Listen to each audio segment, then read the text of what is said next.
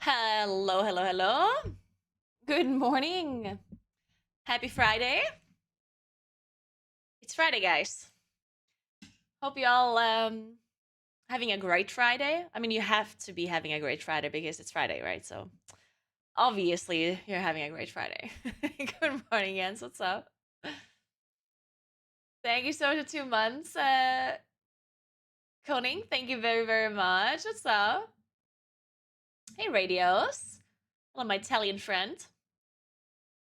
I have my final exam today, and if I pass, I will have my degree in computer science. Nice, Jindu. Nice, nice, nice. You will for sure pass. I can tell. In my mind, you already passed. That is really cool. Morning, unbegabt. Good morning, Zetterberg. What's up? How's the coffee at mom's? The coffee was great, of course. Morning, Rice Cream. The live on YouTube isn't up? It's not. It says it's up for me. Not up? I will get massive radar today. Massive. Huge. I got my cup of tea as well. Today I'm trying to feel new tea. We'll see if I feel new after this. Not sure what's in it. But it doesn't matter as long as it makes you feel new.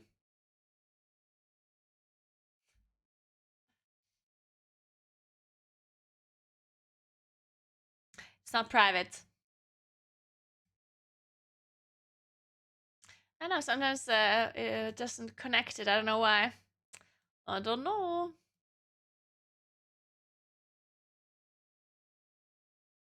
The last time I changed the backup key. I remember it now. It wasn't the backup key, it was the stream URL. URL. Okay. Stop. Start.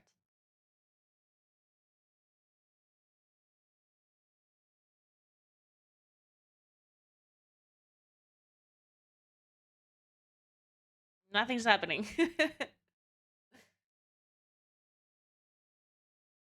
Hmm. Let's try this again. Stop. Modify. Control V. Okay. Start. Ha! Alright. There we go. Easy. Alright. Who's next? Alright, cool. How are we all doing today?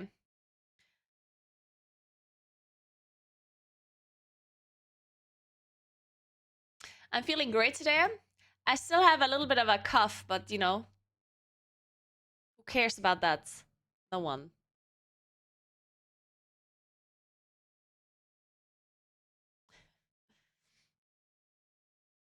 Then I went to the floorologist today.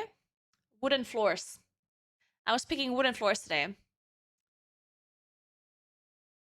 The only problem is that the wooden floors that the carpenter wants me to pick are fuck. Oh my god! Now I need to come up with English names for trees. Let me translate this. Okay, so the most common wooden floors that people use here is oak. And my carpenter wanted me to use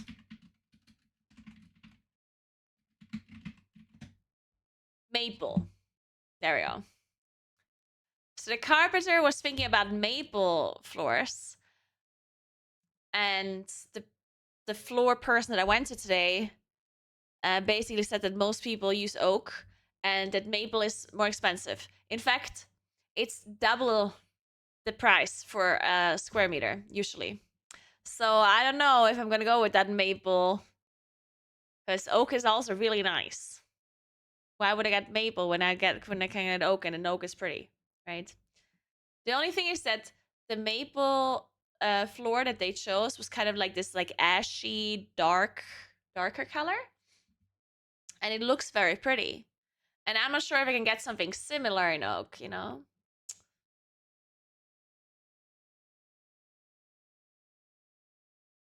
Oh, it. Okay, well, I can show you what the floor was supposed to look like.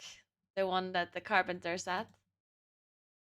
It's not purple. It's like grayish, like dark grayish, dark brown slash gray.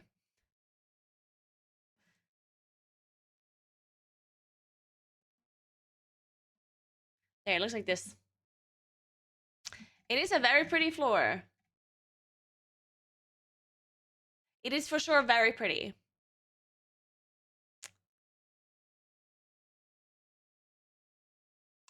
But I don't know. I don't know how much more expensive it's gonna be. I'm gonna take a look at it. How does that compare to the oak? Well, I haven't chosen an. I could choose any oak, really. She did show. She showed me some that were similar looking. Well, not really similar looking, but like the same, like ashy kind of dark tone.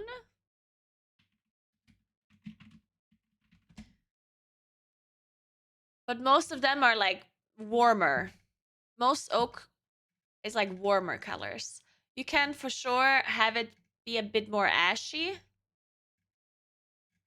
but not as dark, not as like brown gray as the maple is.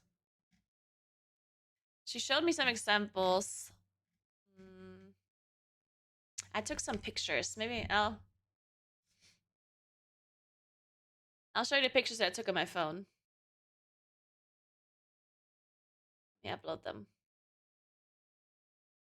Also, okay, wait, no, never mind. Never mind. But I love the floor lady. The floor lady is amazing. Love her. Good old Helga. She's the best. Shout out to Helga.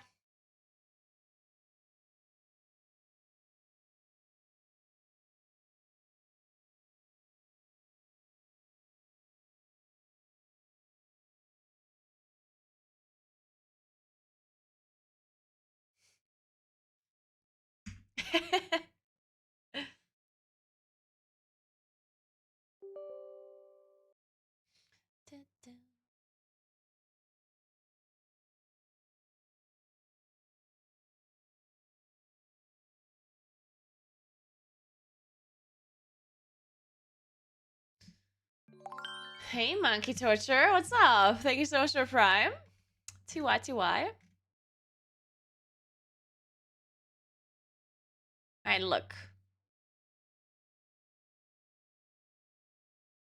Look. So, wait, this one is. See, this one is oak. And it's like. It's like gray, but it's like much brighter. But it's for sure like the same like tone. And there's also this one. This one. This one. I like this one here a lot. So if you compare it to the.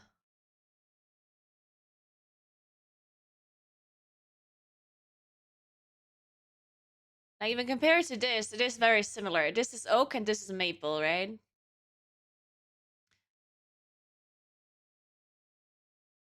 I don't know, I like this one. Thank you so much, 61 months, 700 tier 3. What's up? Thank you.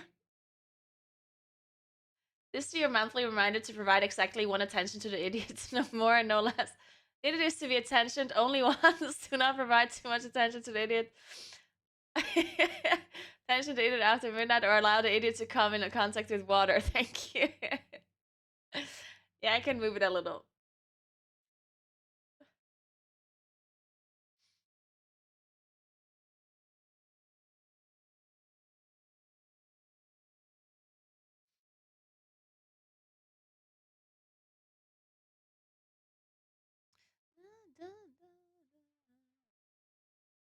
But yeah, what do you think about this one? It looks nice, no?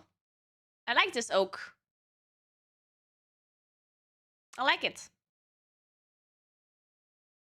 It's so hard to tell, I feel like because I'm looking at this and it's nice, but so is every other piece of wood I looked at. Like, this is always so hard for me to, like, imagine. Because I walk into this store, yeah? She shows me a million different wooden floors, and they're all nice. How could a piece of wood not look nice? Like, they all look nice. But if you then put it on the floor into an apartment, then of course, you know, it's different.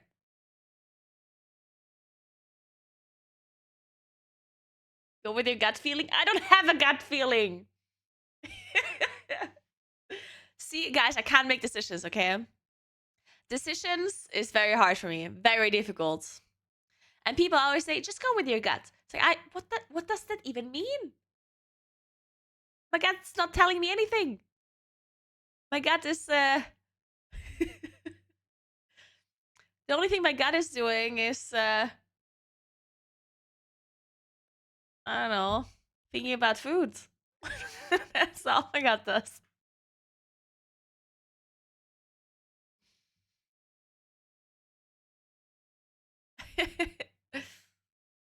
But I think I don't know, I'm not sure. I don't know. I'm gonna look at the offer and see how much more expensive the maple is, because the maple does look very nice. Christian.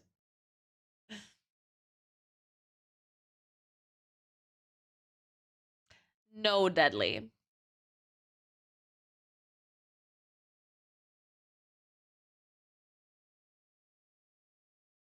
I mean, I can show you the proper rendering of the floor. I'll show you the proper rendering where you can see it better. Of the actual apartment. If I find it.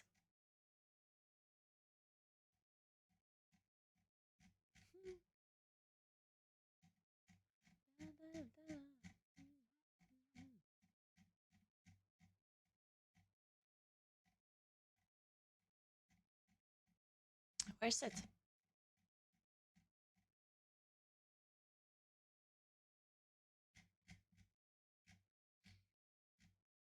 Oh, there. Yes.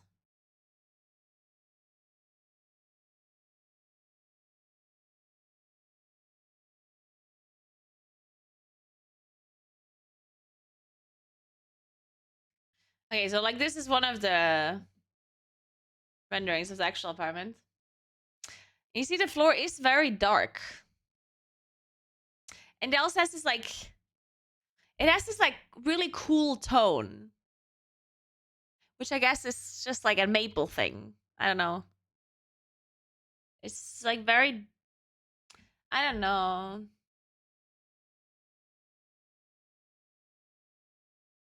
I mean, this is certainly brighter and also like, it also has a different tone.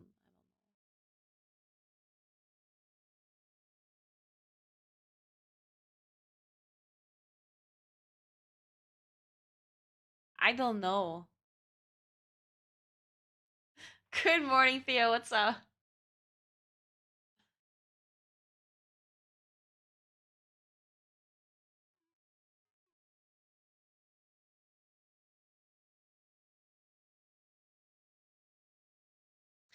I don't know. This is too difficult for me.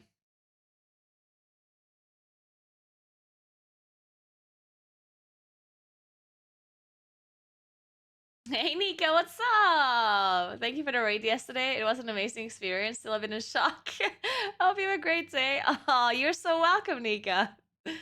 You're so welcome. I hope your raid went well. I hope you were topping the damage meter in council.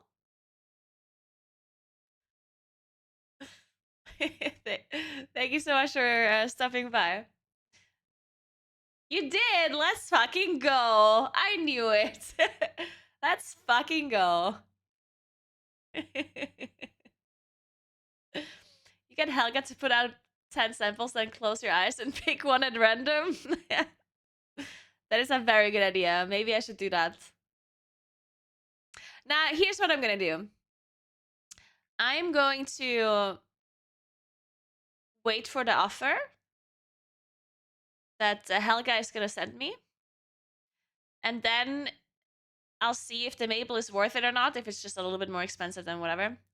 If it's a lot more expensive, which I believe it will be a lot more expensive, then I'm gonna call the carpenter and be like, "Hey guys, could you please adjust everything to fit a floor that is not so expensive?"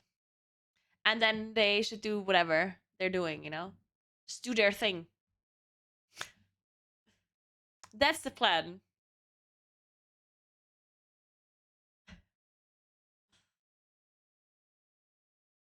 But anyway, yeah, Helga's not. Helga apparently is also a, what is it called? An emergency, the White Cross worker. Do you know what I'm talking about? So she looked at my apartment plans. A masseuse? She looked at my apartment plans and she was like, after we talked about the floors, for like 20 minutes, she talked about, oh, like under the stairs, you should like wall that off because it's so, like, there's such little space. You're not going to be able to clean in there and it's going to be dust everywhere. And what are you going to do with the space? Like, it's all, and I was like, yeah, that's actually a good point. And then she was like, oh, and by the way, the stairs, you know what? It's going to be fine because if you have an accident in the upper floor, we're still going to be able to get up those stairs just fine because, you know, I'm an emergency, like, White Cross person. And if you're like, you know, if we have to get you like from the top, it's gonna be totally fine. Those stairs, absolutely no problem. They're big enough. And I'm like, okay, cool. And then she was like, make sure you don't put any vases or anything at this corner of the stairs though, because otherwise it's gonna be very annoying for us. I'm like, okay. White Cross, Red Cross. I mean, depends which country you're in, I guess. Here it's the White Cross. Maybe in other countries it's the Red Cross. I don't know.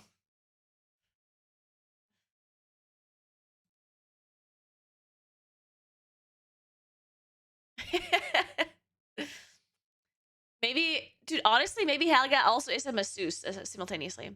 Also, then she was talking about fireplaces, how amazing old fireplaces are, and getaffelter Stuben. She is right, though. Getaffelter Stuben mit Bauernöfen. Perfect. I know you don't know what I'm talking about, but they're great. Just believe me.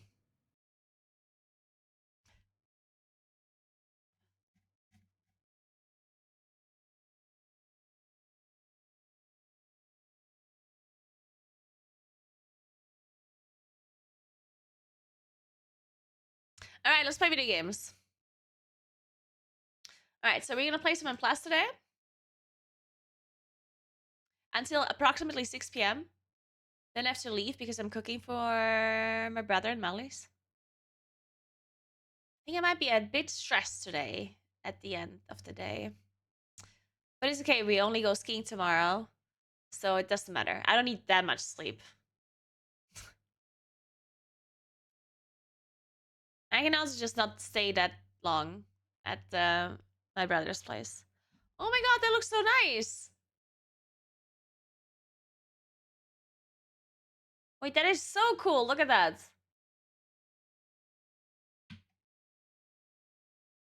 Look at that. How fucking cool is this apartment? Huh.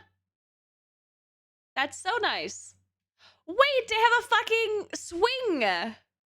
There's a swing. Oh my god, that's so nice. God, it's beautiful. Is that a fireplace? Oh my god, it's so nice.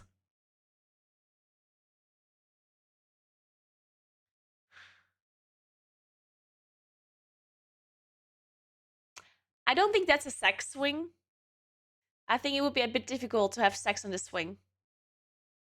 You could give it a try if you want.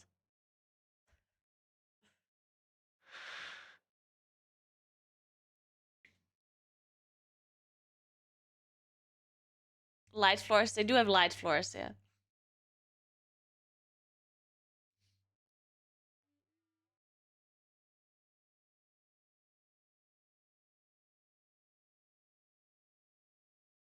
What do we know about sex? Nothing. Good point. Good point.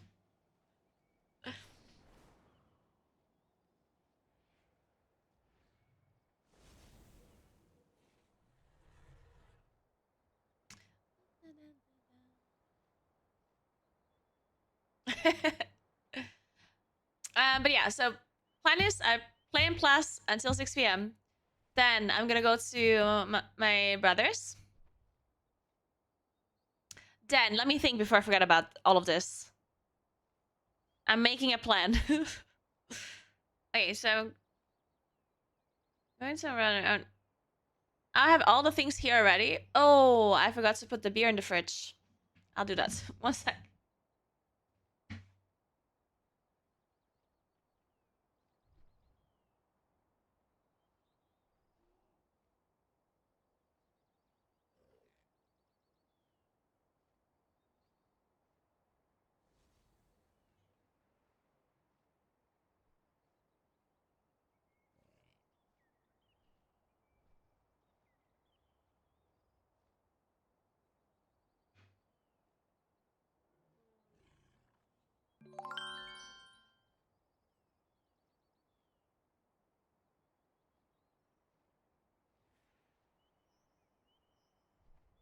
Thanks to the Prime, Deathman Odd. Thank you so much. Appreciate that. Welcome.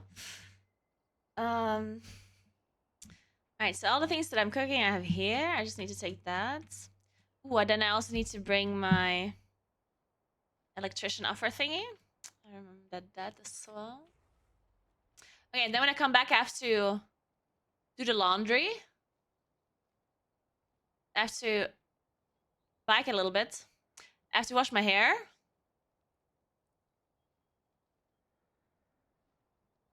And there's one more thing I needed. Oh, I need to answer the FF14 person as well. Shit. I keep forgetting that. Well, I can do that while biking. I'll do that while biking, yeah. And then there was one more thing. There was for sure more things. What else did I need to do?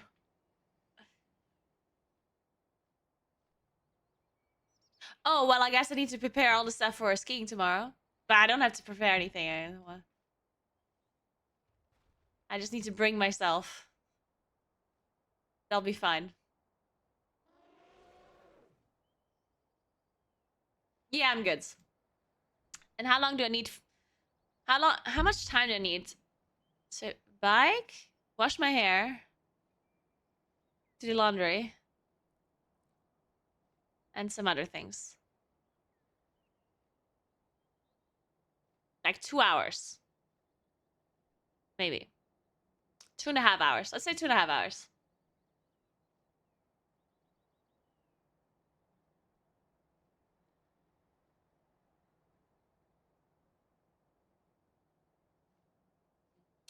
Okay, if I'm here at 10, let's say 9:30. Okay. So I'm gonna leave my brother's place at 9:30. If I somehow manage to do that. Yeah, okay, that'll be fine. If I sleep at midnight, I sleep at whatever. If it's 12:30, then it's 12:30, whatever. Yeah, it'll be fun. All right, I have a plan now. Let's continue. I have a plan. And yeah, we're going skiing tomorrow. It's gonna be nice. It's gonna be really nice weather and also gonna be really warm, I think. So that should be fun. Unfortunately, a lot of people that were supposed to come are sick. And I'm like, it's not that I'm sick, but I feel like I'm not well enough to get to be super drunk. Just a little bit drunk. So maybe I don't drink that much. Just a little. That's the plan. Yeah, we're gonna take the bus. I think the bus leaves at 8:20 or something.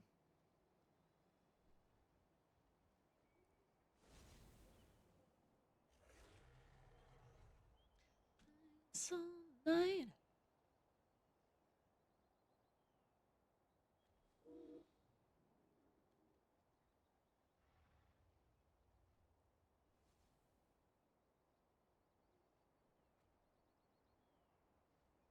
Did I send the lady everything that she needed? Plan? Yeah, okay. Alright, nice. Let's play video games.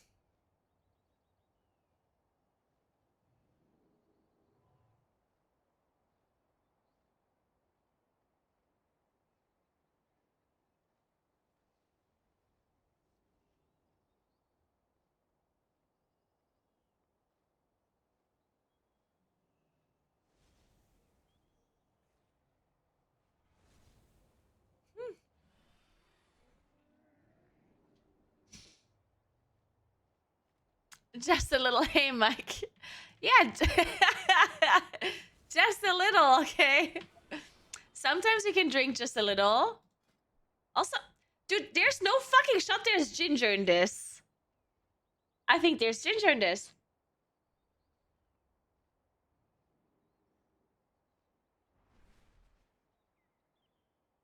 It says feel new. I think there's ginger in this. This is a bit spicy. What the fuck? Coca feel new tea. Now I'm okay. Let's see what's in this. I think there's ginger in it.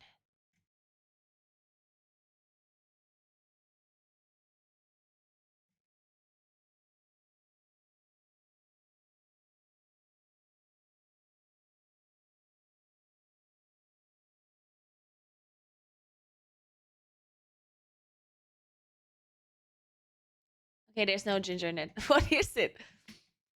It's supposed to be sweet. It is not sweet at all. It's spicy. Are any of these things spicy, guys? Look. It's in German, though. Is any of this stuff spicy?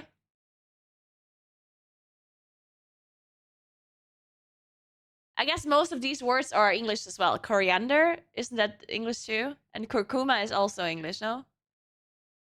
And this is, I don't know what that is. Sweet wood root.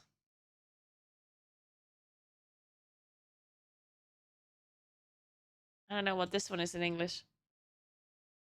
Curcuma is spicy. Fuck. See, I fucking knew it. Why is every tea spicy that I drink?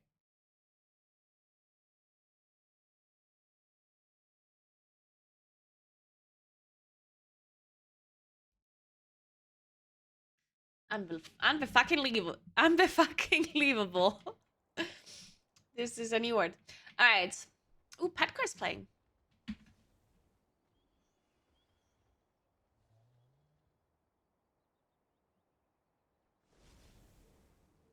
What song? What? Ooh, Love on the Brain. Yes. Yep. That's a song.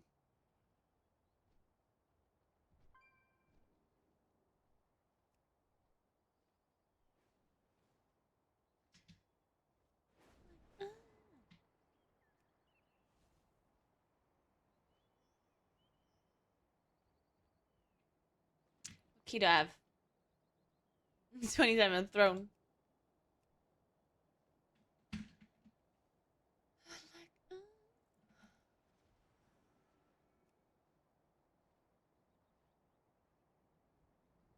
Fennel. Yeah, true. Fennel. That makes sense.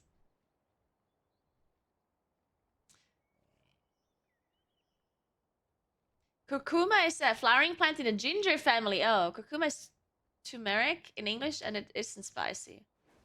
Huh? Spicy in a way ginger is spicy. Yeah, so it's spicy. Because ginger is spicy.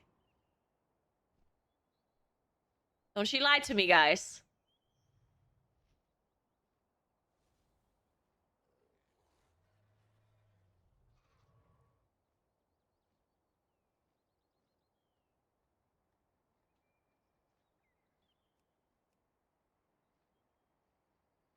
feeling this way.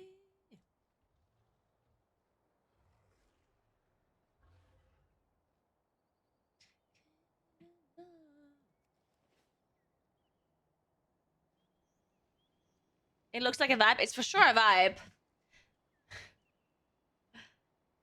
So I messaged my friends today. I was like, I posted a picture of the bus, which bus we're taking tomorrow.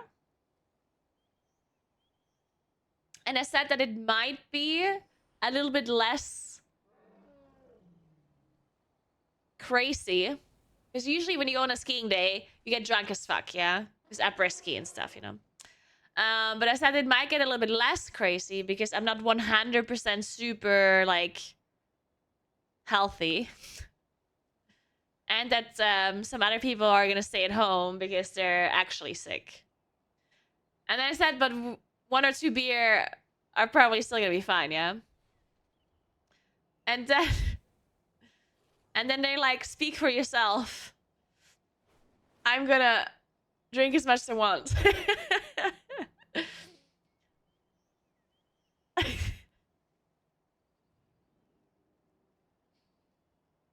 And one person was really excited about taking the bus.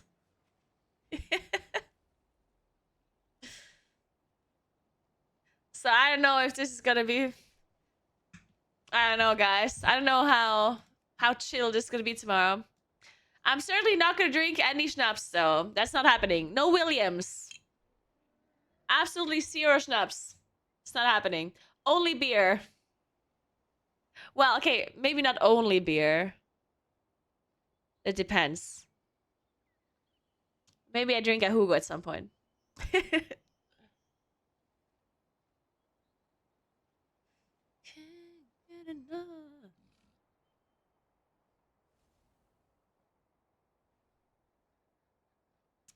um, um, um, um.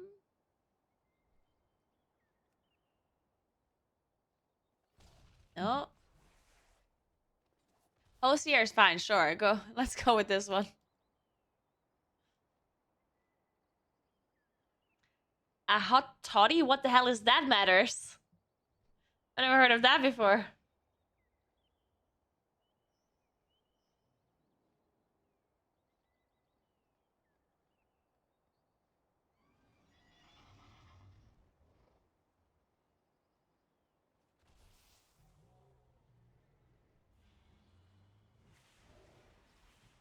Good morning, Keenan. What's up?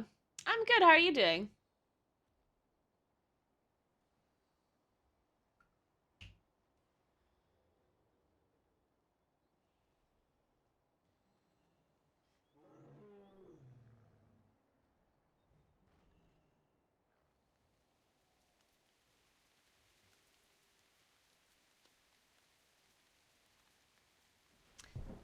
It's liquor and water with honey, lemon, herbs, and spices, and served hot.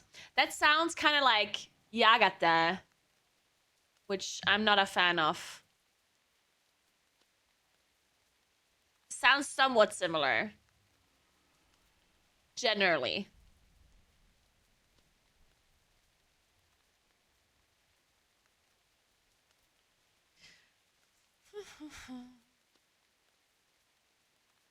Yeah, finding a key takes anywhere from 10 minutes to 1 hour. Yes, that is approximately right. I do not like Yagata, no. Nope. I mean, there's many things that warm your insides. You don't have to drink Yagata for that one. No. No. Yagata is illegal, okay? Nope.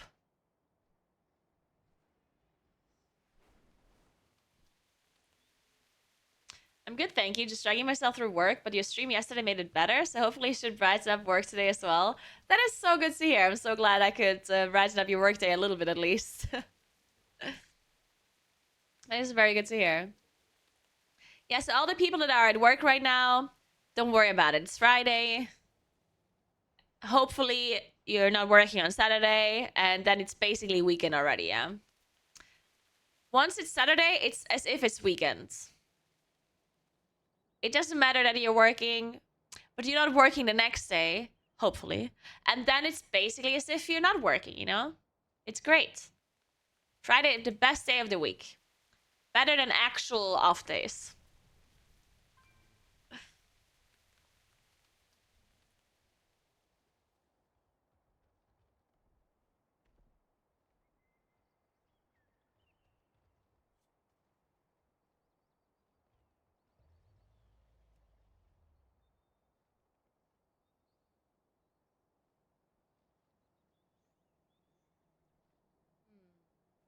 But I still need to pick up my shoes at the skiing place. Fuck, when do I ever do that? I'll put it in my calendar tomorrow. Maybe I randomly decide that I wanna do that tomorrow. Not really, but who knows?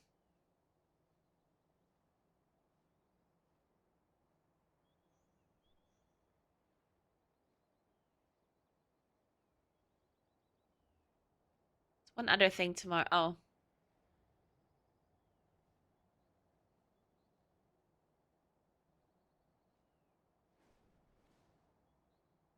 Man, I'm tasting.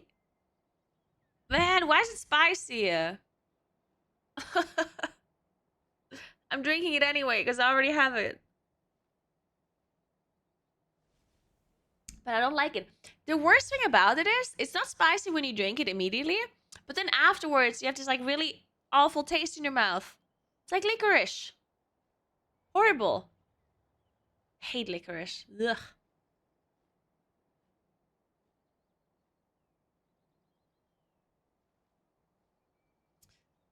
Reminder 7 p.m.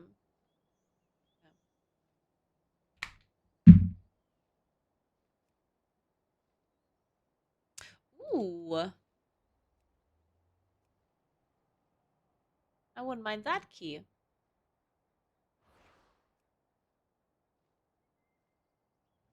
I am Alliance. Good morning, Leo. What's up? Of course, hello to all my Brazilian viewers. Isn't it really late at night for you guys, though? In Brazil. What's the time? You guys still awake? It's 7 a.m. Nice. Well, perfect. Early morning. Let's go. Good morning to Brazil, then. Good morning, good morning.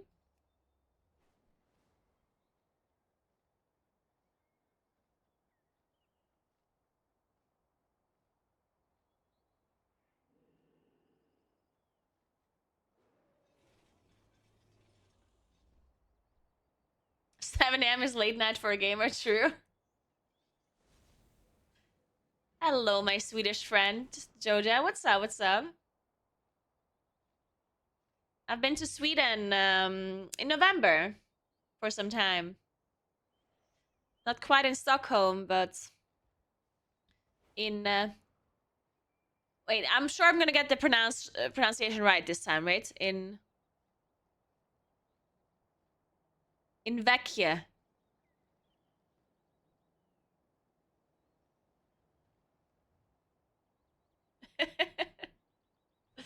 Something like that.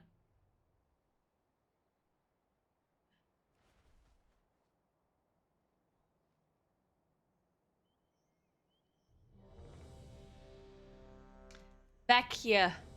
That's what it was called. Mm,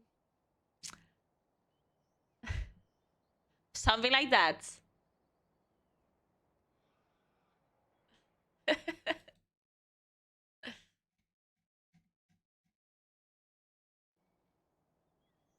Yeah, with Clemp instead. Oh, I got invited to the Rise. Let's go. Oh! It's my South Tyrolean friend. It's Stockhelle. Finns jag alla Stockhausen, gell? One of my real life friends called Stocky. He's gonna go skiing with us tomorrow. And this is another South Tyrolean bro from Siliping. His name is Stokkele. You know, they're all called Stokka here apparently in South Tyrol. This what it is. Such a good name. It really is. Beckwe, I believe. That's what I said. How did he get into a 29 rise? Why wouldn't I get into a 29 rise?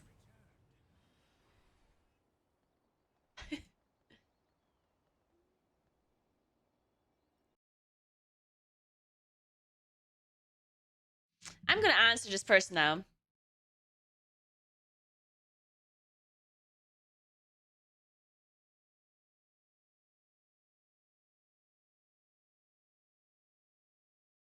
When would I want to do this? Next week? Does it have to be in January? Oh yeah, I can do next week. Let me look at my calendar. Next week, Tuesday, Wednesday, probably.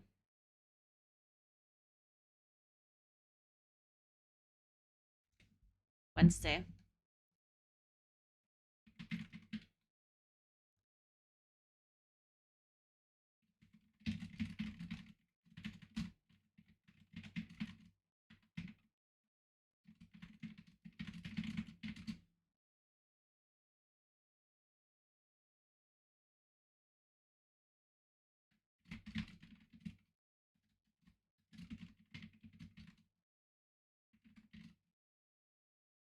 Mm.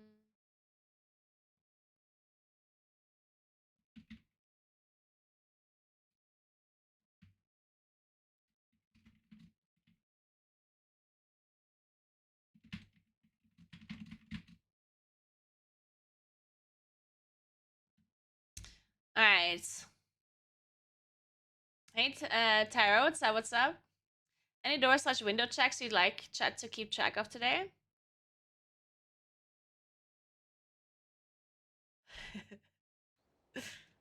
um, I'll think about it. I'll get back to you. Sucks all to said.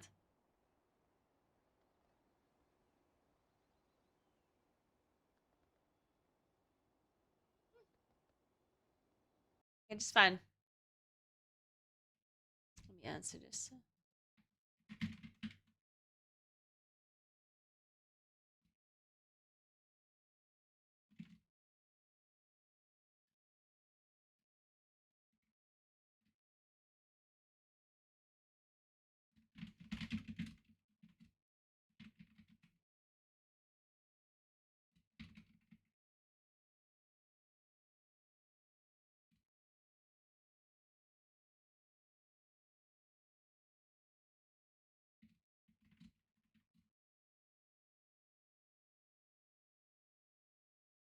Um,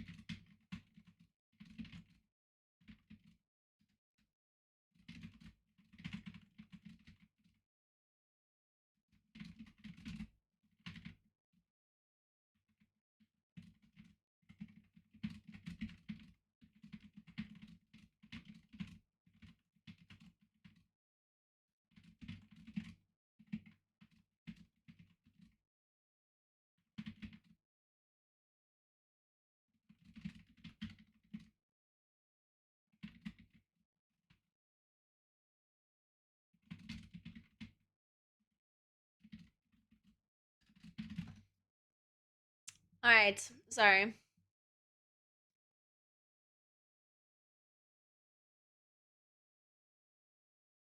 Welches Details-Fenster meinst du, Clemens?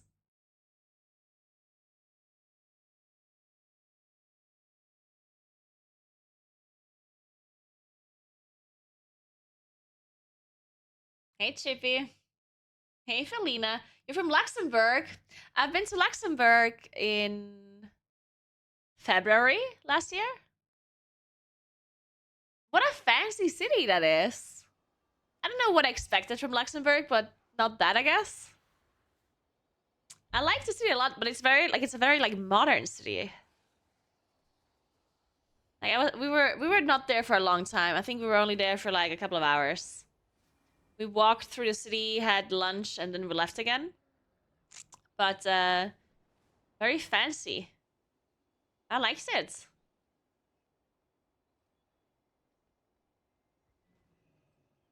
Ah, I see what you mean, Clemens.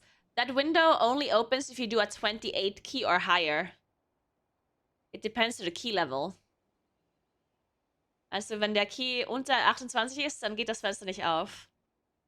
Und ab 28 geht es automatisch auf.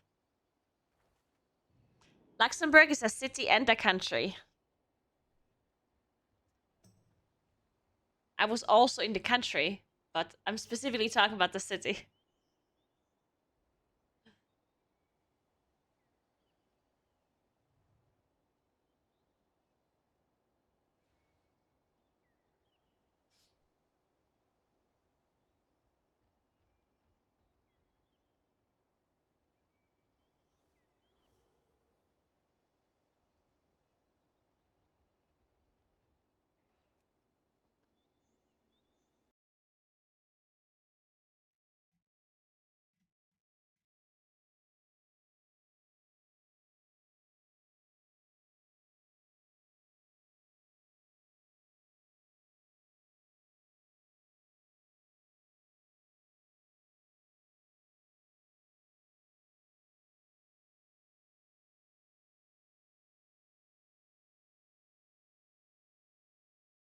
Wait, what just happened?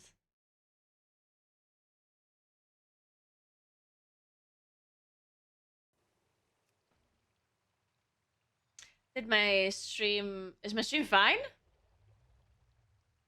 Huh.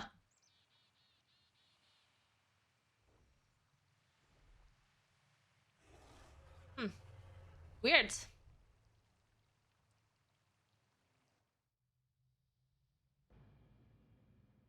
Hey, Julian. AV steps. No, I don't have. You can track AV steps with Omnicity, but I'm not tracking them. The game's crashing now that they have no deaths. Oh god. Oh god, don't remind me.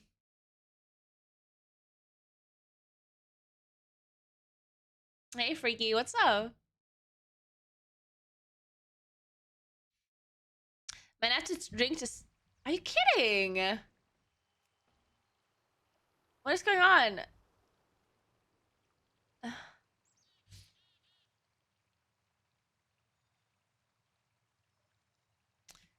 Hello, game?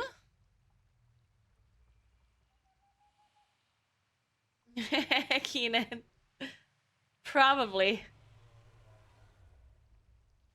The fuck?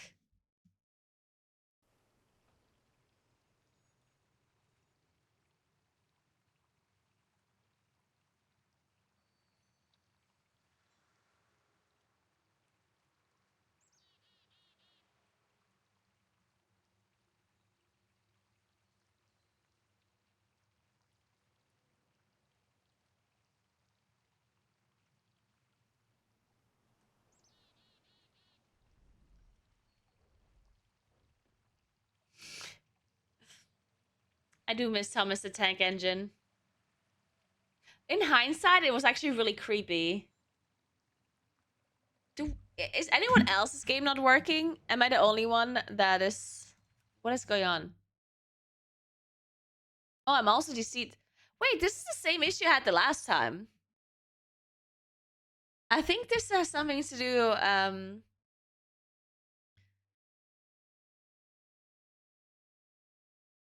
Right? Like I had this just a couple of days ago that I deceased from BattleNet in the middle of a key.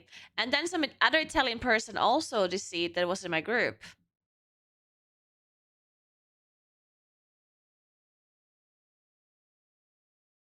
I sometimes go to Gamescom. Yep. Oh, okay. I am connected again.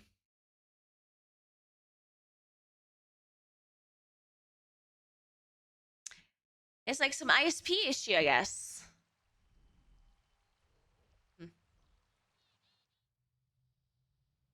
I don't do anything else for a living other than streaming and casting. Casting esports tournaments.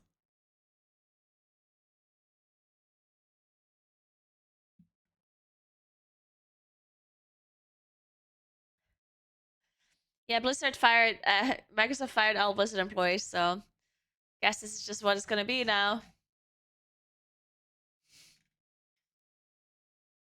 No more servers. Oh, we did it.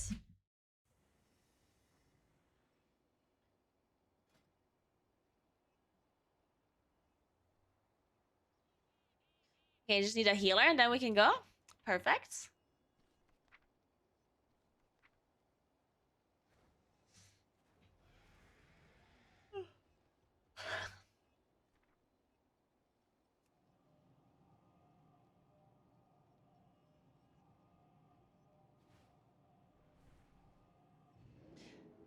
Yesterday I did a 28 rise and that one worked out really well. When we wiped it because the first cast went through on a mage. I will be casting the upcoming MDI, yes. I will be doing that. It starts in... Let me see, how many weekends? Next 2... In 3 weeks. 3 weeks. Yeah.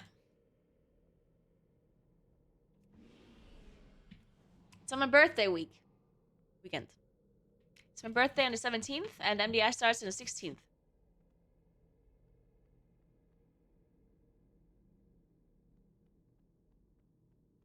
The infinite dragonflight has already infiltrated. Yeah, it's fun, but I don't enjoy seeing the same team win every single time. Yeah, that's just how it's gonna be, unfortunately. I don't think MDI is I think MDI is too unique for other teams to be able to catch up to veteran teams like Echo that have been around forever. It's just too difficult. Because they cannot make up that experience that Echo has. That's a bit of a problem with the MDI.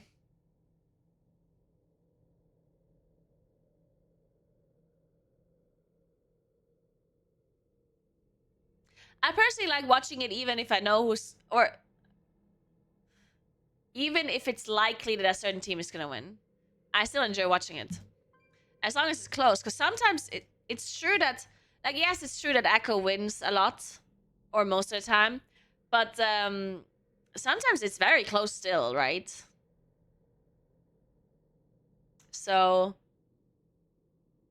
To say that it's not interesting just because the same team is winning, I don't know. For me, it doesn't really matter who wins as long as it is close. If it's really close, then it's interesting, right? If Echo ends up winning still, then whatever. To me, at least.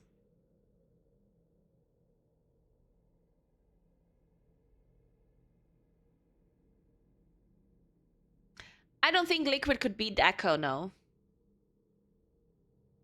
Because the reason why Echo is winning all the time is not necessarily because their players are infinitely better than other players. Because, I mean, there's other teams that have Echo players in them, yeah? Like, Echo has... The guild Echo has other people in other teams. There's also Liquid players in other teams, right? It's not the player skill that makes Echo the best. It is the experience they have together, and also just like a strategy thing as well, like just generally being really smart at coming up with very efficient routes. But it's a lot of it is experience. And if Liquid puts together a team now, they would never be able to catch up on the experience that Echo already has accumulated. That's the problem with MDI. Because when you compare MDI to another esport, let's say let's say Counter-Strike.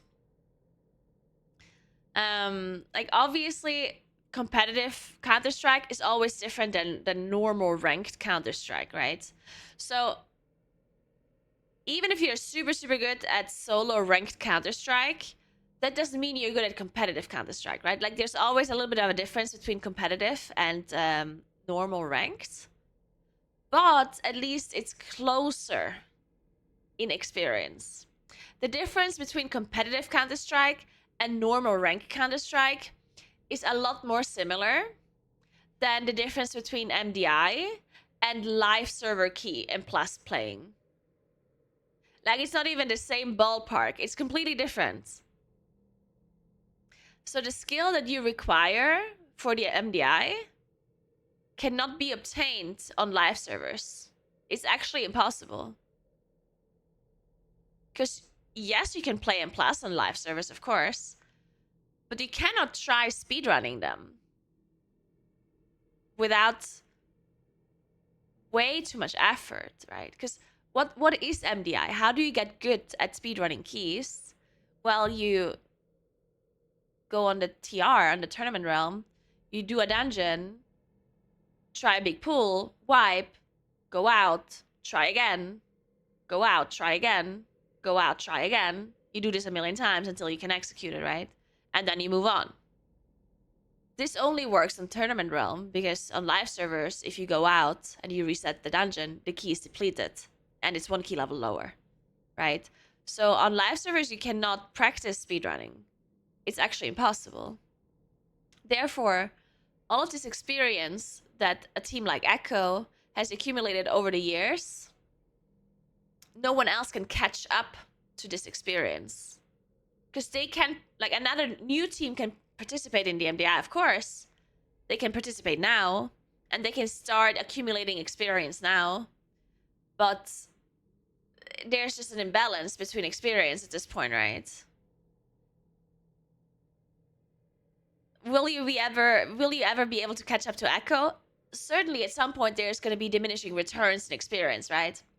Certainly Echo is not going to become better and better and better and better and better and better infinitely. At some point, the improvements are going to slow down, or maybe they did already slow down, and the curve is going to even out a bit from the experience it's actually gaining, right? But until that happens, or until a team is to the same experience that Echo is at, that already takes forever, right?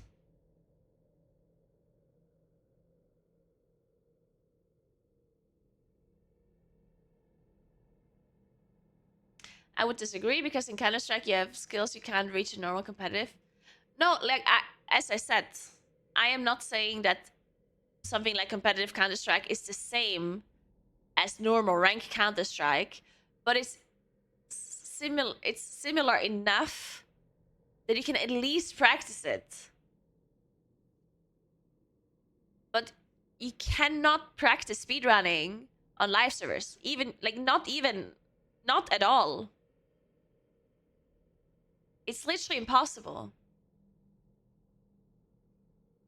It would be the same thing as if competitive Counter-Strike would have different, like imagine you play normal Counter-Strike, like ranked, and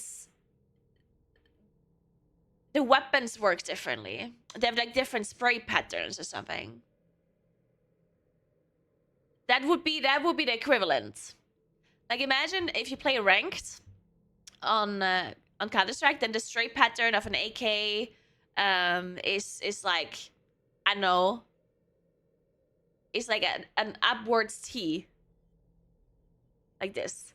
And when you do competitive, then it's this, right? That would be horrible. Because then you can't actually practice spraying with an AK unless you do competitive play, right? And that's the same thing with fucking MDI. Yes, you can play the dungeons on live servers, but you can't speedrun them. You can't practice speedrunning. It's impossible.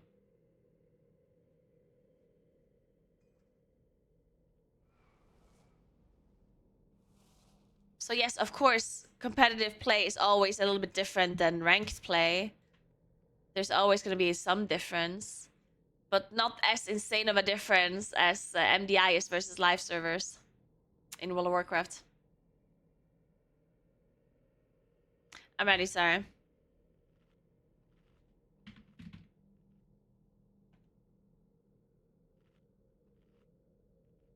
Why is it impossible? Well, it's impossible because speedrunning, the way MDI works is that they're practicing these dungeons over and over and over and over and over and over to be able to execute these like super difficult pulls, yeah? That is how MDI works. On Tournament Realm, you can create a kill on any key level that you want and play it as many times as you want. On live servers, that does not work. On live servers, if I do a plus 20 Everbloom and then deplete the key, then it's a 19 afterwards. On TR, that is not true. On TR, you can do a 20 as many times as you want. And you can reset it as many times as you want. We can fix this. We have to get back to the time ways.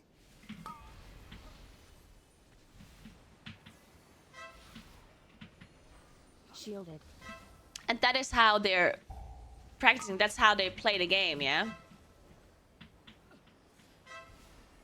These MDI players.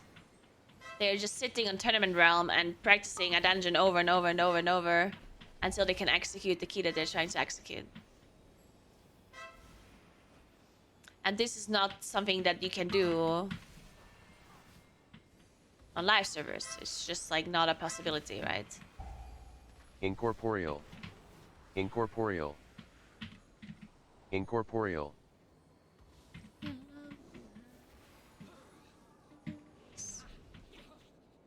I'm not gonna rest. I think we're fine.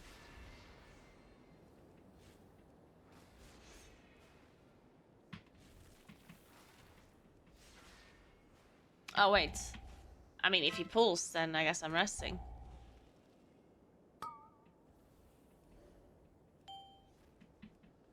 Shielded.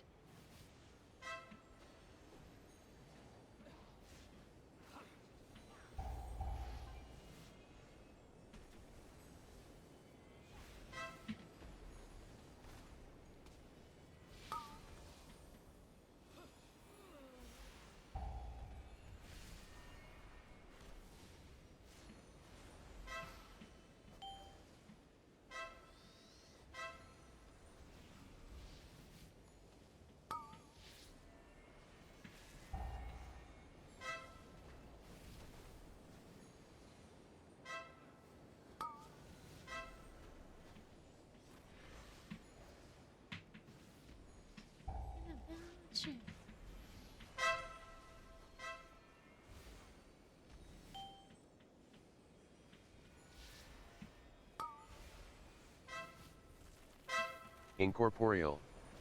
Incorporeal. Nothing. We were just discussing why it's basically impossible, or we were discussing why it's so one-sided in the MDI on who's winning like the tournaments, like why no one's beating Echo. Because people were talking about how it's like the skill that is making them win, and I'm arguing that it's the experience that is making them win, and that there's no other team that can really catch up on the experience that Echo already has because of the Incorporeal. just because of how different the MDI is versus any kind of live server experience you can gain. Who's disrupting this?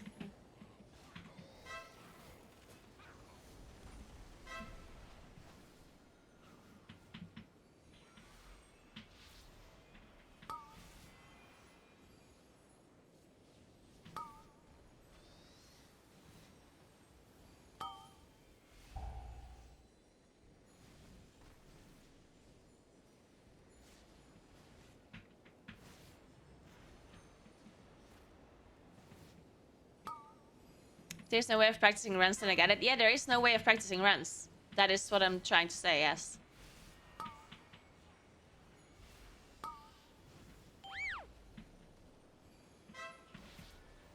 You can't, Aldor, you can't.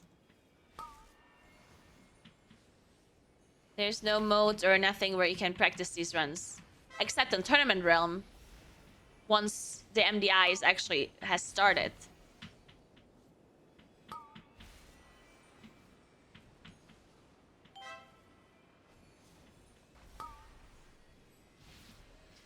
And then you also have to remember, like, what's the incentive to even go and practice those runs on a TR? You don't have a rest.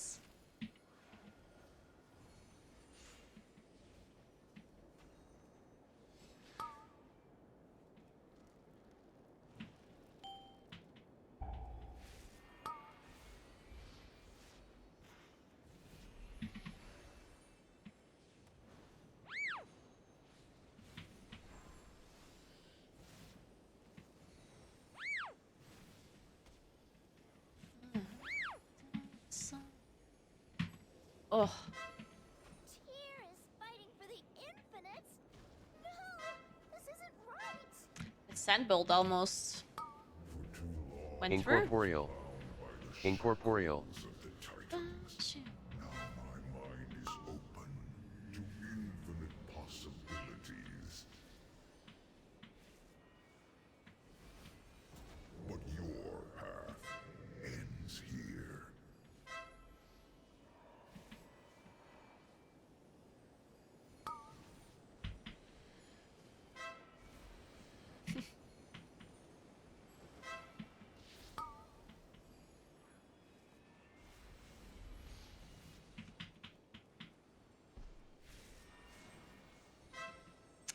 Rise is still difficult, even after the nerfs. It's a lot better, though, of course. Incorporeal.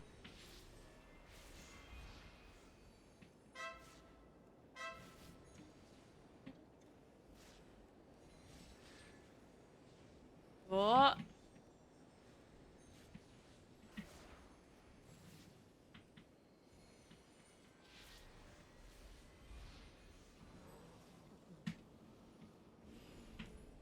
Apparently 2945 mobs hurt. Infinite dragonflight shall Turns out. continue. Feel the horrors yet to pass. Upon you are Shielded.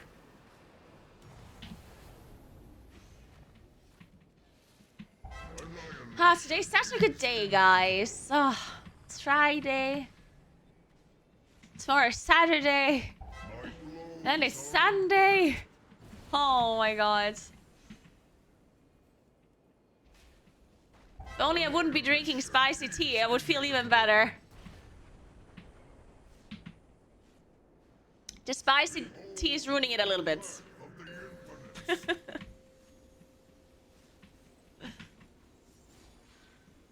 Today's gonna be great. I'm also really looking forward to try and cooking this Flammkuchen with the Weizenbier. I'm sure that's very interesting. vision guides me. And then I'm gonna cook a very nice, well, not cooking dessert actually. But Yogurtland and vanilla ice cream. And my mom made a cake with peaches, and she gave me some of it, so we can eat it with the Yogurtland vanilla ice cream. It's gonna be delicious. Yes. And then I'm going skiing tomorrow. Inevitable. I love skiing. And it's gonna be a beautiful day. Infinites grant me strength.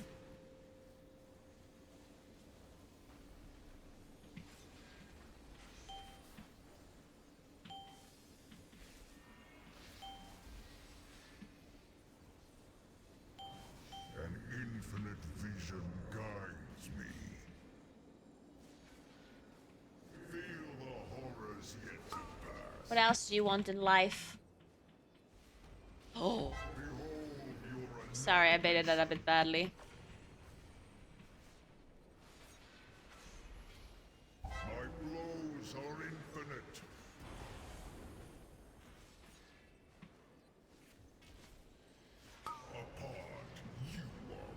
Shielded. My strike is Incorporeal. Incorporeal. Nice. behold the wrath of the infinites. I'm gonna go away from melee this time.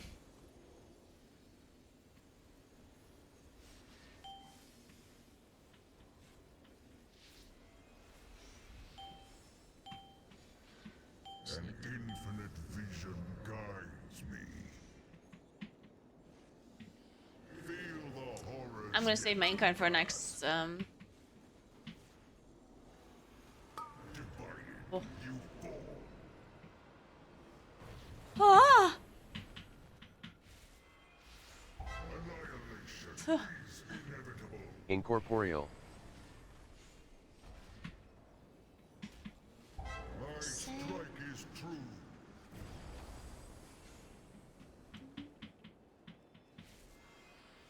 Kill it! Annihilation is inevitable. You cannot change.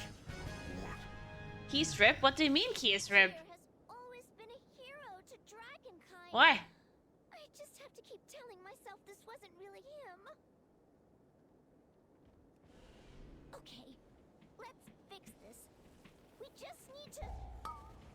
Uh-oh. Dude, I'm scared, please. I'm gonna die. Come to pass.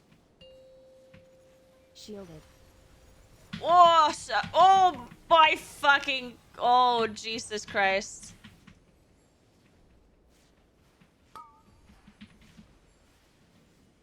That was such a cute moan, Naguura. Smiley face. Incorporeal. Listen, I have to talk to you.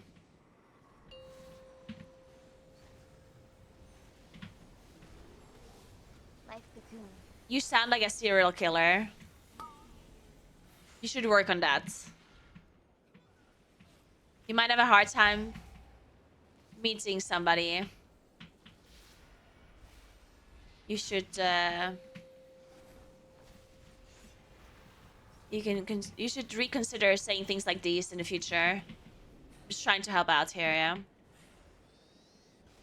But you're giving me serial killer vibes. Just letting you know.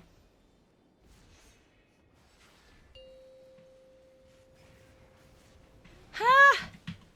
Why does it do so much damage? Oh.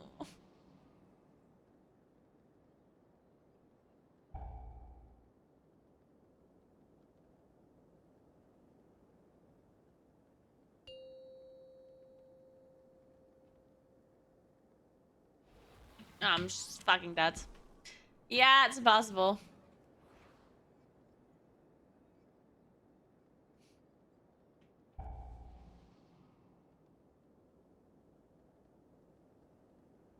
An infinite army might slow us down a bit. Time to get speedy.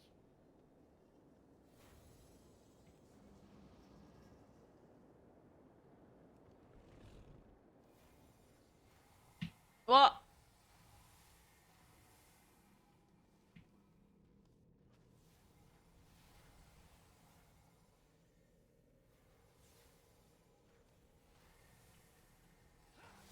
Woo!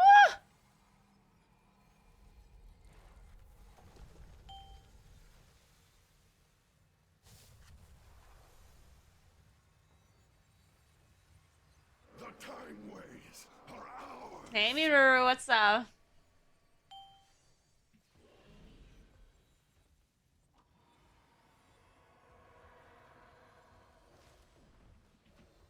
Incorporeal. Incorporeal. Incorporeal. Incorporeal.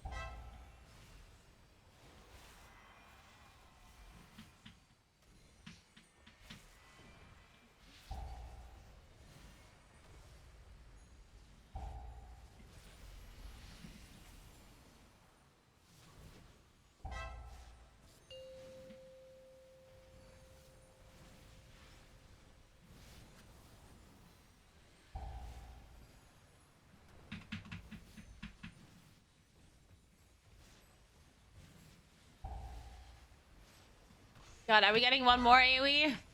Please, somebody kill this guy. God. Oh, God. Jesus Christ.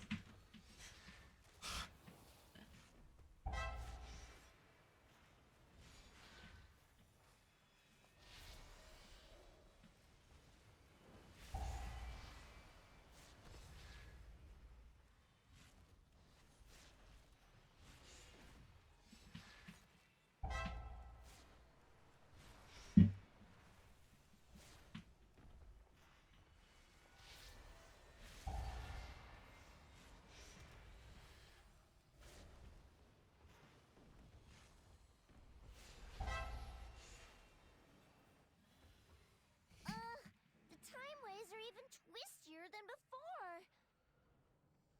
I know, I do feel bad. I honestly do feel bad for the healers every time I'm in a high key. Because I just know how hard it is to keep a moon kid alive.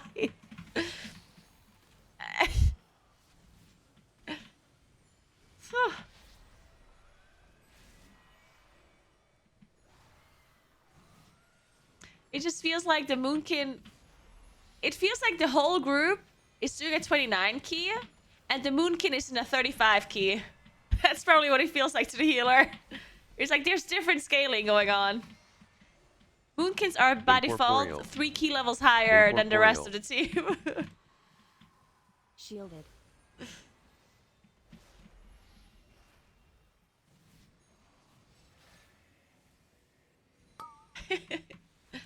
Could be worse. It could be Hunter. Hunter is not worse than Moonkin. It's not. Hunter is definitely tankier than a Moonkin. People just think that Hunters are like the squishiest, but it's not true.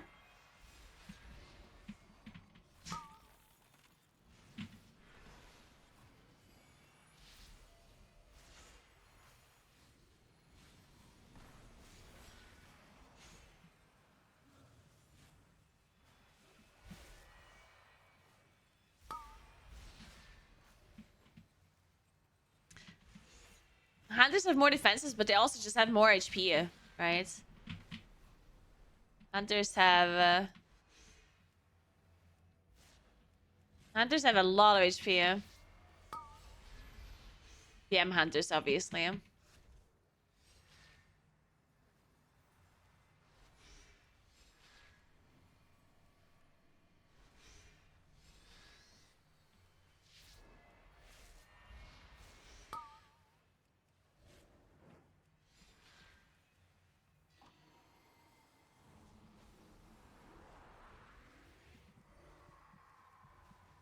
I feel like Hunters have the same HP as a Moonkin in bear form.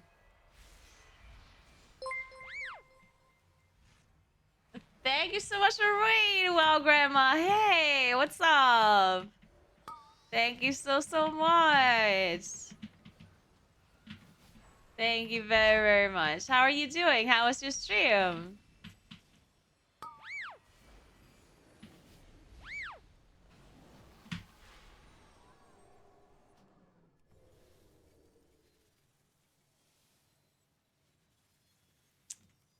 Is she trolling? Trolling about what?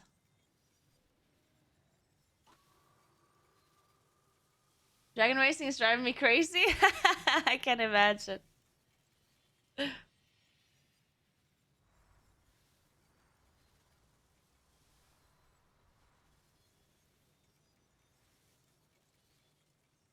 Oh, you mean if I'm trolling that Hunter is tankier than Moonkin, buddy? I'm not strong. It's true. It's true.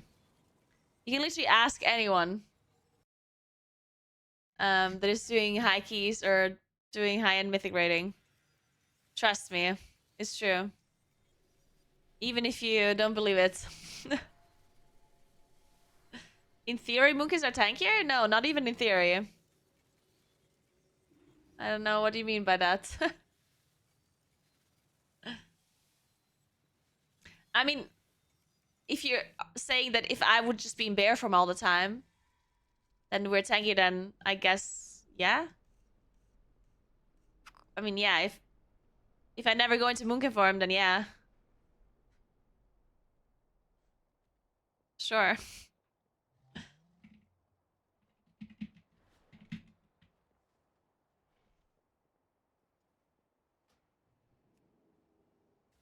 Alright, well, we tried.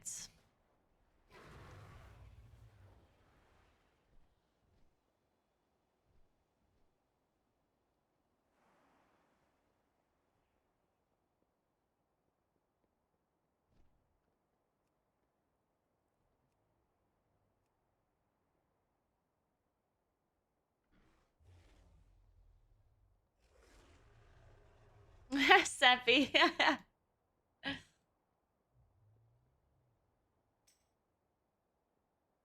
Moonkin are actually just kind of good. Like, Moonkin is not,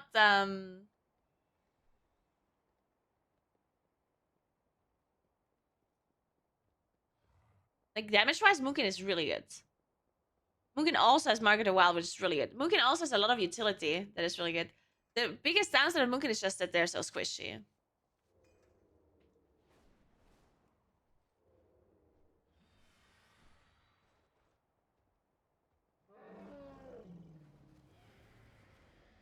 Is this ingenious to pretend that Bear Form is not a crazy defensive that has many niche uses? But I didn't say that Bear Form is not good. I never said that.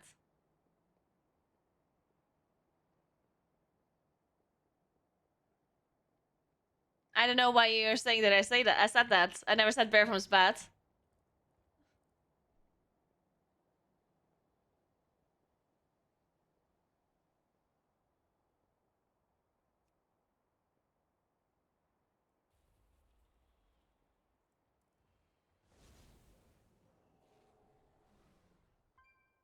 And Bear Form, like, people also do exaggerate on how good Bear Form is. Like, when you're in Bear Form, you're not a tank.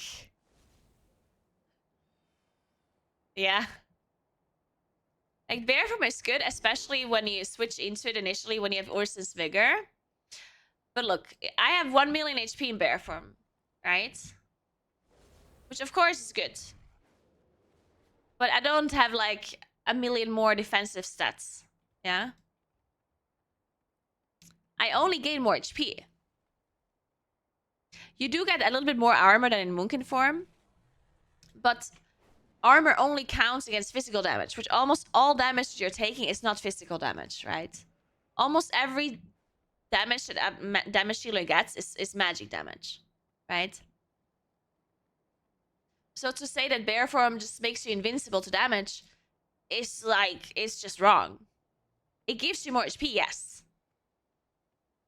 But what else does it do? Nothing. It's not a damage reduction. It doesn't make you take less damage. It gives you more HP.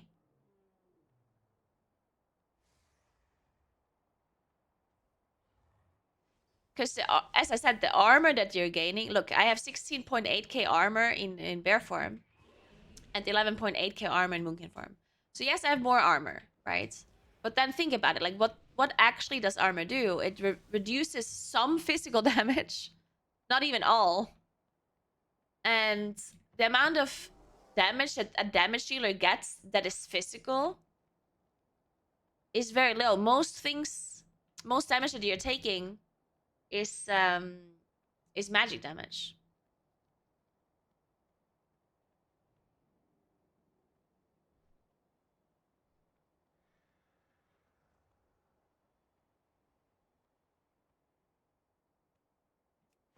Like, some people have 1 million HP by default without Bear Form. Some damage dealers.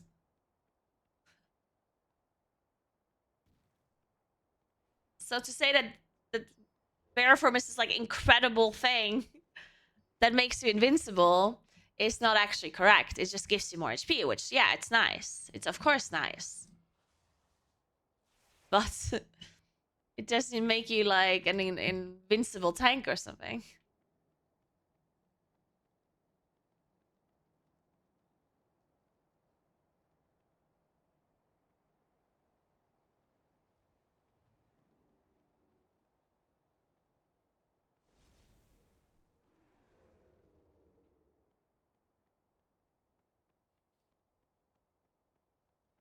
No, I am not arguing that Hunter is really tanky. I never said that. I'm arguing that Moonkin is very squishy, and that I think that Hunter is tankier than Moonkin in comparison. Does not mean that Hunter is the tankiest class or whatever. Hunter is still squishy in comparison to like a mage or a warlock.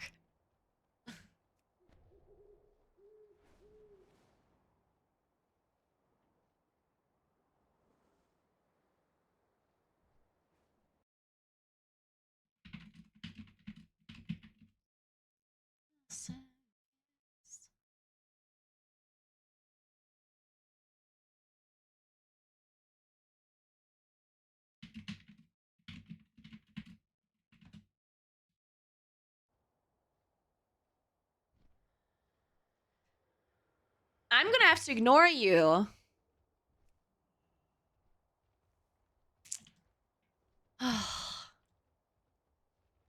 Jesus Christ.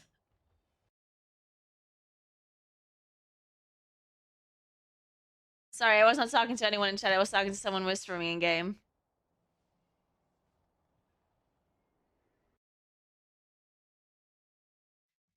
Dress.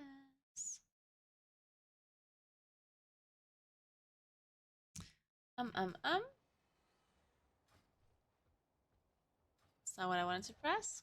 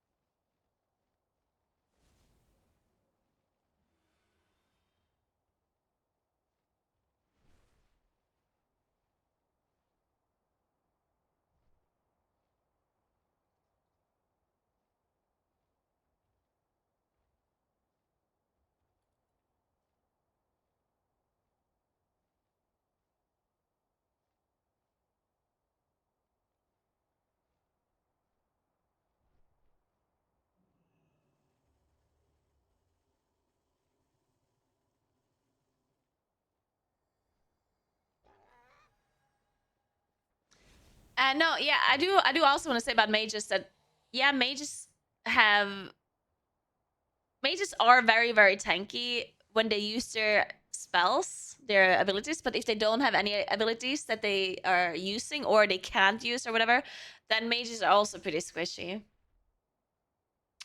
Because first of all, they are cloth character. Any class that is cloth is already a little bit squishier whenever there's physical damage, obviously. Most things are not physical damage, but whenever there are physical damage things, then mages always struggle a bit. Same with any other cloth person, obviously. But mages have like a lot of spells to press, but if they're not pressing the spell or like they don't have anything left, then they are, of course, also squishy. Thanks 8 months for what's up. Thank you very much. Hey, Staffix, morning, morning.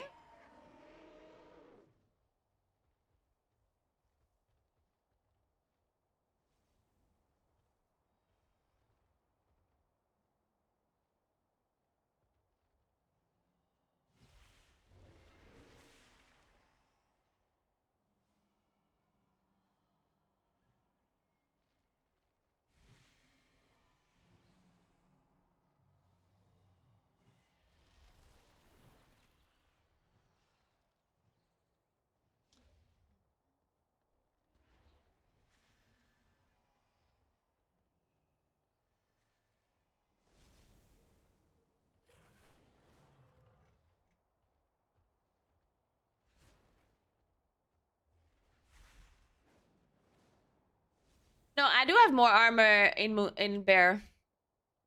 So in if I'm not in any form, I have 5k armor. That's leather.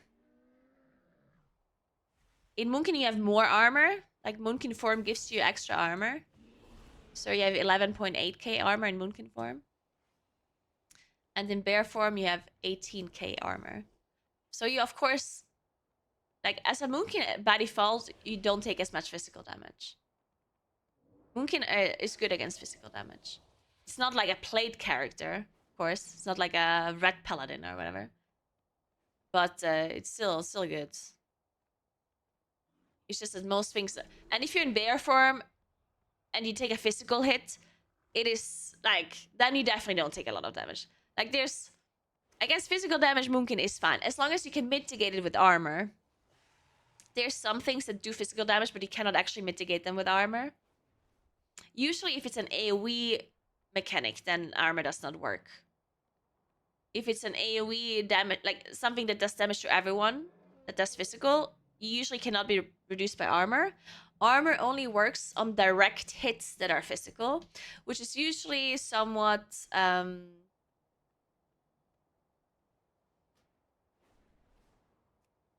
it's usually somewhat rare that something is like a direct physical hit. The only thing I can remember from like recent and past history is Freehold. In Freehold, it was Eudora's powder shot that was physical damage. So it was always very noticeable when it was hitting a class with a lot of armor versus a class without a lot of armor. No, physical bleeds also are not reduced by armor, no. So Eudora's shot for sure was... Yeah, in Black Occult, the archers, when they're shooting you, they do physical damage, yeah.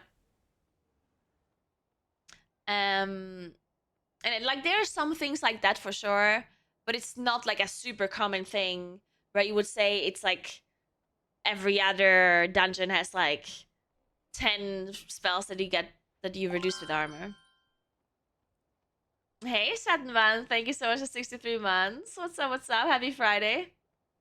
Glad I didn't get copyright strike by Naguura when someone made a song request with your Tarot Mess song. Oh my god.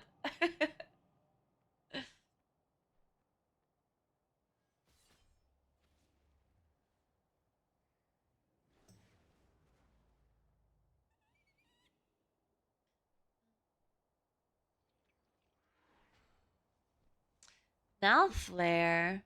Yeah, the discs. Yeah, the discs also did the physical damage. Yeah. True.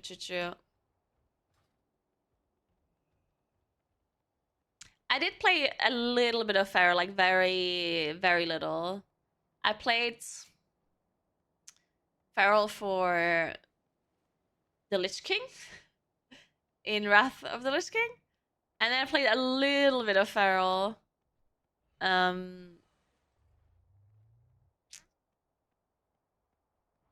was it? Like, I think it was BFA at some point for fun.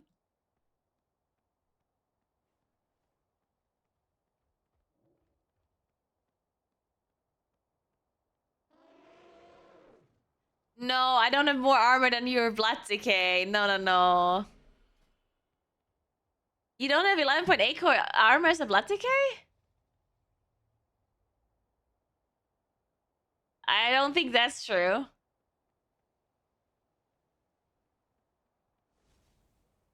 How much armor do you have?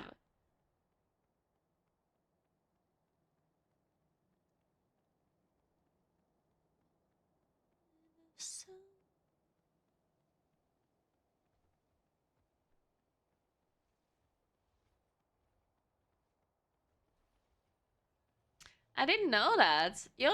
Well, how much does a plate character have then? Do you get less armor from gear or something? Because I assumed that a character that's just wearing plate has more armor than Moonkin form. Yeah, it's like, doesn't matter about Bone Shield, but just the fact that you're wearing plate armor should give you more armor, no? Yeah, like a red paladin should have more armor than me, for example. Yeah, 14k is a red, yeah. 12.8k Fury Warrior, yeah. Yeah, that seems more like I imagined.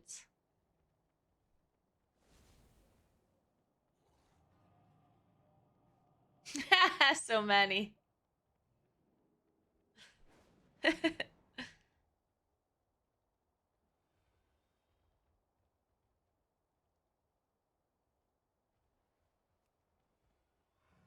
yeah, I mean, Munkin is very tanky against physical damage. Like, I'm definitely not saying that Munkin is squishy against physical damage.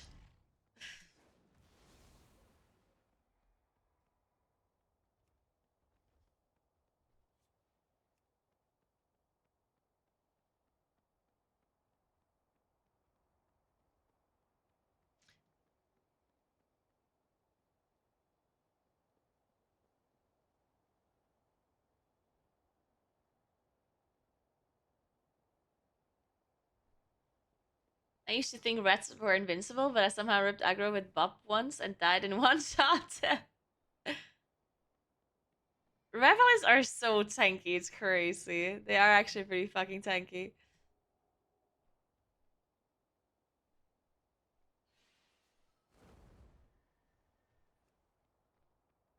I mean, all melee are tanky, I feel like.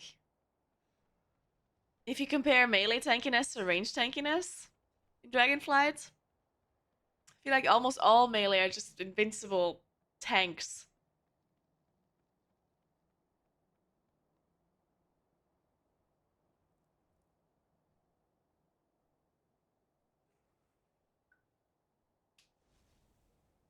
Well, PvP is very different, of course. In PvP, armor matters.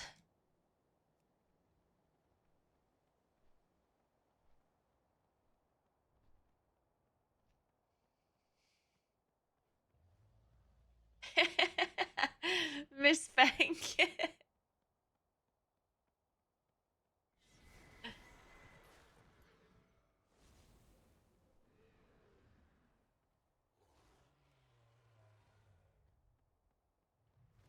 Okay, what key do we want to do?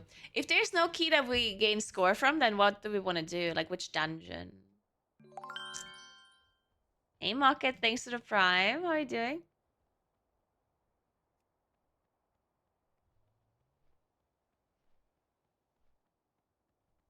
Alright, 28.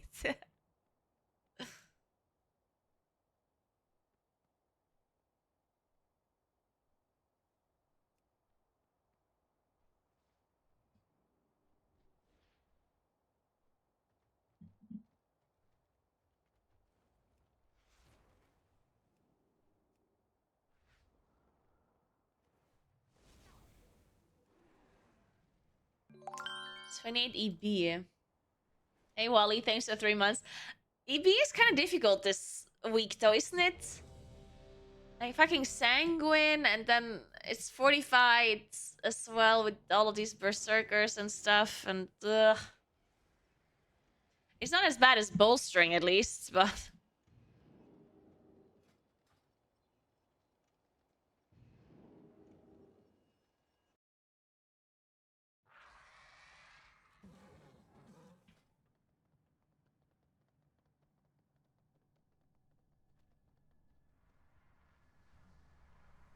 Sorry.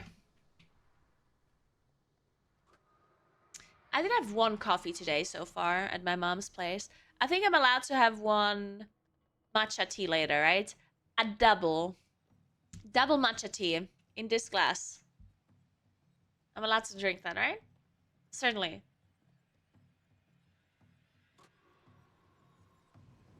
Yeah, double.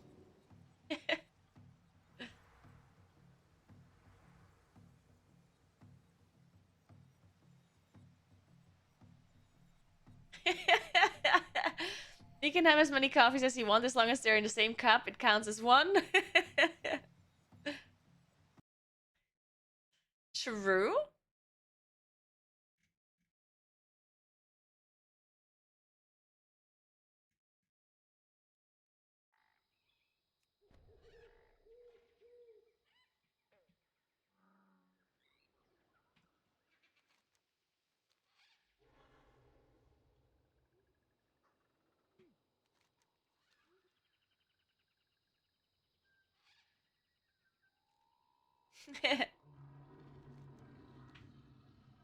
I know, right? I know.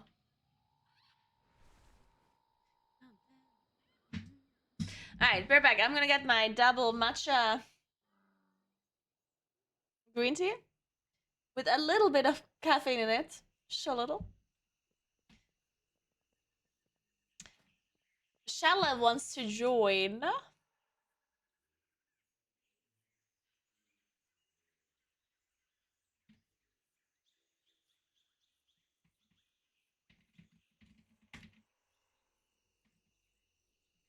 I'm asking?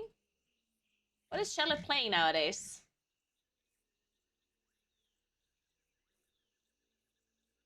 Warlock.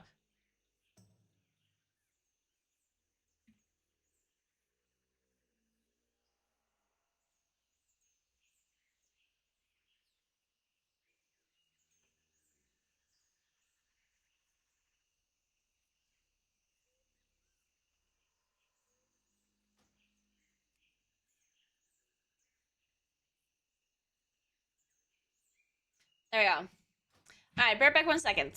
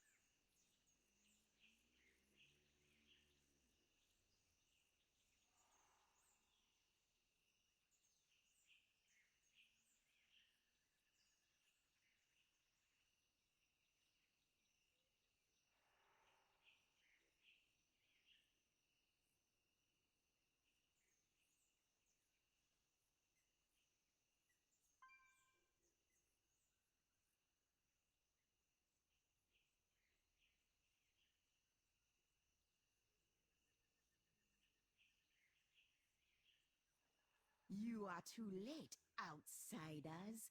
The temple belongs to my master now.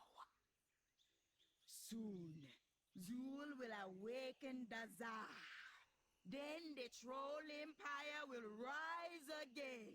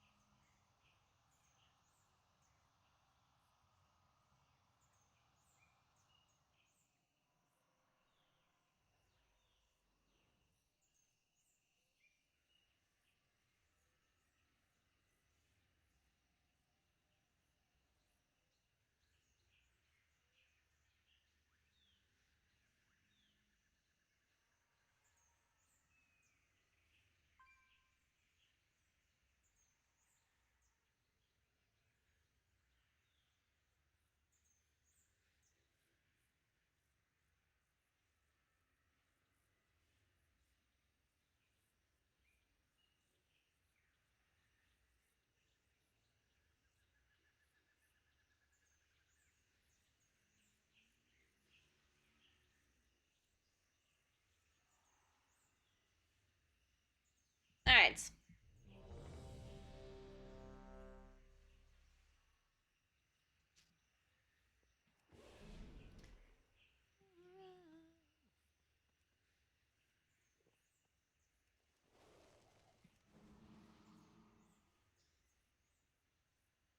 I'm here.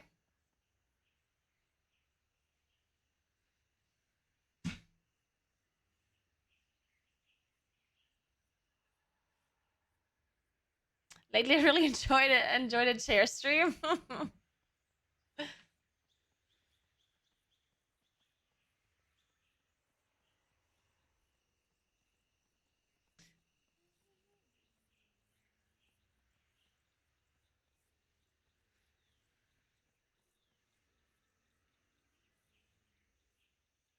Happy Friday to you as well. Hacky, what's up?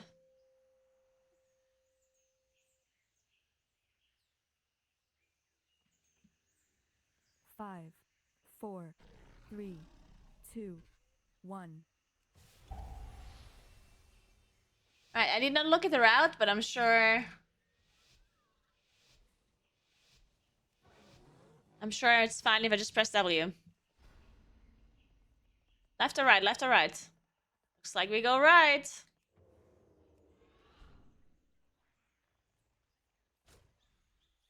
Ooh, do we survive this? I don't know, we'll see, I guess. Shielded. Sacrifice. 4, 3, 2, 1.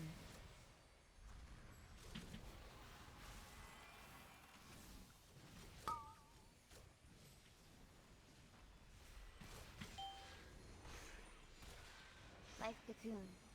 I melted that one.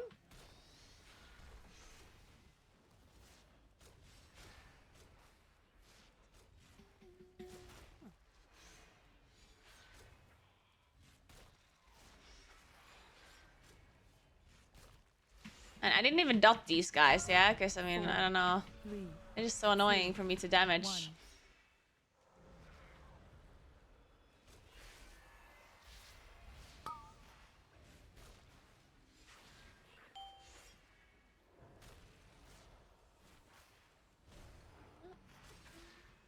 Nice playing Dastro.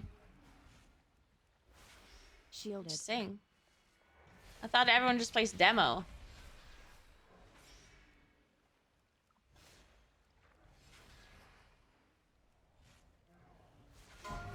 4.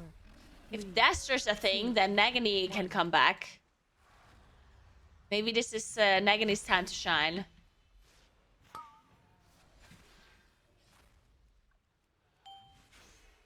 Good morning, Fabius. What's up? Having lunch while working from home? Nice. Enjoy your lunch, Hacky. What are you having for lunch?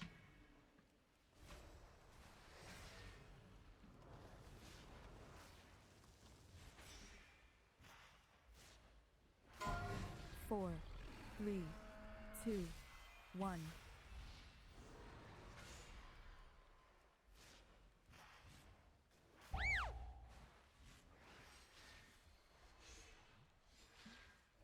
Incorporeal. Shielded. Incorporeal. Oh, what? Wait, I was so far away, I swear. I swear I was so far away. What the hell? I don't think I take this. The boss is dead on my screen. 4, 3, 2, 1. 10% for a 45 boss. I think you're fun. Rizan has very big hands, apparently. He's an outlaw rogue for sure.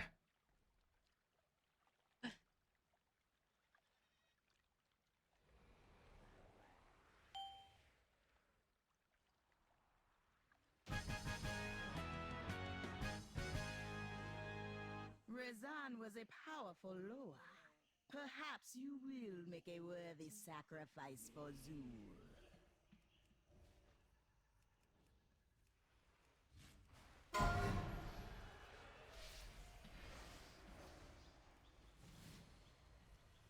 Shielded.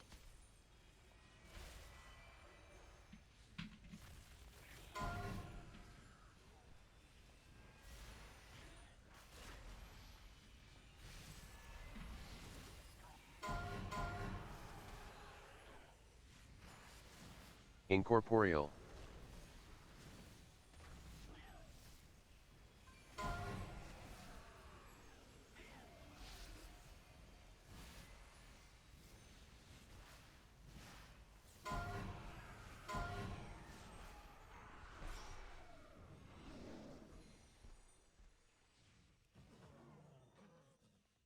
Alright, so we have a statue.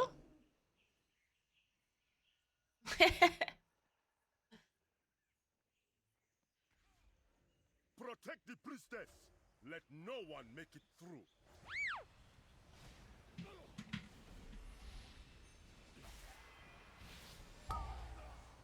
Shielded.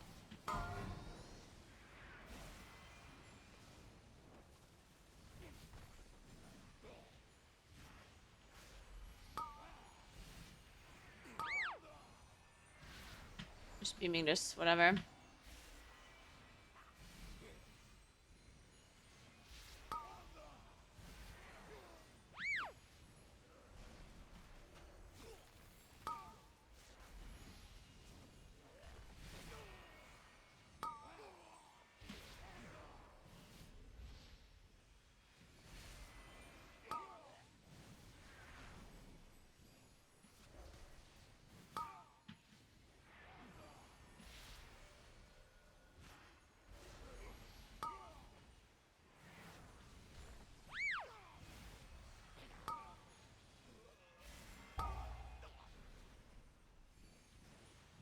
Incorporeal. Incorporeal.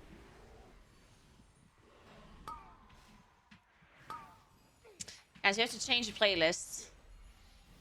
Oh, should we listen to Tattle's emo playlist again? Or, sorry, not so emo playlist? That was a vibe yesterday. I was vibing with that one. Oh. Sorry.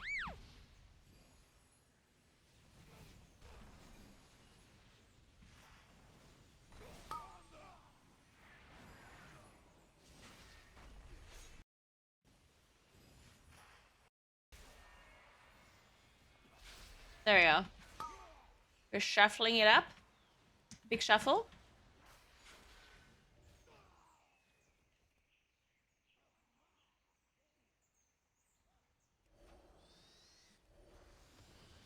This song is also on Tattle's playlist, by the way. Yeah.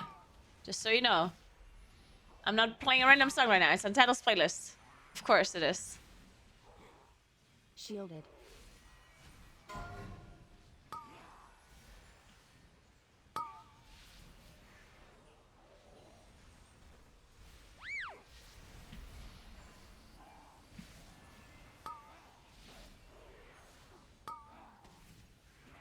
Incorporeal.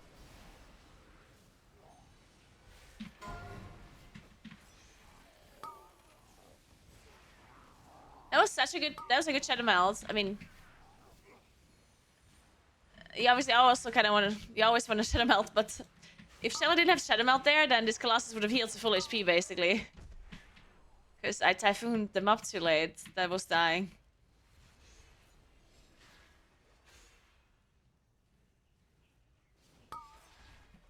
Nice fear.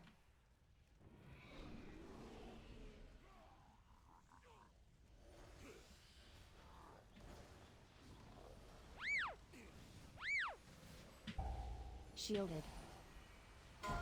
Incorporeal.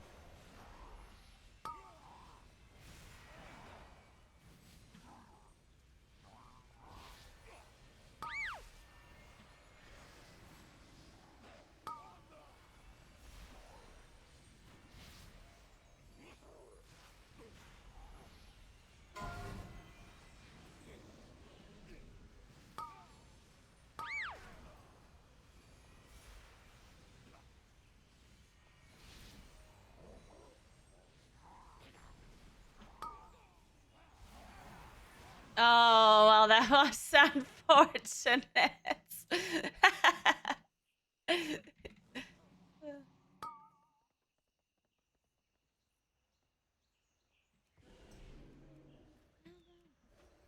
Oh. Okay, nice.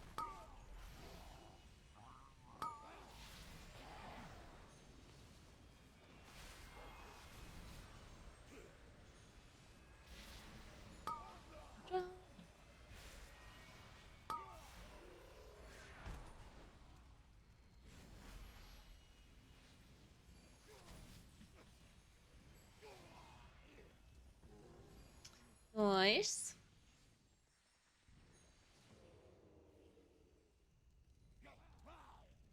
Hey, Scream. Hey, Appo.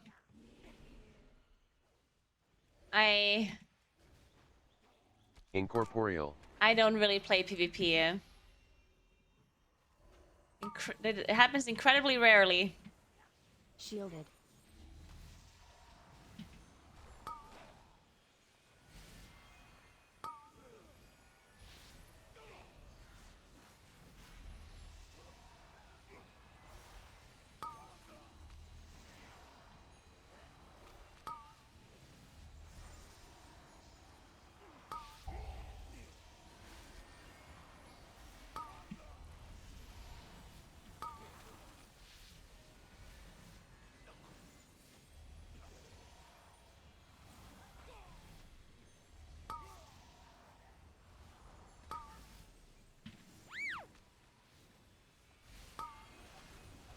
Wow.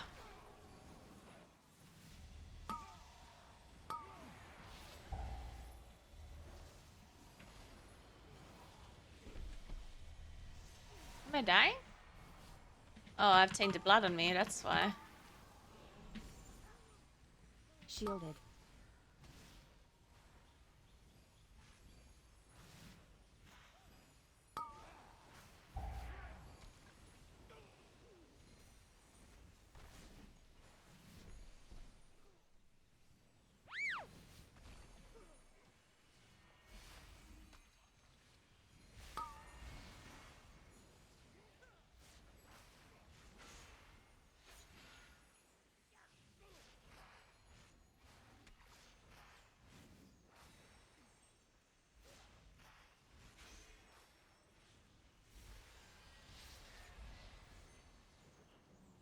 You came for the gold, but you will leave behind your bones!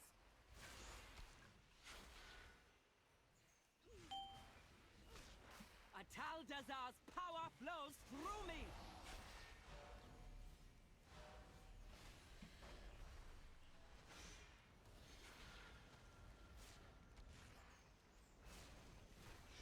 Incorporeal. Do not be Incorporeal. here.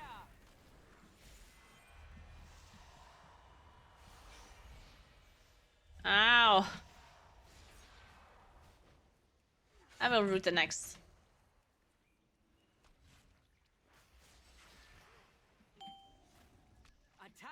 Oh, power okay. flows through me.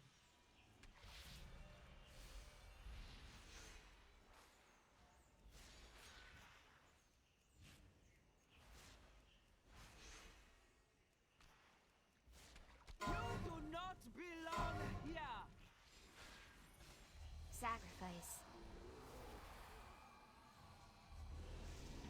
Incorporeal.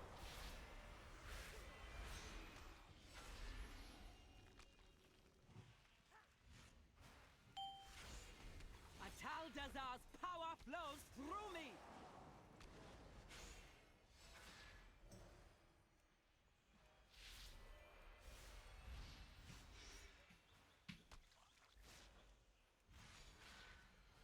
You do not belong here.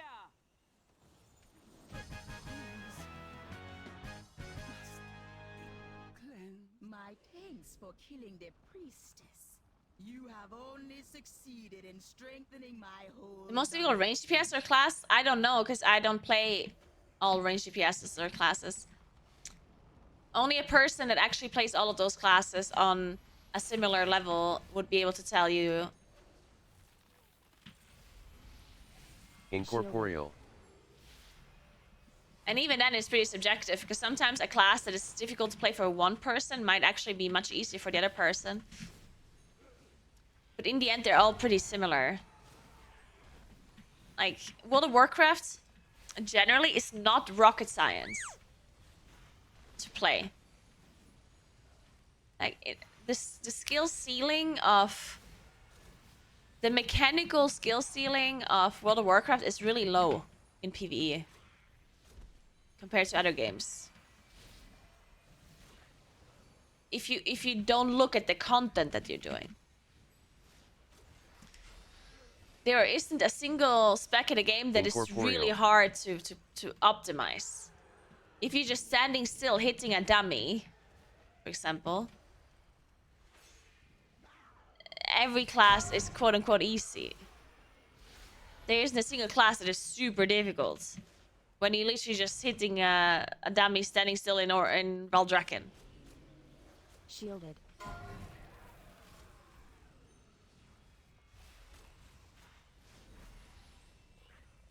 It's the content that you're doing that makes the specs more difficult, because you have to combine whatever you were doing in Valdrakken while also dealing with actual mob mechanics. And then there's some classes that are slightly more difficult. Incorporeal. Others, for sure, but that also depends on the situation.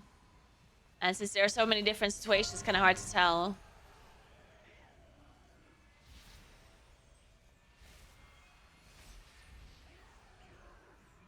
Even something like survivability or utility matters when it comes to difficulty of a class, right? Because in my opinion, if you play a spec that has like 0 utility, then that makes your class a little bit easier to play for M+, right? Because even though your damage rotation is not easier, but if you never have to think ever about interrupting or about stunning or about... because you don't have anything to interrupt or to stun, well, then that makes your class easier to play, right? Because there's so many things you have to think about it in plus simultaneously, and if CCing is not one of those things, that makes your spec a lot easier already.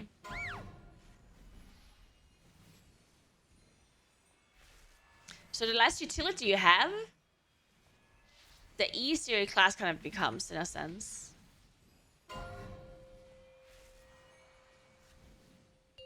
Because it frees up your brain to think about other stuff instead. That is concerning your own damage, right?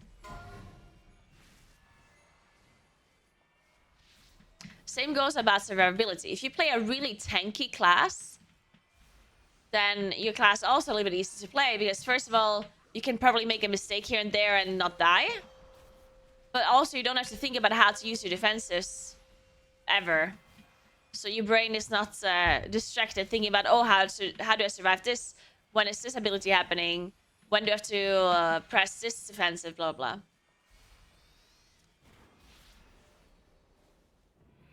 And active defenses are, of course, harder to use than passive defensives. Master want your bones!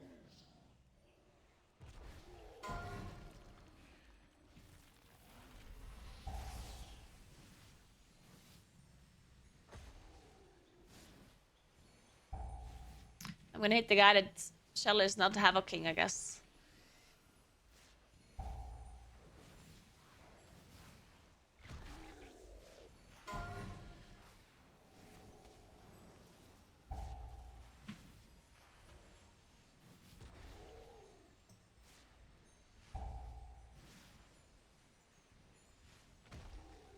So yeah, I don't really know.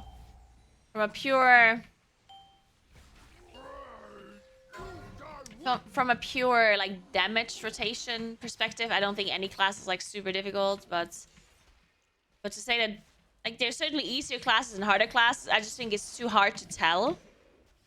Incorporeal. To really, like... Incorporeal. So Shielded. this class is more difficult for sure, you know? Like, too many variables.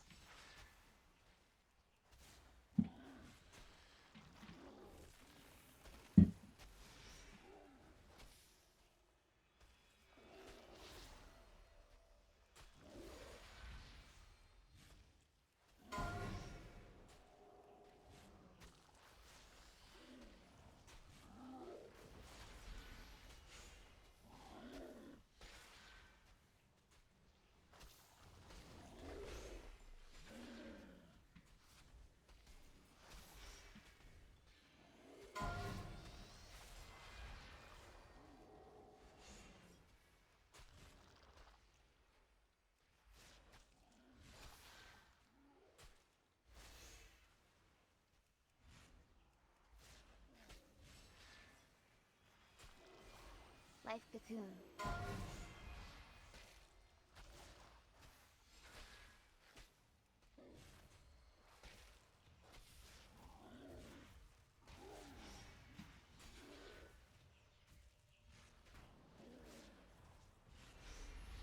Shielded.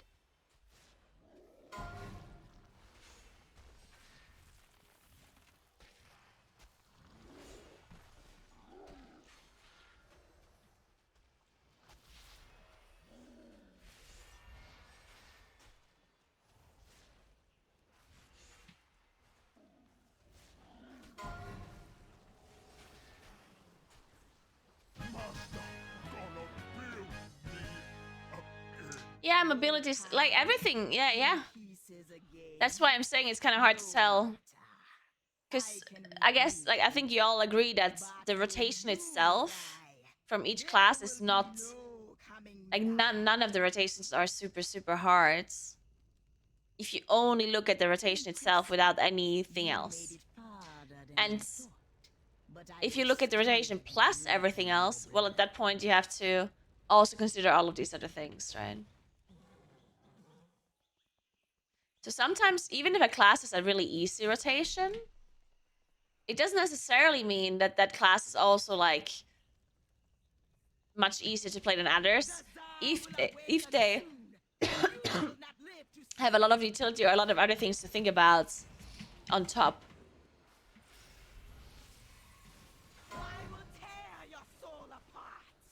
Like, people keep saying how easy Augavoker is, and it's true.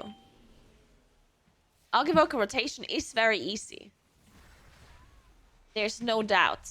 It's a very easy rotation. But they also have to think about things that other people don't have to think about, right? Like, all of this defensive utility that they have. If they want to use it in a good way, that is not that easy, because other people don't have to think about when they should be using Sapphire and when they should be using Rescue and when they should be using Sacrifice.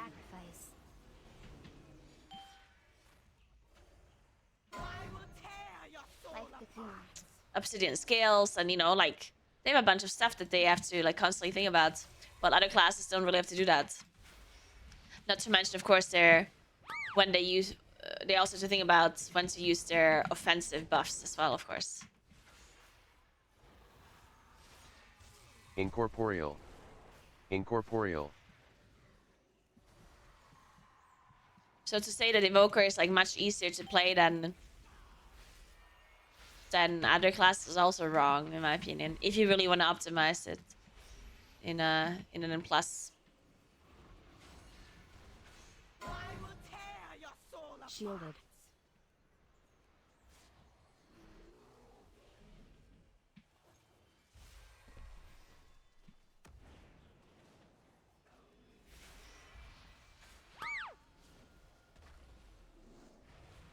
How many wrecking pains are gonna be on Mira? Oh wow. Incorporeal.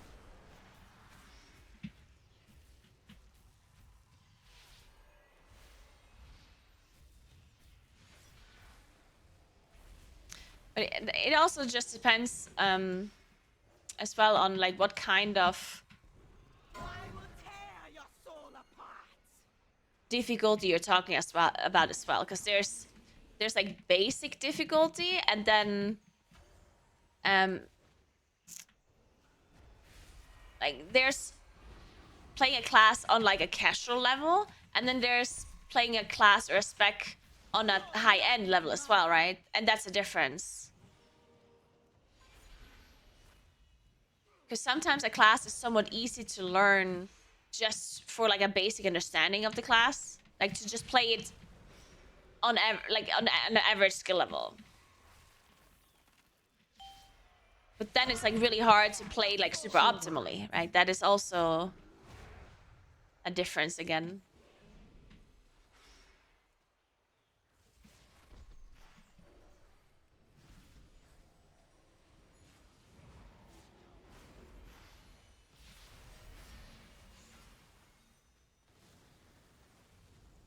Oh my god, I was so greedy with that full moon, and it paid off.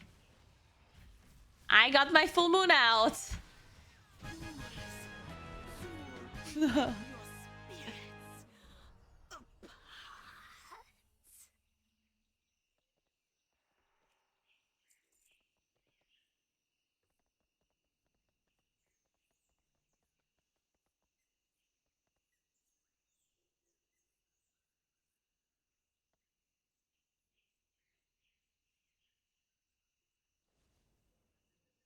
The weakest DPS specs right now, where? In M plus or in the raids?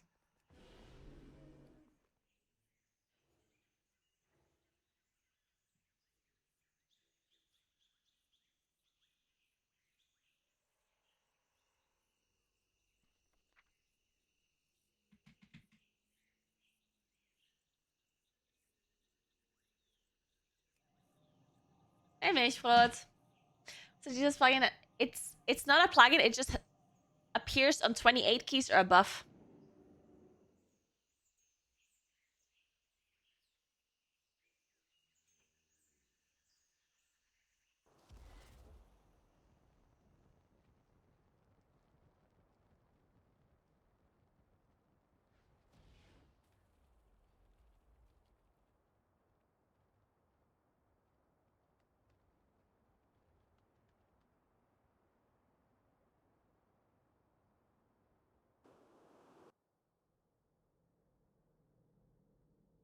Milchbrot.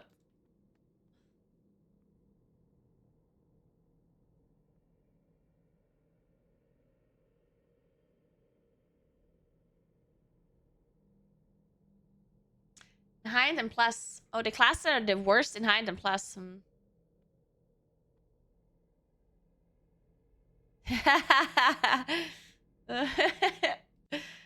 The mystery said I saw Naguura in Rise 29 earlier, and I don't think I'm prepared for that type of pain this early. Yep, that was some pain indeed.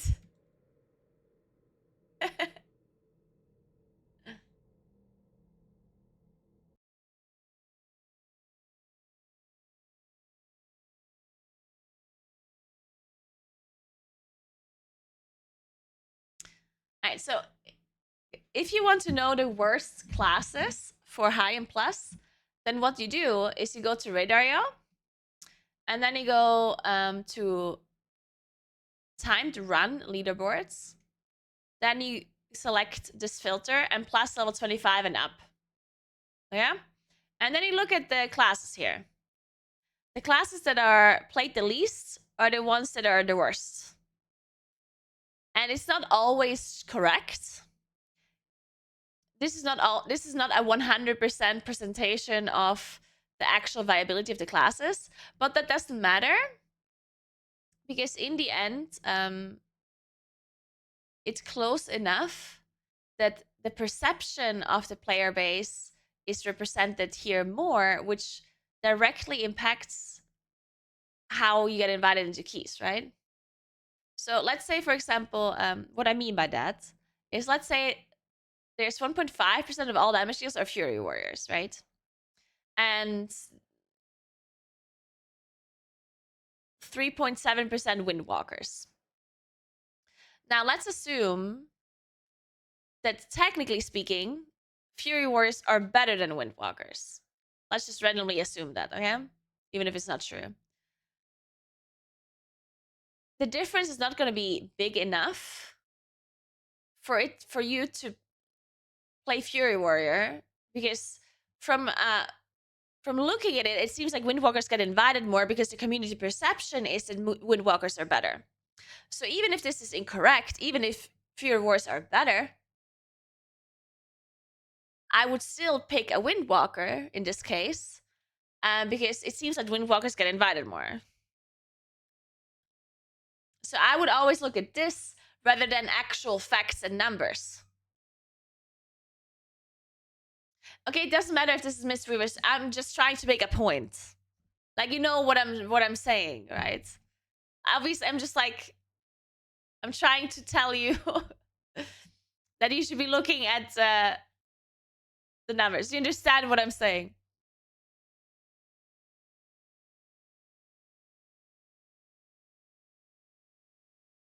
Like, obviously, you should be looking at the DPS differences and not the healer versus a damage dealer.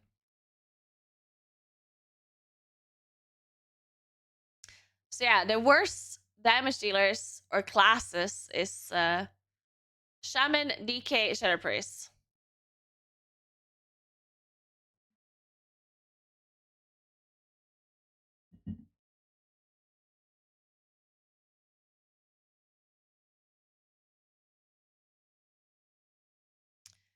Yeah, I'm not.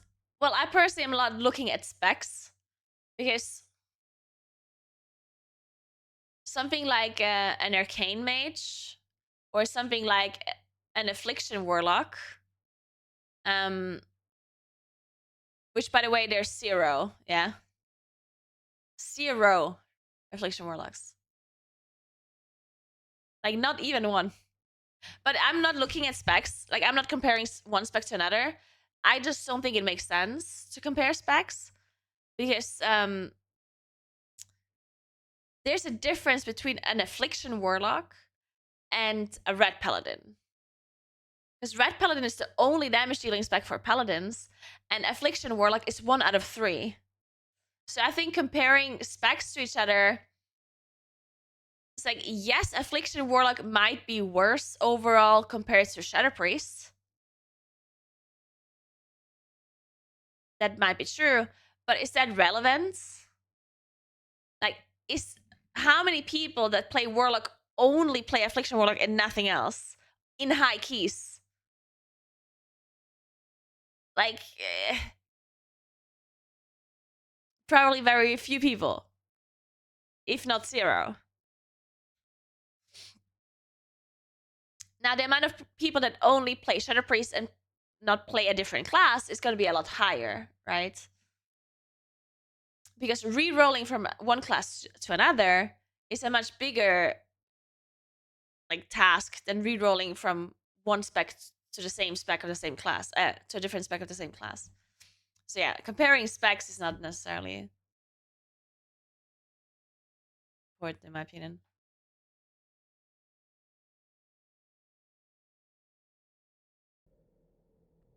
All right, so we're not doing the 29 Rise, it looks like.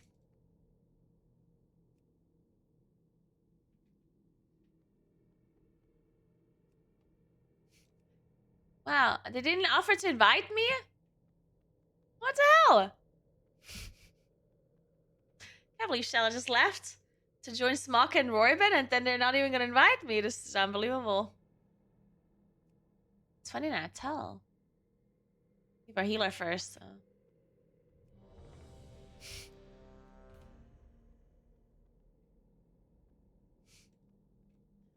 Yeah.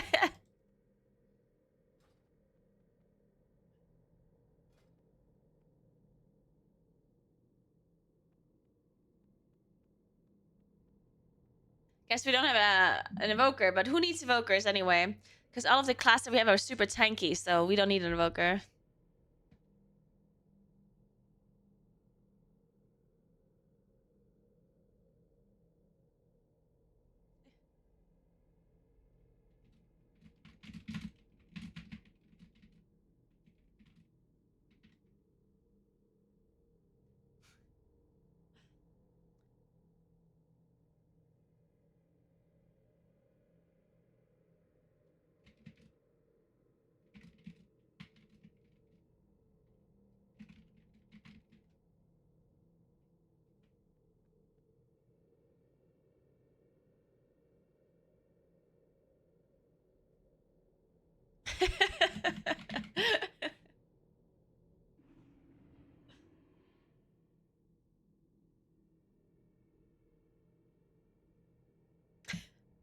Right? Hey, Mike, what's up? You think we'll see in the future the skins from the Mage Tower of Legion? I don't know, but I can take a wild guess if you want. I'm gonna say yes. At some point in the future, we're gonna see the Mage Tower skins of Legion back. I'll give it a yes. Naguura, let's fight together. I'll think about it. I'll get back to you on that one.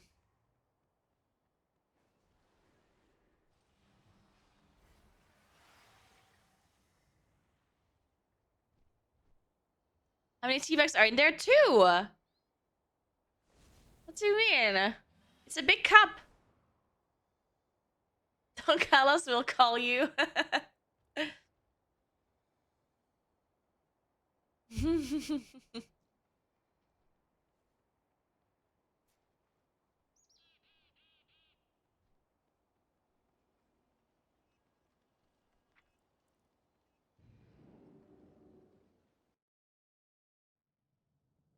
Yeah, Clavi. Is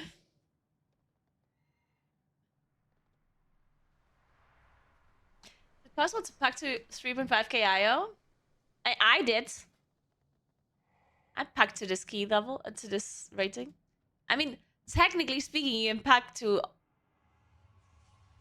almost the highest radar possible, yeah? As long as you play enough. And you have to play in the correct region. I think pagging on EU is much easier than pagging on an A, for example.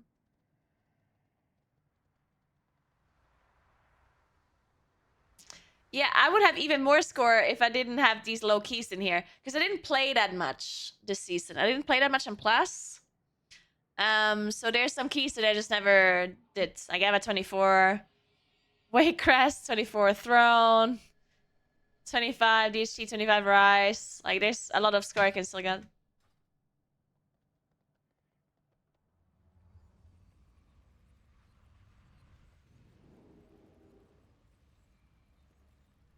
Hey, Davilin.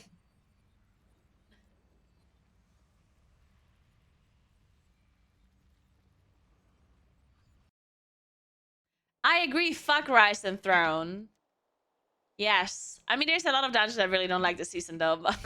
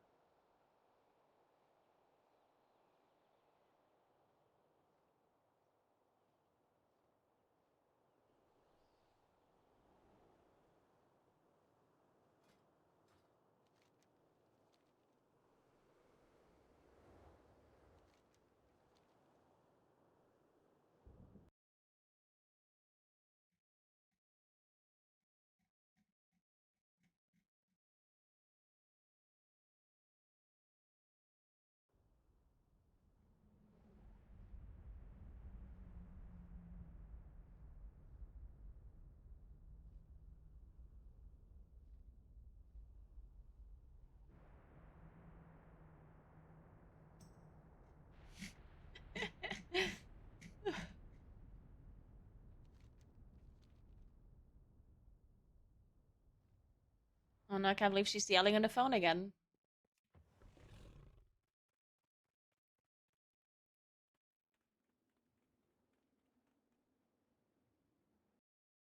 Is that normal flying and not dragon flying? If I don't have to dragon fly, I'm not dragon flying. Fuck that, it's too much effort. Very annoying.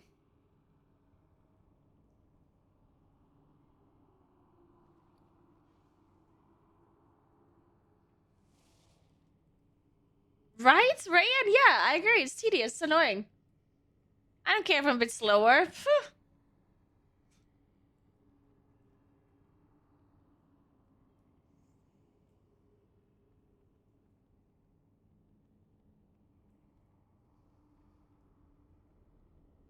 No, you don't switch between lunar and solar eclipse, baby class.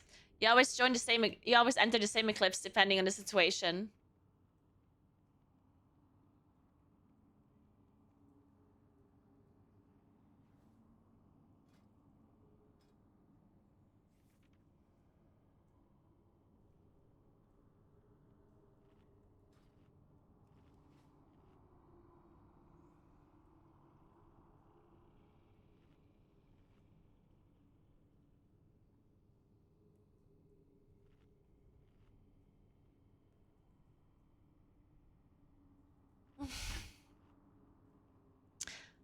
Guys, I talked to my mom today.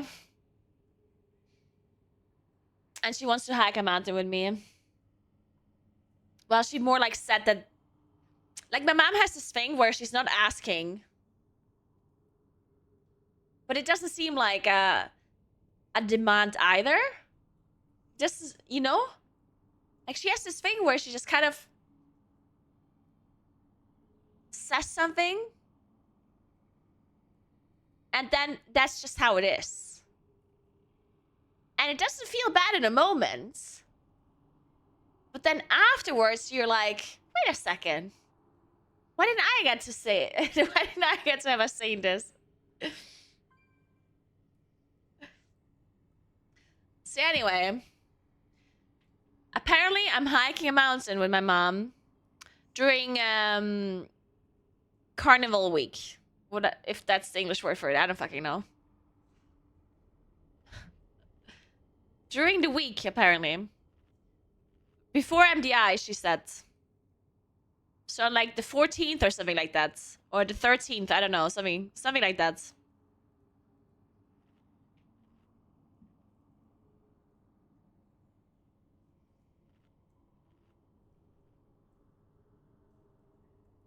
And she wants to hike all the way up from the bottom. Like 2.5 hours or something, just up a fucking mountain. I don't know if I can do that. Maybe, but I don't know. She said I can do it no problem, but... I don't know, man.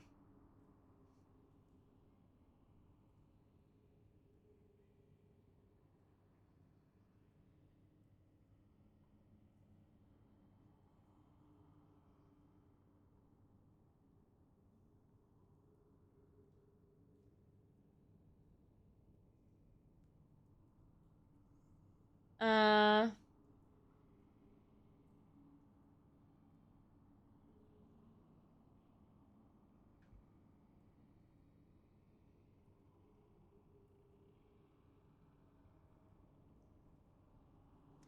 It is somewhat of a steep mountain. Well, steep. But I would say there's a decent amount of elevation for sure. I'll tell you how much there is.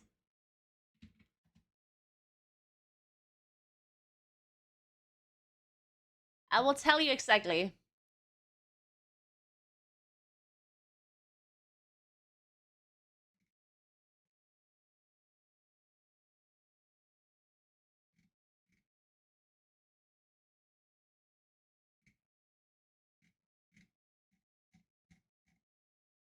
Okay, it doesn't say.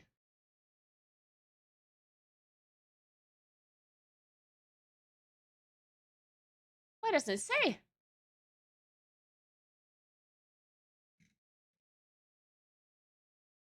Oh, it's 2011. Okay, so it's approximately 1,200 meters elevation. In 2 hours. I mean, that's not that bad. For people that hike. For people that don't hike. Actually, I don't think it's 2.5 hours, more like 2 hours. Technically.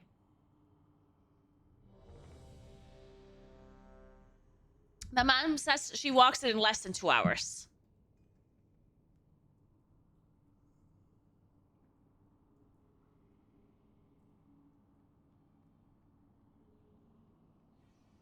Just bring a 1,200 meter ladder.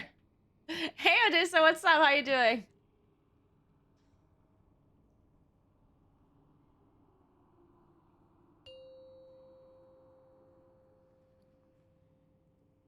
Five, 4, 3, 2, 1.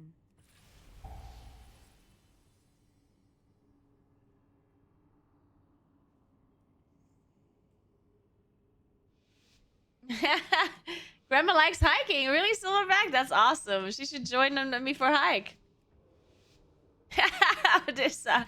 I like this. I like your way of thinking, Odessa.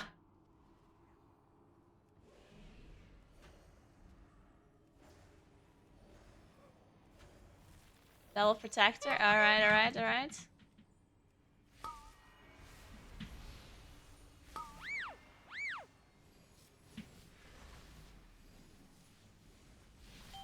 Well, this is a problem, I guess. Is this,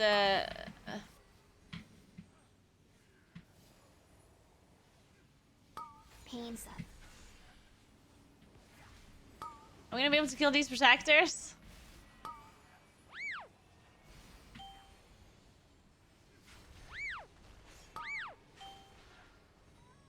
Fuck.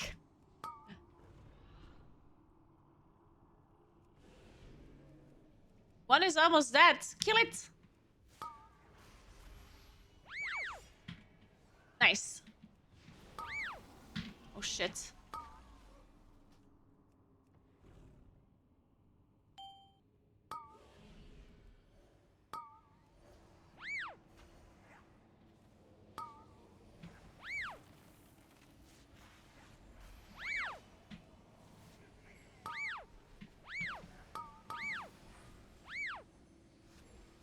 Oh, we're doing it. Don't worry. We can still two chests. We can totally two Incorporeal. chests. Oh.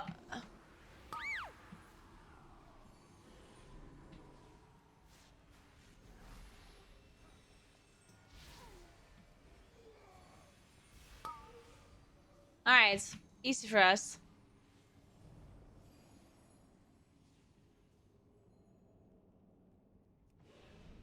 Very clean. Very clean. Dude, I can feel the caffeine entering my body from this matcha tea, yeah? Tell you.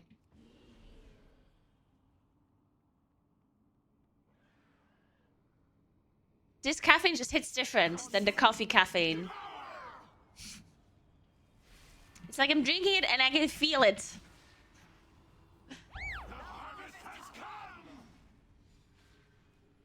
It's amazing. Incorporeal. I feed on your essence.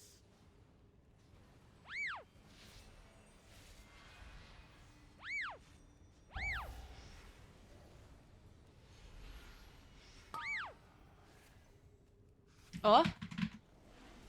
Oh my Jesus. Oh.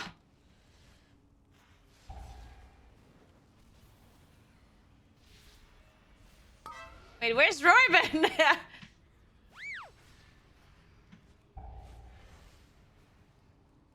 Oh, she's outside.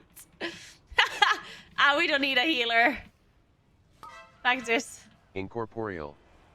Incorporeal.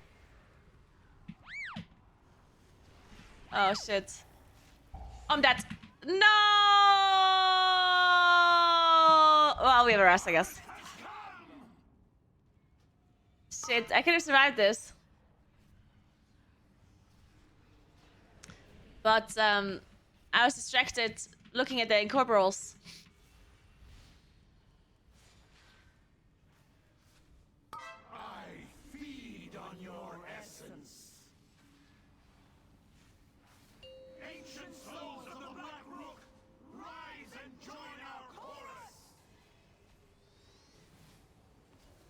Incorporeal.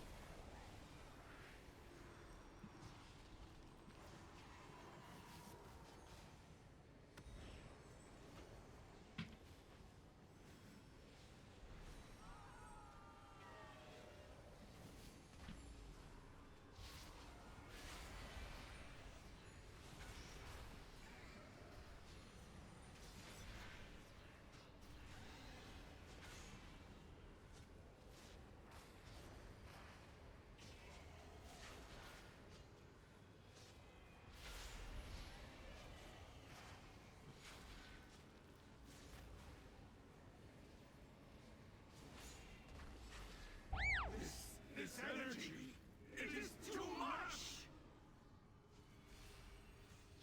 Man, and people say healers are needed.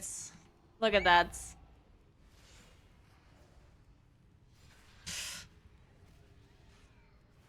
Can't believe people keep saying how important the healer role is.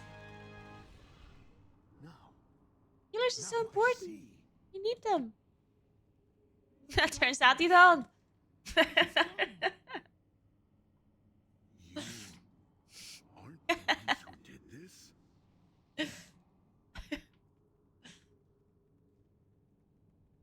I'm drinking tea too. Gin and tea. Enjoy your gin and tonic, Odessa. You must find Cortana. You must put a stop to this.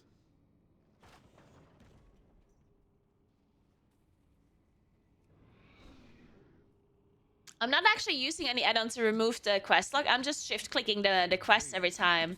So it's not tracking them, you know? Ilisana, you must hold them here. We have much to lose. Your father's life most of all. You need not worry.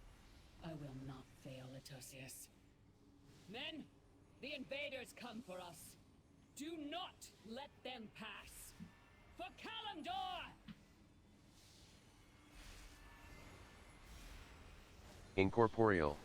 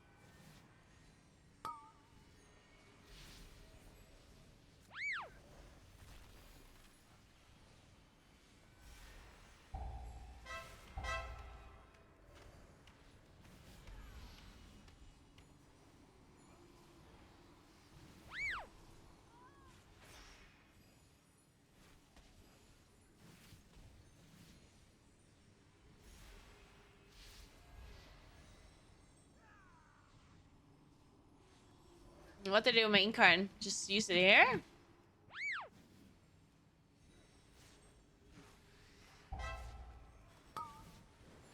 Incorporeal. Incorporeal.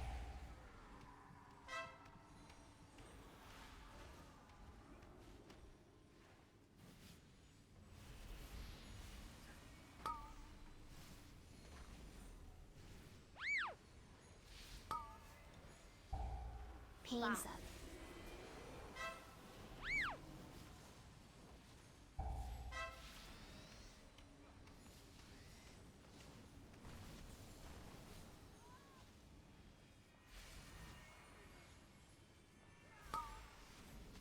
Can you somehow avoid the cat jump to be on you? Can you interrupt it or something? That seems to be doing a decent Incorporeal. amount of damage. Incorporeal. And I don't like it.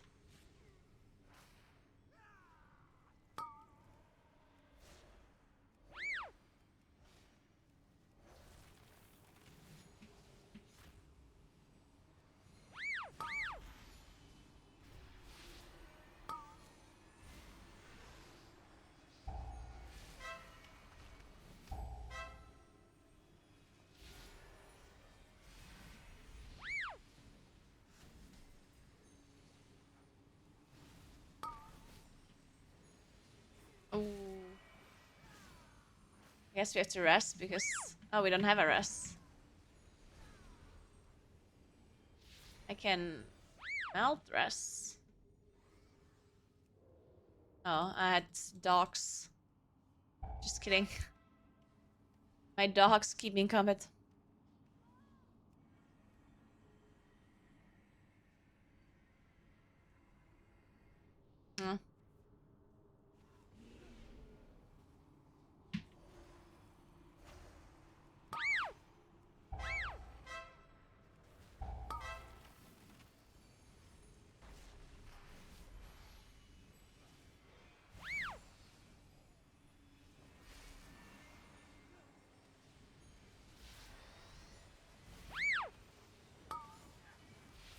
Keep getting double shots.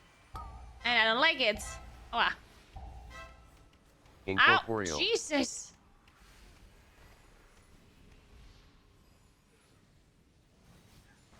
I shouldn't be... I guess I shouldn't be hibernating if there's only one, because we have the mind control thing.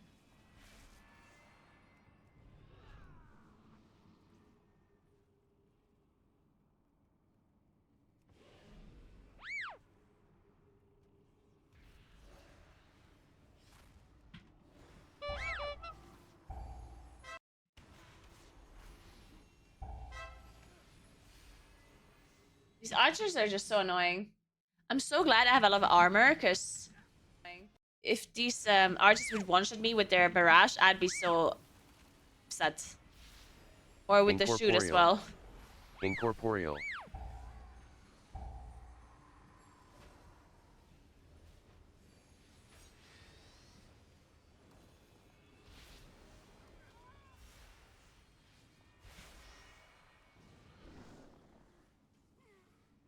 Need some techno club hits up in here. We will bury you here, fools.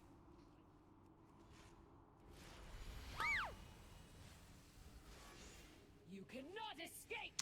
You cannot escape! The hunt is eternal.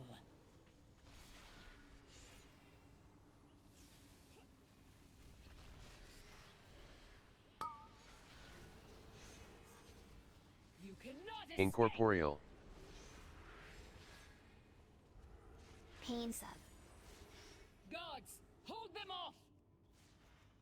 I will burn you alive! Hey, Kimsey, thank you so much for the sub. Appreciate that.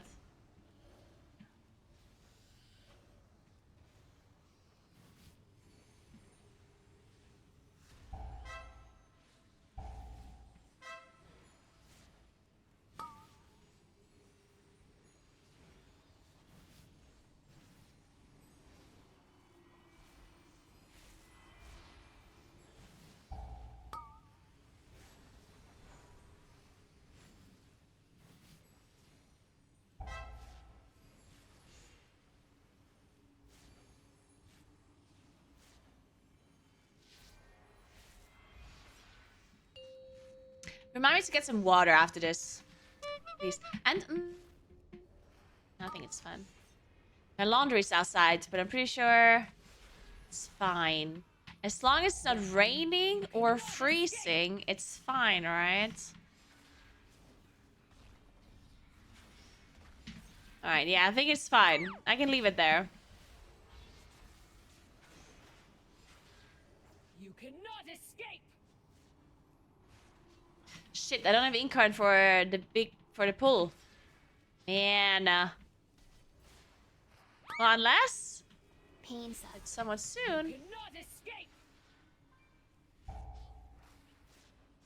I'm getting all of these dark glaives and I don't like it. 2 seconds. Yeah. You cannot escape! What if raining and freezing? Well, but it's not raining and freezing, that's the thing. Like the laundry outside. Wet laundry, you know? I don't think you should be having wet laundry outside if it's wet and freezing. If it's raining and freezing. Probably a bad idea.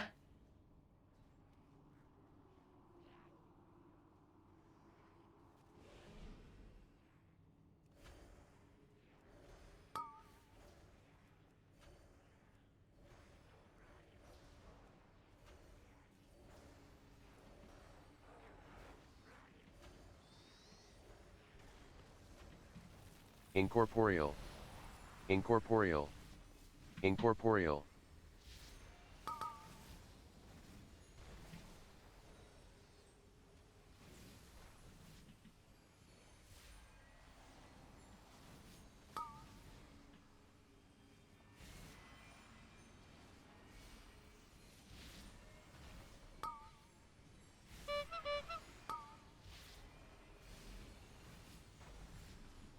Guys, I'm doing so much damage.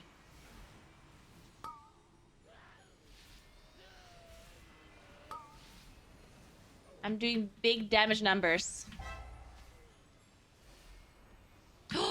Oh my god. Oh my god, please.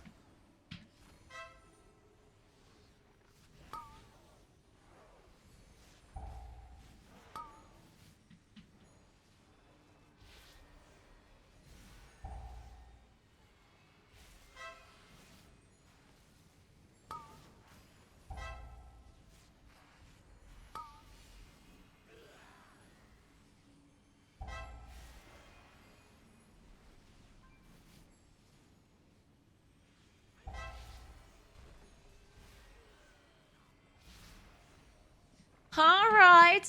Alright. Okay. Uh-huh. Yep. Yep. I like this pull.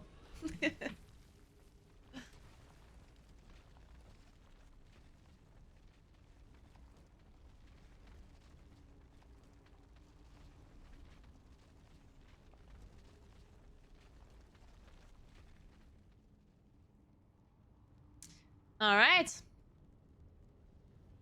Now that I feel good, good about myself, because I did the most damage on a big pull. Incorporeal. We can... Incorporeal. we can go next, honestly. I don't care if we deplete this key now or not, or if we +2, or it doesn't matter. I did a lot of damage, and I'm happy. And it's Friday, so... I'm all good from here. I could have interrupted that cast. But, you know, I had better things to do.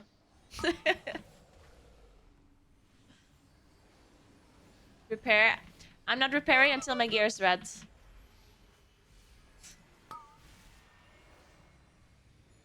That's the rule.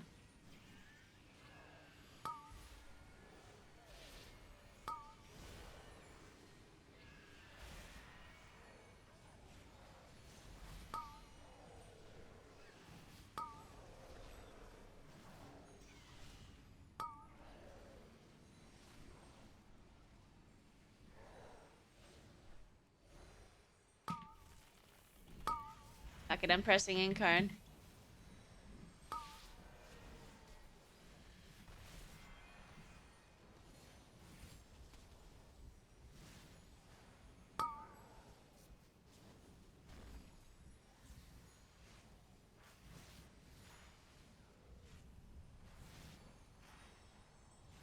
Incorporeal. Incorporeal. Shit.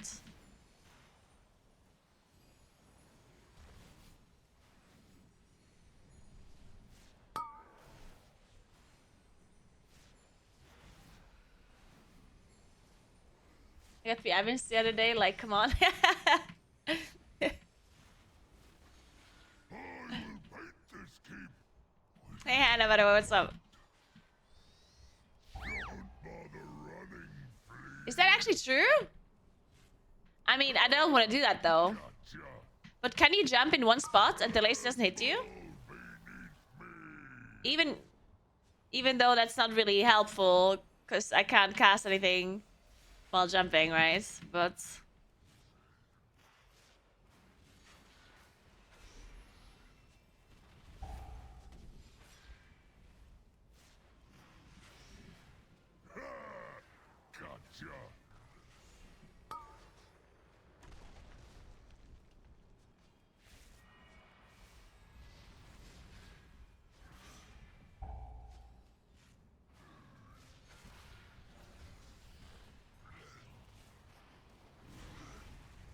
why is there a red marker?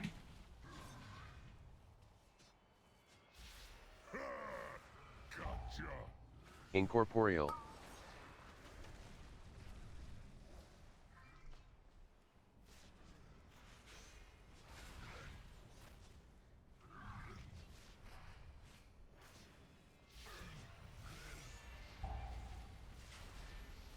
Don't bother running, flea. Ha! Gotcha.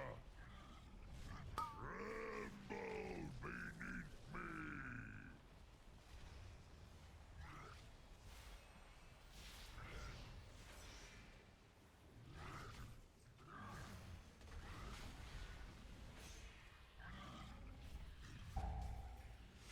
We actually did such a good job. Did they fix the lines by any chance on this boss? Not really, right? Or did they? I feel like everything on me, I saw the line so far. Oh, they did. Ah. Guards, hold them off. We must prepare.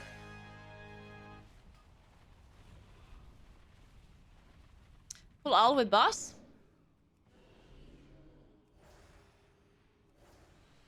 Kurtalos, they come for you. They do. Together we shall defeat them, Latosius.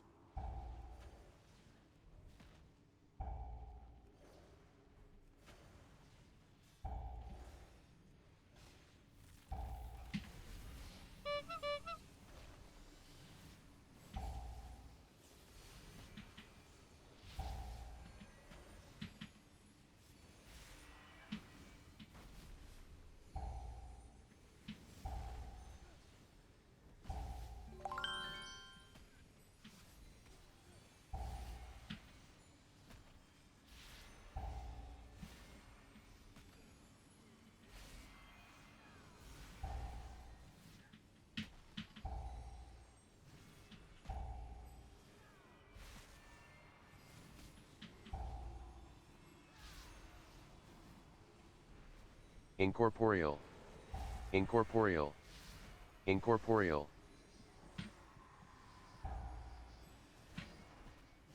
Nice.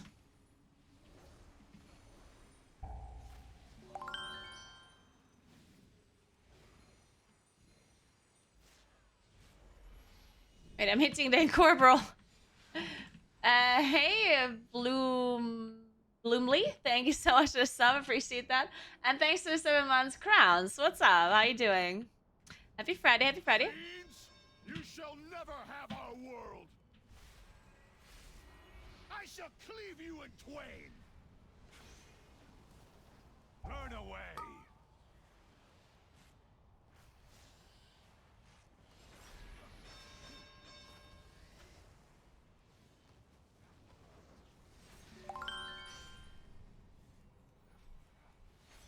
Burn away. Burn away. Hey, Akbert, thanks for the prime. Thank you. Welcome, welcome. Enough. I tire of this. Ravencrest, you worthless husk. 10,000 years have not been kind. Now you. No. No. What am I? This is not my ancestors. Ilisana. No. Incorporeal. Heroes, you must defeat him. You expect these Oh? worthless mortals to defy the Legion? Souls of my ancestors, to me! Aid our champions!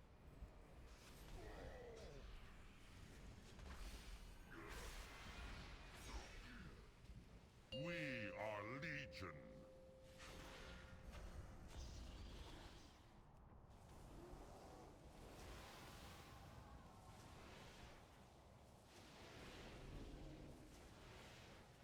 Hey, Kevin. It's just every season we get different dungeons, and it always includes older ones as well. Like, there's some new ones and then some old ones. Incorporeal. They just bring them back now. Incorporeal. Sacrifice.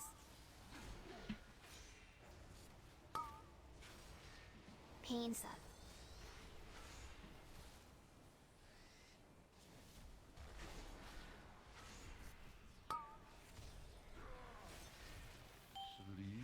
This boss is fucking melting. Who's killing it? Shall it? Jesus.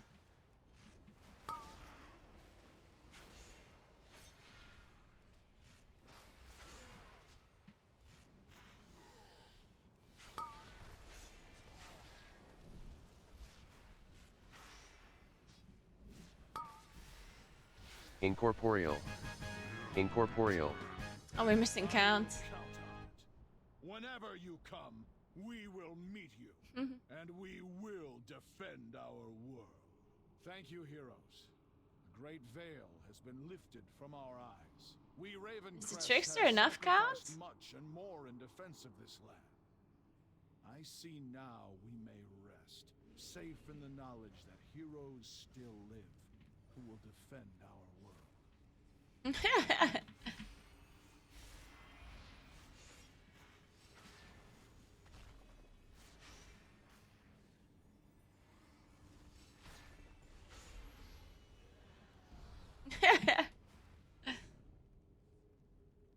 It happens quite often that I have to jump down and kill this trickster.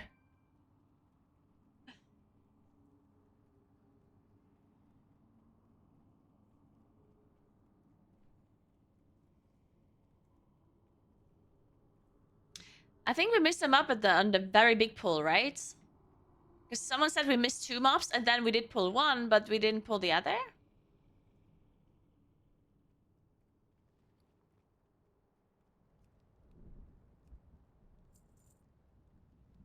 I will re-roll my throne. Ah, fuck. Hope you find lots of treasure out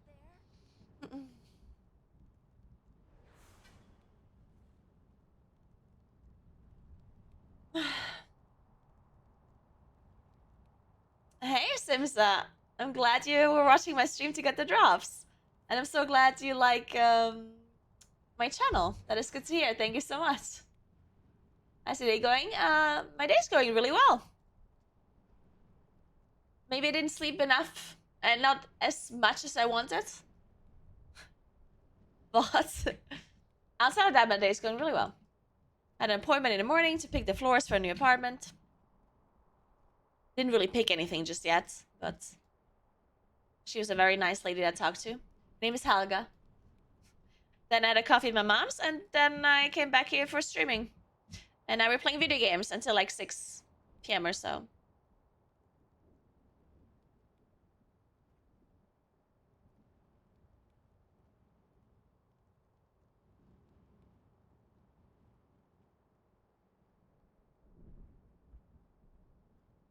I think it was only like 6.5 hours, maybe. I'm gonna be right back 1 second.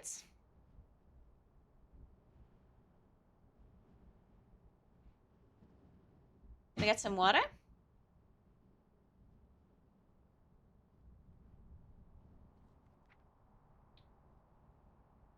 And then I'm sure we're doing another dungeon.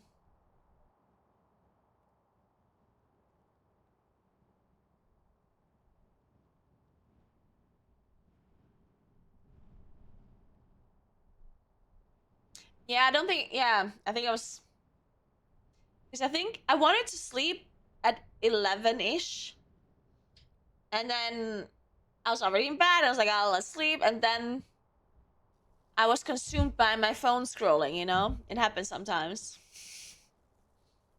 And then I woke up at like 6:30. But yeah, I'll be right back 1 sec.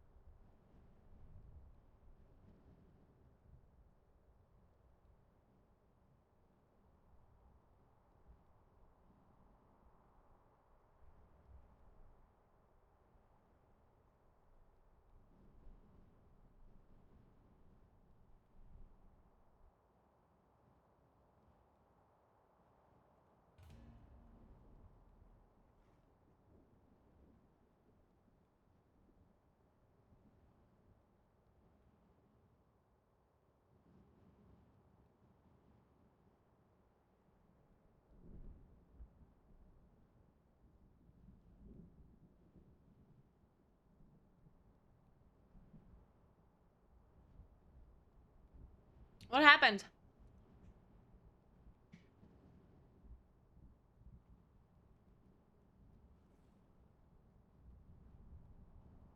Oh, they didn't have enough time. Oh, nay! Rip.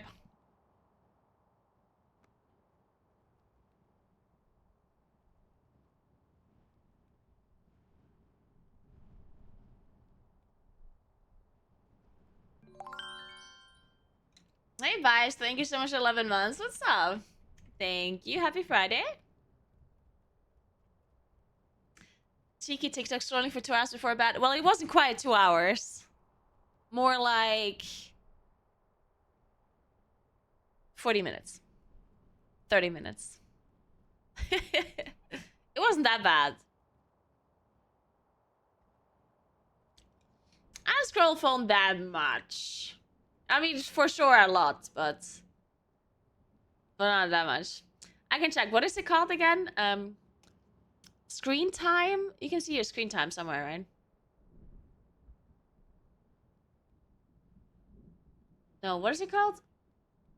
App? No.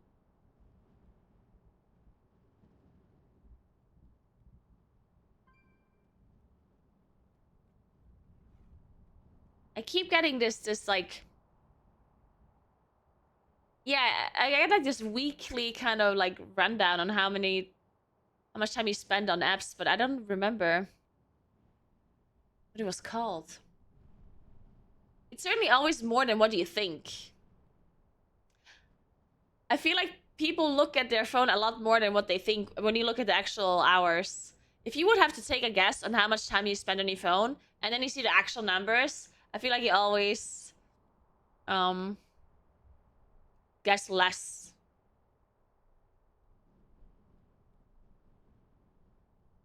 Oh, digital well-being. There we go. That's it. Digital well-being.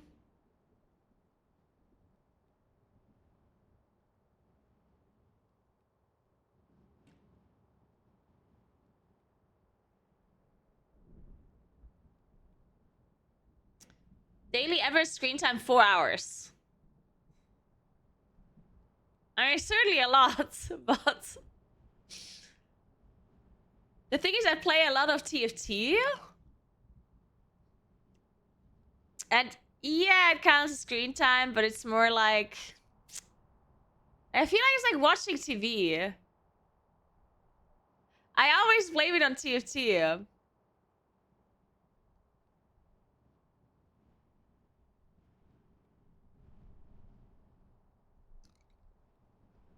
Most used apps: WhatsApp 5 hours, TFT 2 hours 52 minutes, and Discord 2 hours 22 minutes.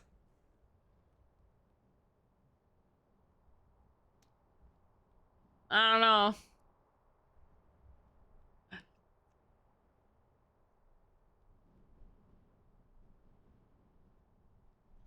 If you remove the 3 hours from TFT, then it's not that bad.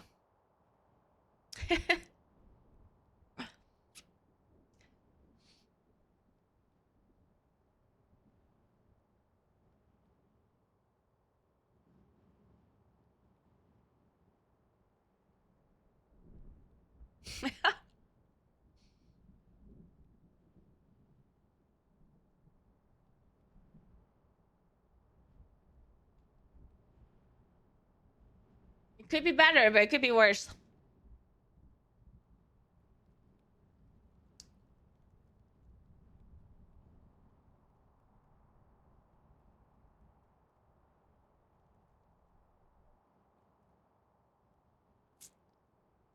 What dungeon are we doing? Oh, rice.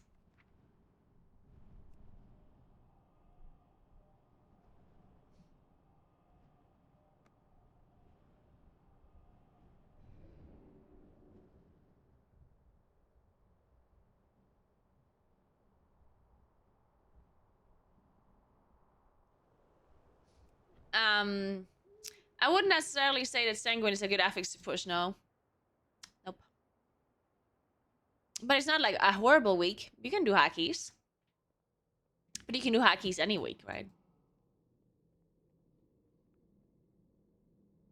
infinite dragonflight has already infiltrated the timeways.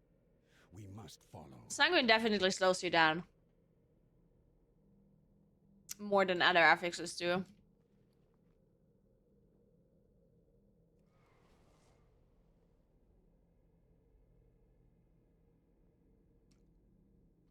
If you do Rise, I go Mastered, I guess.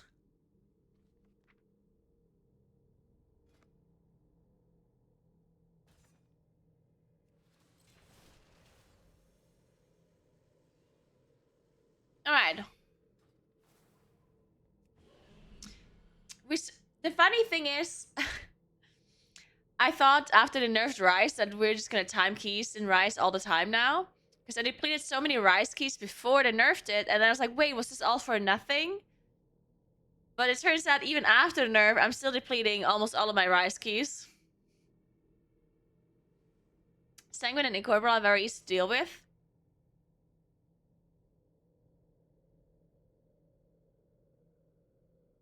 I mean, every affix is easy to deal with, technically speaking, but you're comparing the affix to another, right? Whenever you look at the difficulty of affixes, you compare one affix to another affix. And Incorporeal and Sanguine are for sure affixes that are harder to deal with than most other affixes.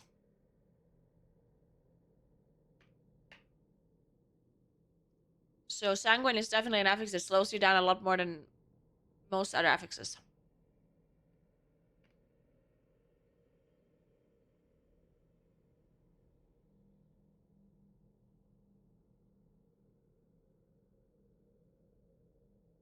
In fact, I think Sanguine might be the affix that slows you down the most out of all affixes. Obviously, not considering Fortified and Tyrannical. But I don't see if there's I don't think there's an affix that slows you down more than Sanguine. Because even if you don't get any Sanguine healing, then you still have to play around Sanguine, which slows you down. I don't think Bolstering slows you down more. I don't think so.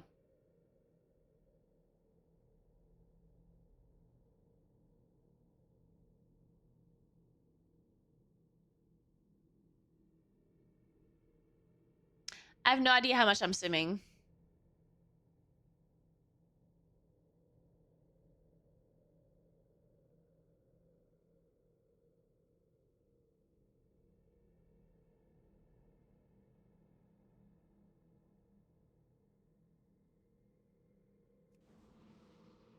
But yeah, the thing is with Sanguine, like, the fact that you have to move around the mobs constantly is what is really the most annoying part.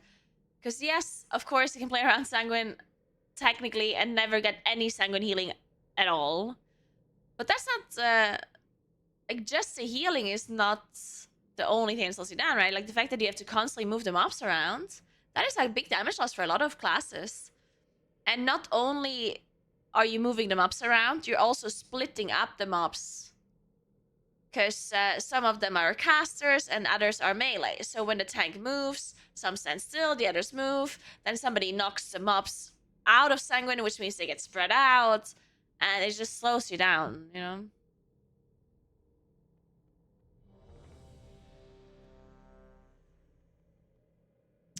The current season of M Plus ends when the next season comes out, which we don't know yet. Probably end of March or start of April.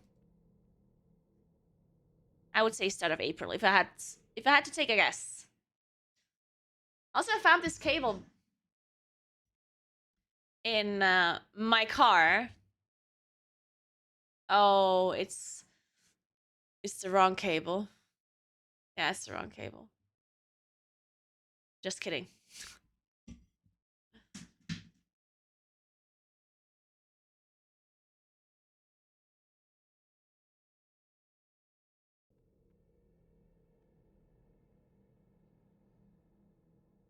Yeah, I'm gonna go with start of April. Yeah. It better not be later than that. Because we're supposed to get alpha before the patch, right? The war within alpha.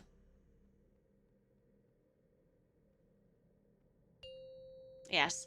So I guess the war within alpha will be in March at some point. 5, 4, 3, 2, 1.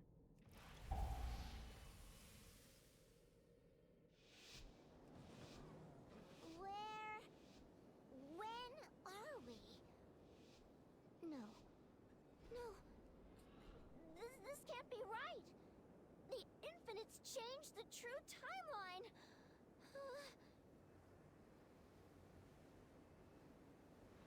This can't be happening. If Are we doing Murza's Sentinel? exists, Interesting. that means Nostormo. No. No. We can fix this. We have to get back to the time ways.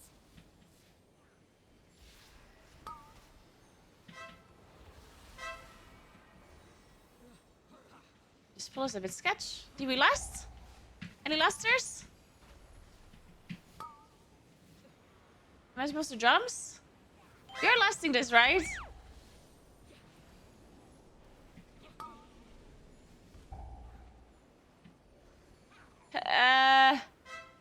No?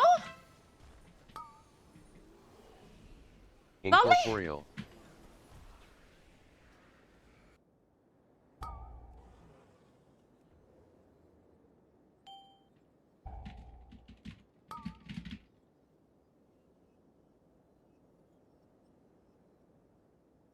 Okay.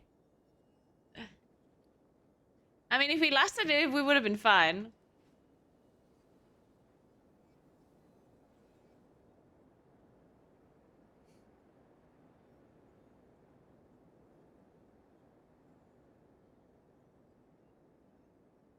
Thank you, Larian. Enjoy your drop, and thanks for watching my stream. Appreciate that. Have a good one.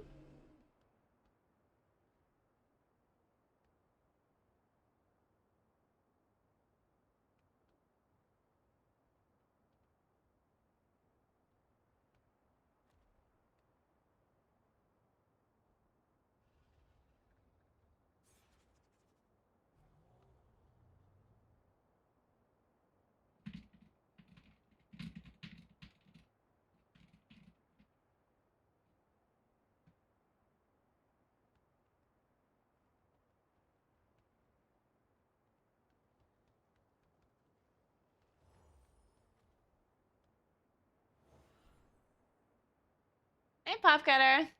The keys are going okay. Yeah. Not too bad. How's your Friday going so far? Angelica. No worries, I got you.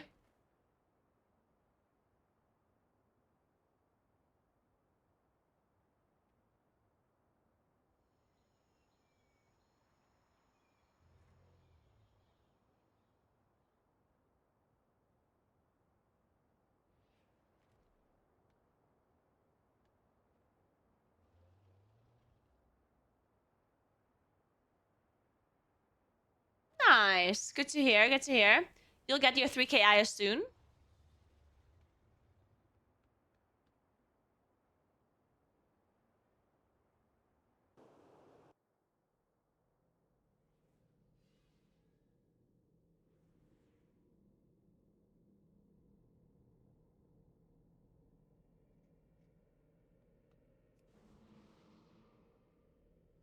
The infinite dragonflight has already infiltrated the timeways. We must follow.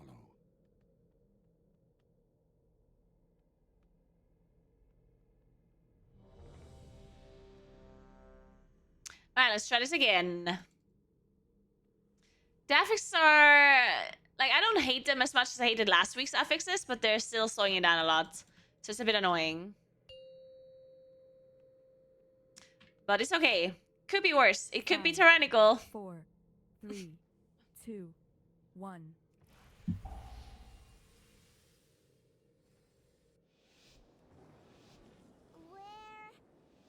When are we?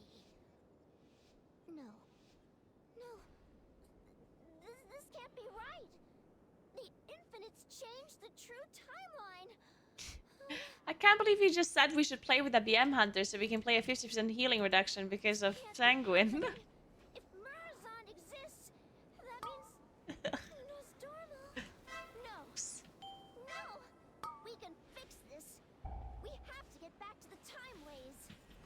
No, no fucking way. No, we didn't last again, and I just died after pressing incarn to an orb.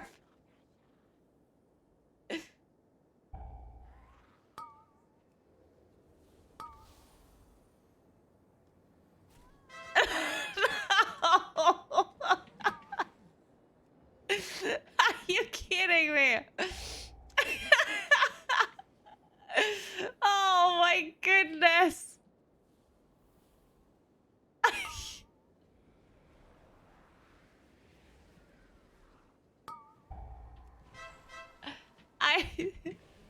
I don't. Somehow they did not die, even though I did 0 damage. So full. Oh. Oh my fucking god.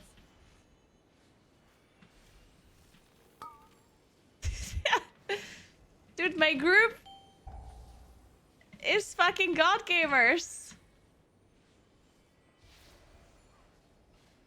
I don't know how they're alive. And I don't know how to kill this pack. Incorporeal. It's incredible.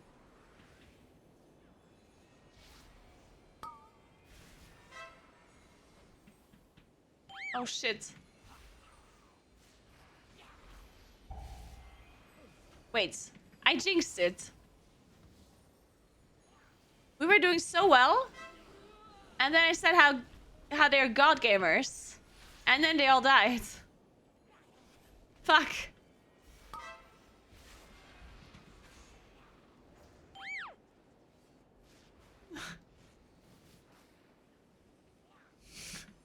My bad.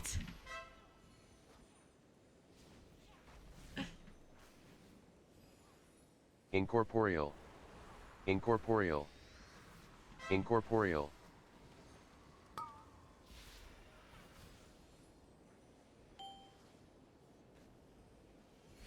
Okay, the priest can't come back. We can pull the mobs there in a second. I guess.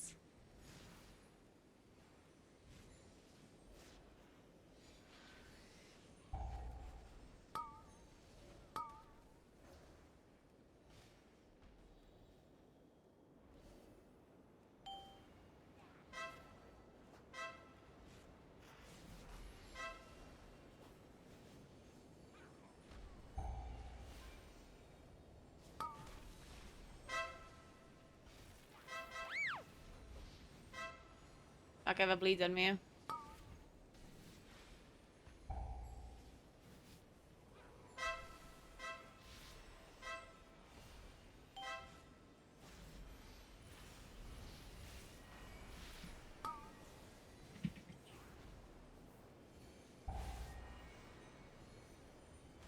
Technically, I could use jumps for myself because I didn't get the bloodlust when they used it earlier.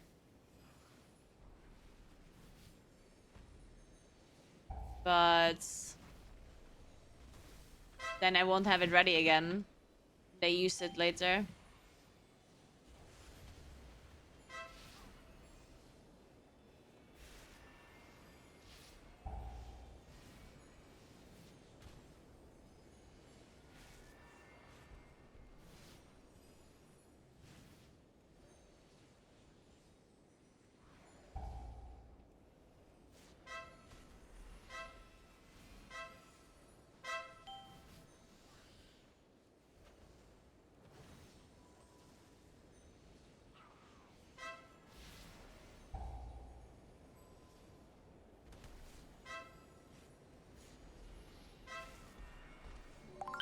Oh, the keeper's walking through sanguine.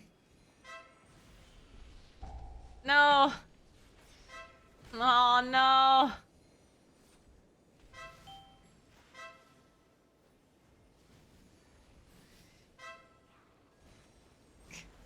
Stupid keeper. Die already. There you go. Hey, Simpson M. Thank you so much for Prime. Thank you very, very much. Welcome, welcome, welcome. We not need the other mobs. I was bound by the shackles of the Titans. Now my mind is open to infinite possibilities. Incorporeal. Incorporeal.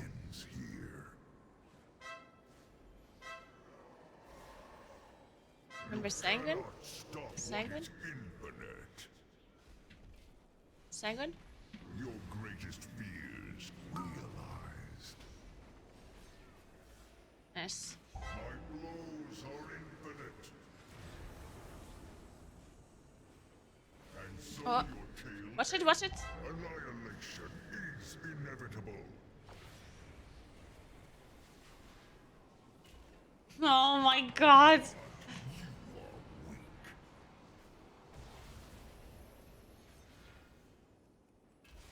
Behold your annihilation. Infinites grant me strength.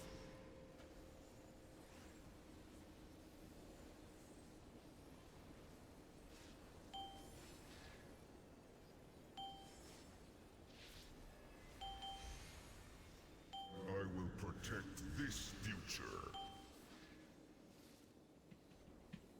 Feel the horrors yet to pass. Divided, you fall.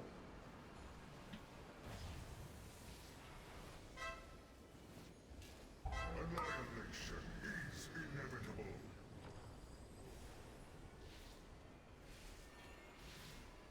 My strike is true.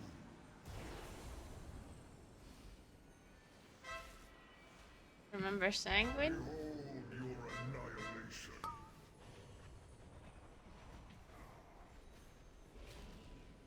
Infinites grant me strength.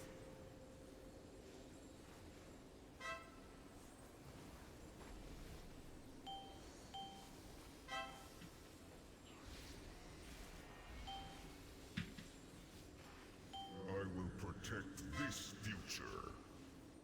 Oh! Feel the Incorporeal. horrors yet to pass. Incorporeal. Incorporeal.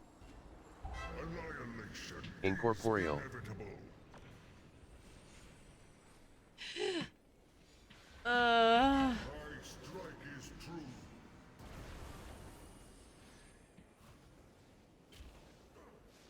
Apart, you are weak. You're doing great, guys. Keep it up. My blows are infinite. Behold the wrath of the infinites.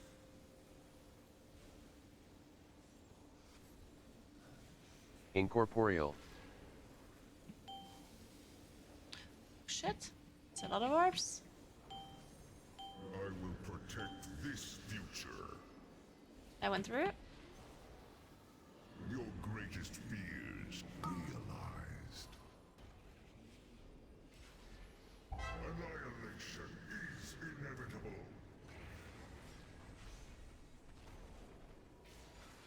My blows are infinite.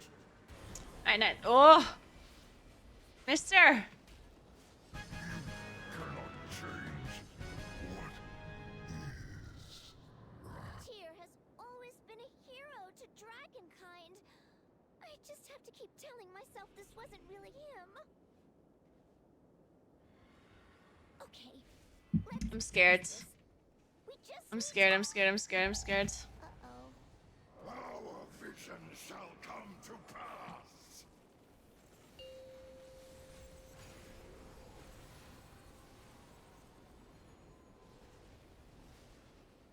Okay.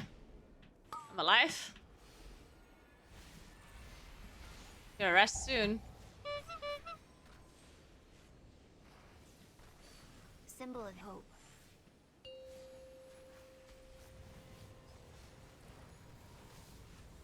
Oh my god.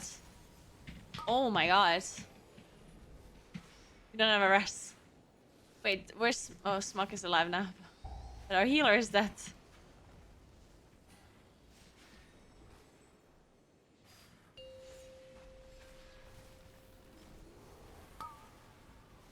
Sanguine? Sanguine, sanguine, sanguine, sanguine, sanguine, sanguine. Nice.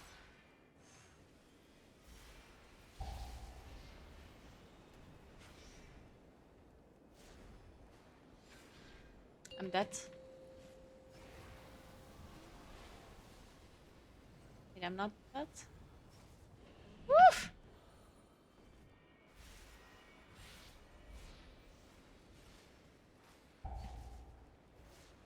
An infinite army might slow us down a bit. We can still do it, maybe. Possibly. No, they lasted. I didn't last. They did last.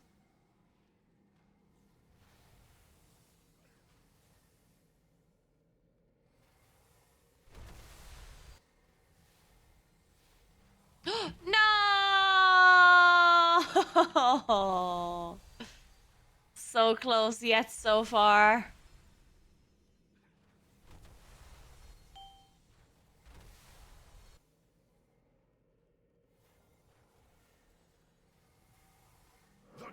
No. Oh, fuck it.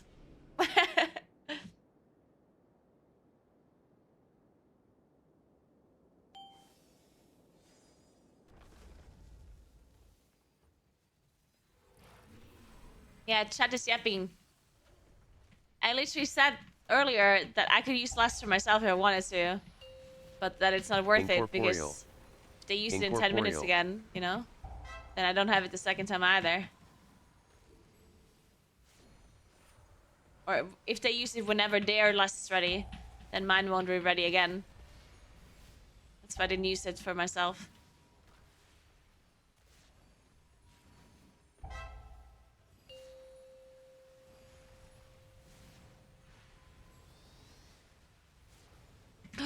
Fuck. I mean, I don't fucking know. Why does it do so much damage? This is illegal.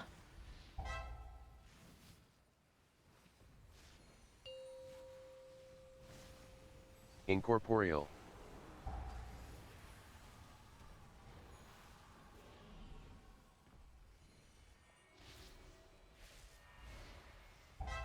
Wait, we should have lost it here, though.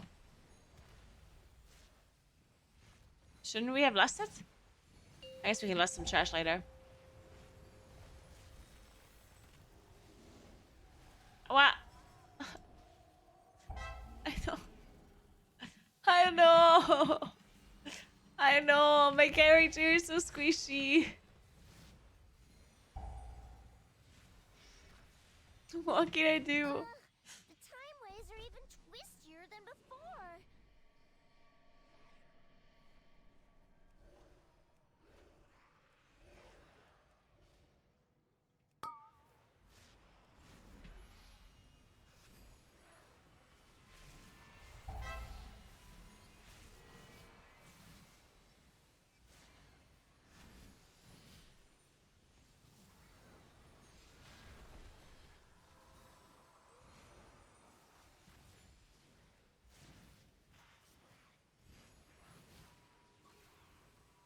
Is it hard to fleet already? What do you mean?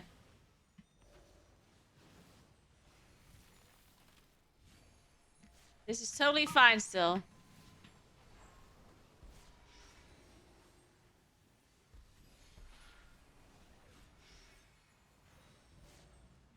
Oh shit.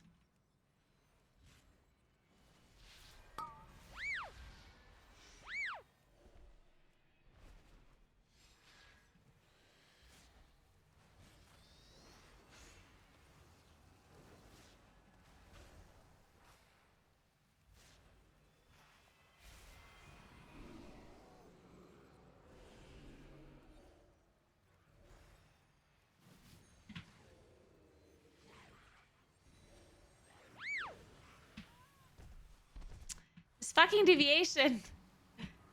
I shadow melted and then it hit my fucking dog. And then it hit me again. Can't believe it.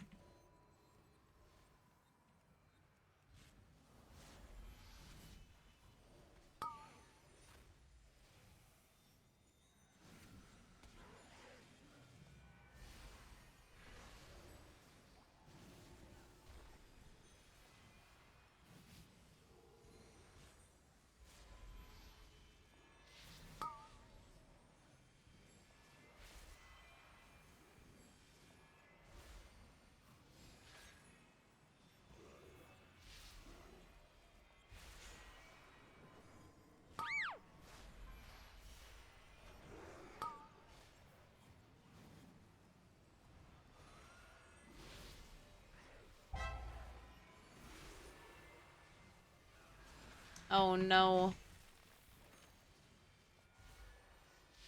Oh no, no, no.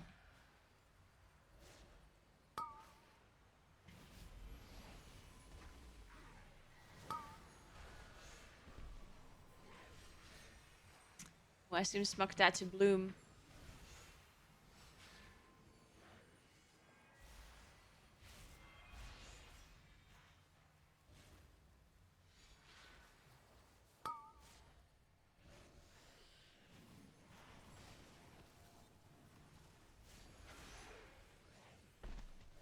There's no way I can get us back to the past like this.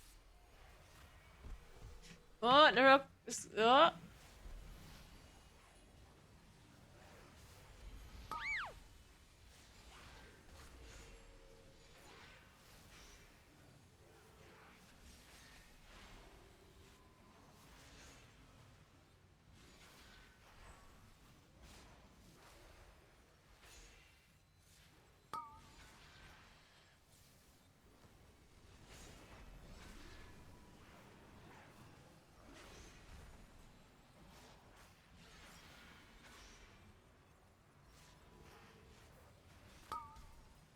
When time gets rewritten, things get messy here.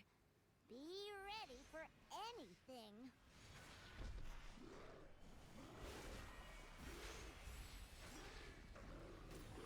Alright, alright.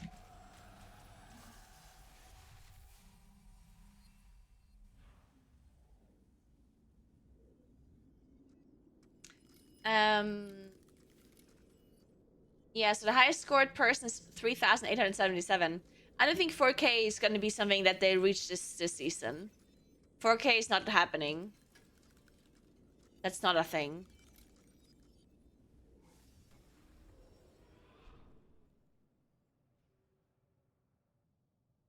Oh no! It's Morchi! Very behind, Carol. Listen, you're not a... you can say that however many times you want. It's not gonna help. Well, too bad. It's not gonna do anything. I appreciate your concern, but telling me 20 times that we're not gonna make it and that we're behind is not doing anything. The true timeline is mine! Time bomb away!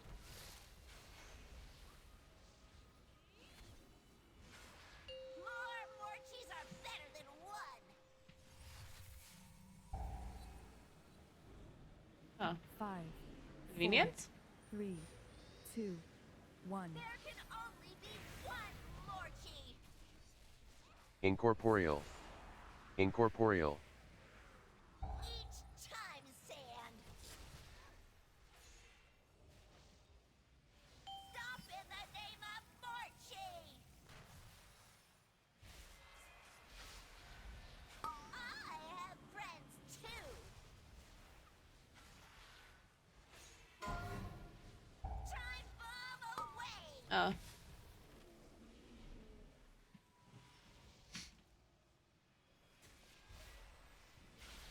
Morchis, get out here!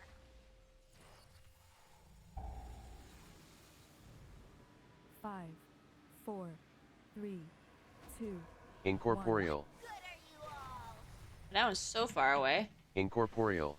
Holy shit. Each time, Sand!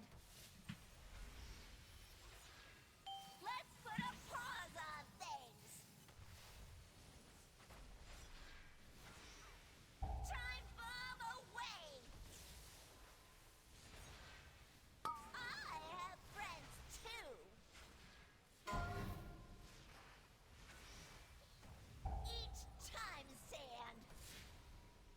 I don't know, master it. I can single root this guy. Still!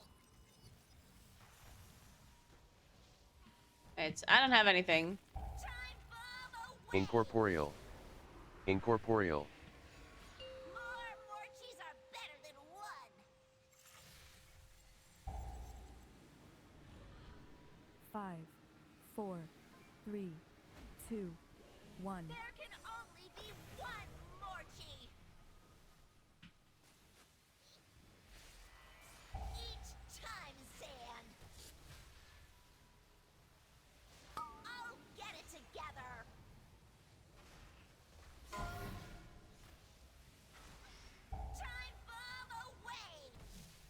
God. This will trip you off. Kill the boss. Incorporeal.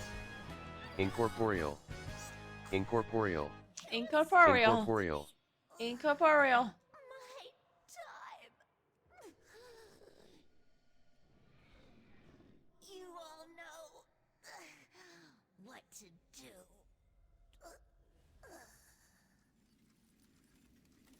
Yeah, the trap just roots you, so you can shapeshift out of it.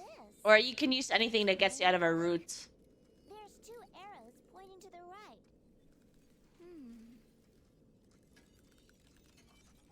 Poor Morchi. I wonder if we could have been friends in another time. She did have great hair.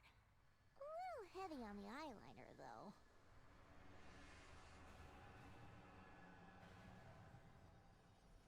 God, oh my. One anomaly to go. Oof. Head to the other side.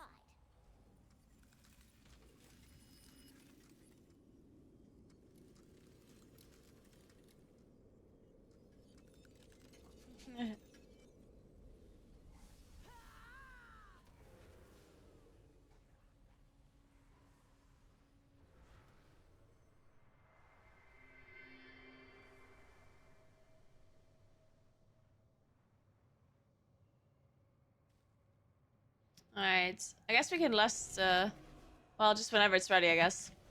The Horde and Alliance are fighting? Well, this could be any point in time.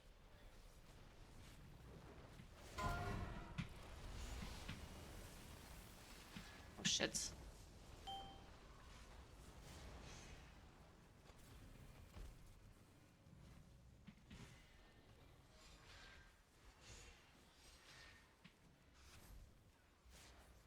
How does this fixate work?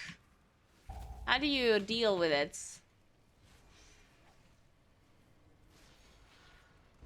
Or how do you, like... Do you just walk in a line, or how does it work? Incorporeal. You Incorporeal.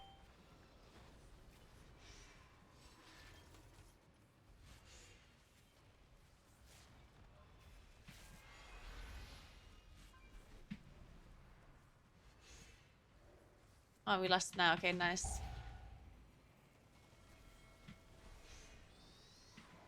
Oh, God. Oh, God, please. Please stop chasing me. Ah, yeah. Stop it.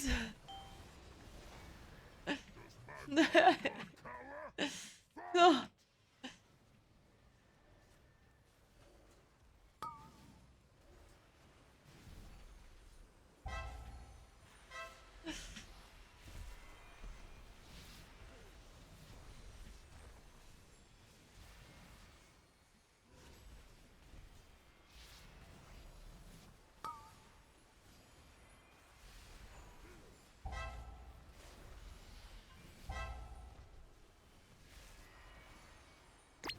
Oh, shit.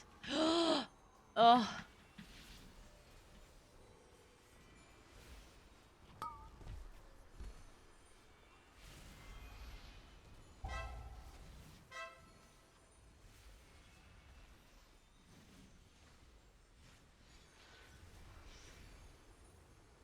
What the hell? What? Is the rogue actually just getting one-shot by the earthquake? How on earth? Or what is he getting hit by?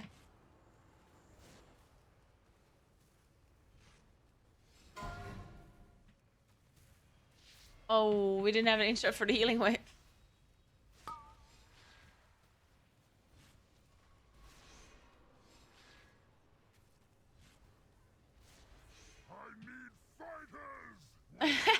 Imp.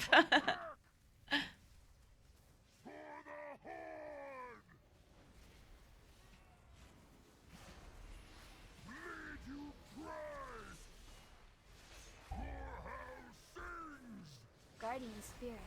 Why did I just take so much damage? What from?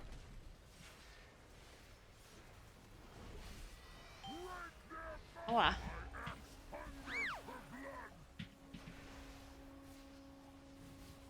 Shielded.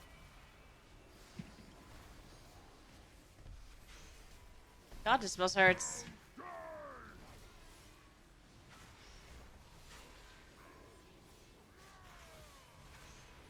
This boss is fucking illegal, yeah.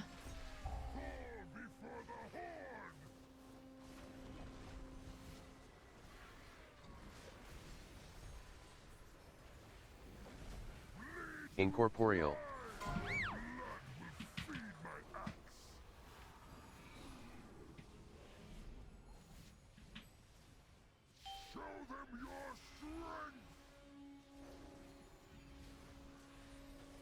Oh shit. Oh, we're... Well, that's sort of... We don't have a rest for the tank.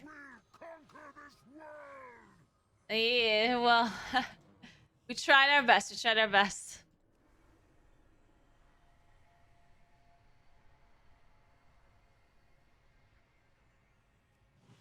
Hey, Kitty Sugar. I think so. I think you might be the only person in the world that does not do M+.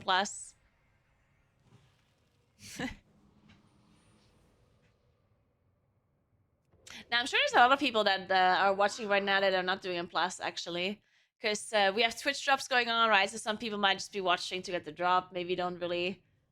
Just maybe checking out how M+ works. There might even be some people watching who don't play WoW at all. Or not at all anymore. They probably played it at some point.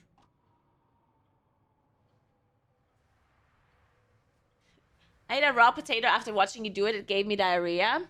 Good. You like it?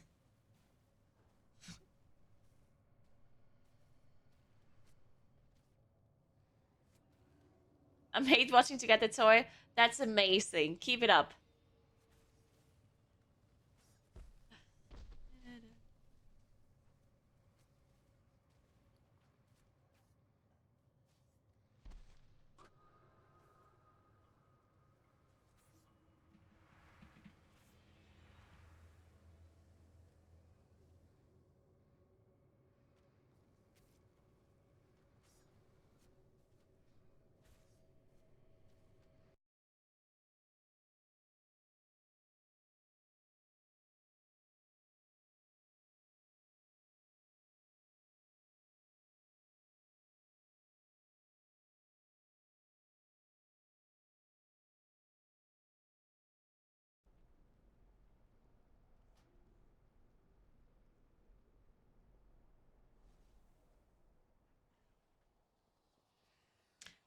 We're all playing Pal World better than waiting for LFG.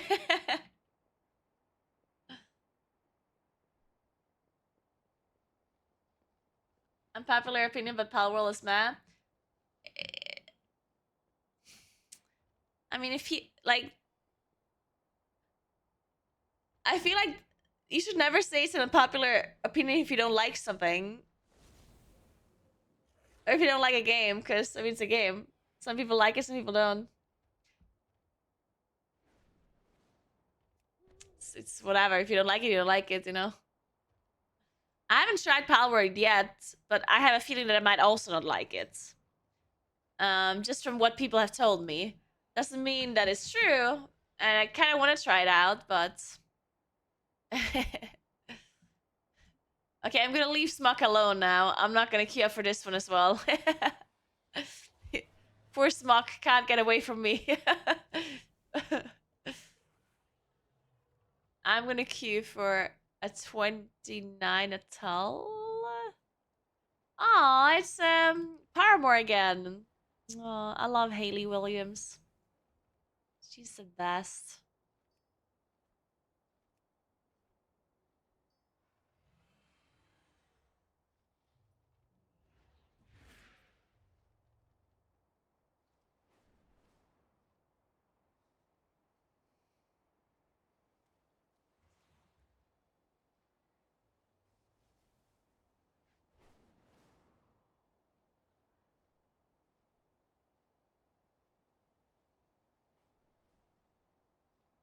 God, I really don't want to do Great Crest. What a bad dungeon.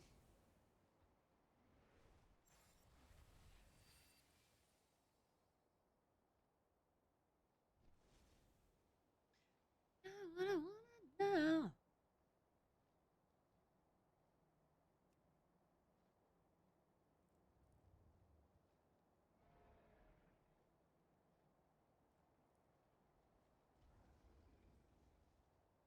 Need to make you be able to prime sub on mobile. I mean, weren't you supposed to be able to prime sub on mobile?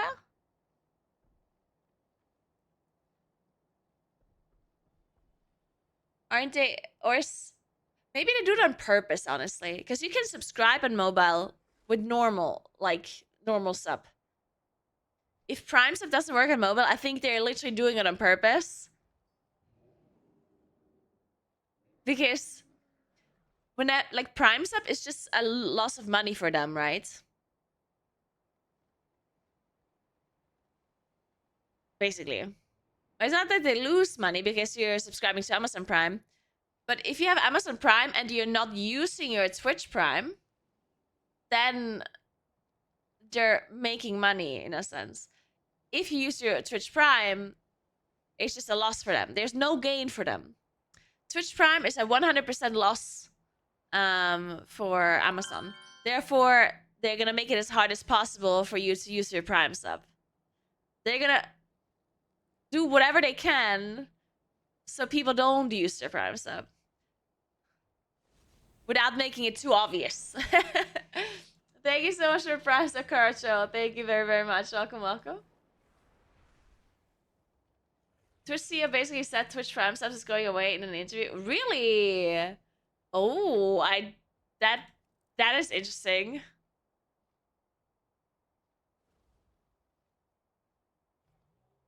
Yeah, you cannot auto renew either. It does not automatically renew, which they obviously have the technology for that. Yeah, it's not that it's technically impossible to auto renew a Prime sub. Yeah, they just don't want to do it, so people forget. You can use the Prime sub on mobile? Are you sure? Well, then I don't know. Maybe it doesn't work on certain like phones.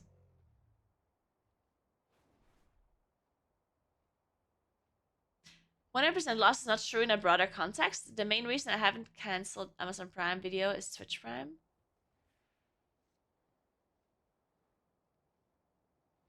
Yeah, but you're using a Twitch Prime, right?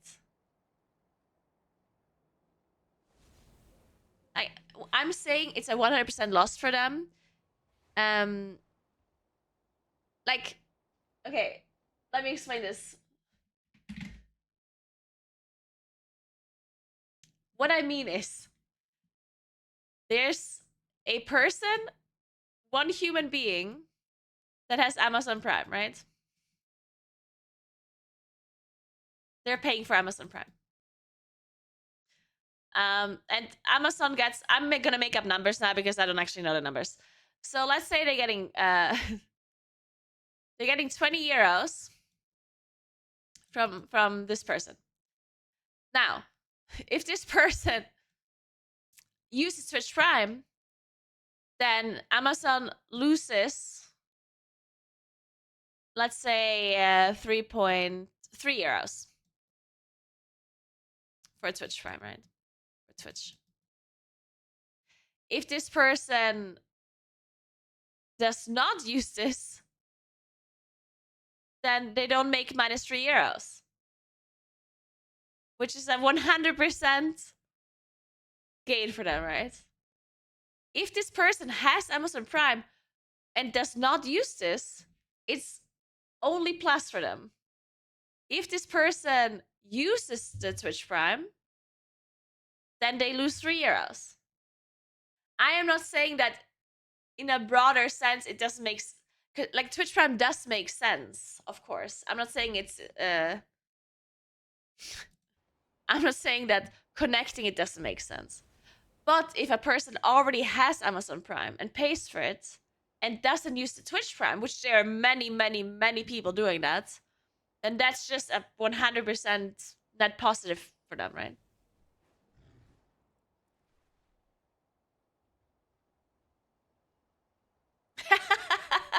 The second you tried to explain the Prime stuff, I got 7S. That is so ironic. I love it. Thank you so much for Prime's approval. And thanks for Prime's to you as well, Suitulas.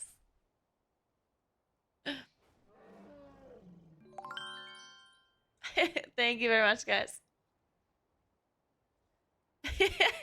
Furmont. What does Twitch gain from the Amazon Prime deal? Twitch is Amazon, yeah? Like, Twitch belongs to Amazon.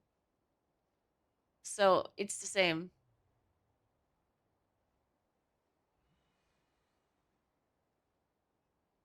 So they're not really gaining anything from the Prime deal. You could argue that some people might start watching Twitch because they have Amazon Prime and they're looking through their benefits and then they see it, you know? Like, it's possible that there's a person that has never seen Twitch before and then they're getting Amazon Prime and they're looking through the benefits and they're like, they see that they get like a Prime Gaming or a Twitch Prime thing and they're like, oh, what's that? And then they click on a website and maybe start watching it.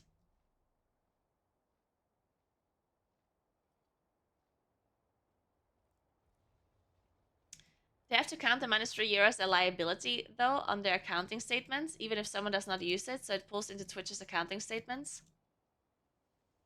No, what? No, that's not how that works. Or? I don't think that's how that works.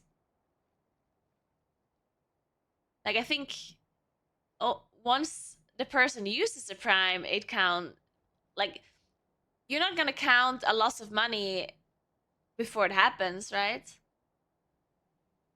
Just because technically everyone that has Prime could use their Prime doesn't mean they count that happening, no?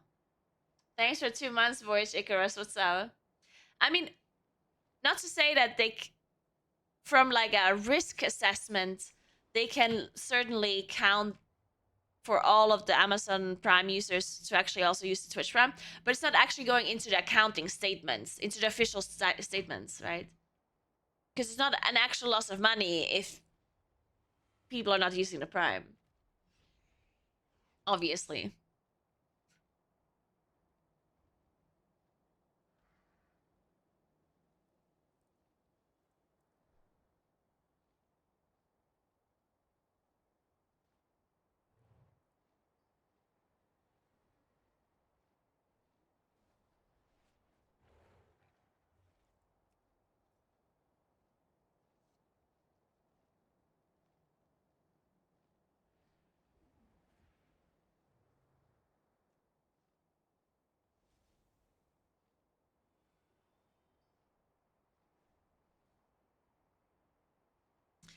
Yeah, no, I understand the thing with the gift card, right? If you're giving out a gift card, and that person ends up using the gift card, then it's minus something something.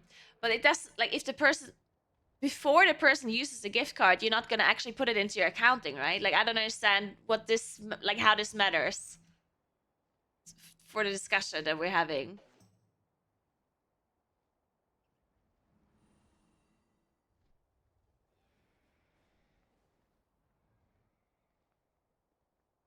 Okay, whatever it. Okay, no matter if you have to put this into accounting or not, this is not really relevant.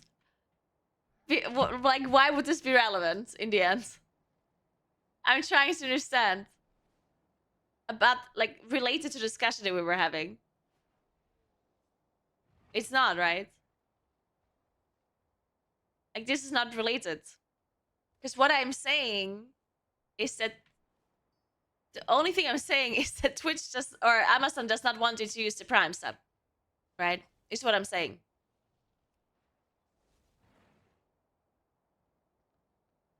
Right? And I think we can all agree that that is true. And the fact that they're not gaining anything from you using the Prime sub is also just objectively true, right? That is all I'm saying. Like, I'm not trying to talk about the benefit of attaching a Prime sub to Amazon, because that all makes sense. Like, it's all marketing reasons. I get that. Giving people other benefits from subscribing to, like, a service, blah, blah, blah, like, all of that is, of course, I understand that. But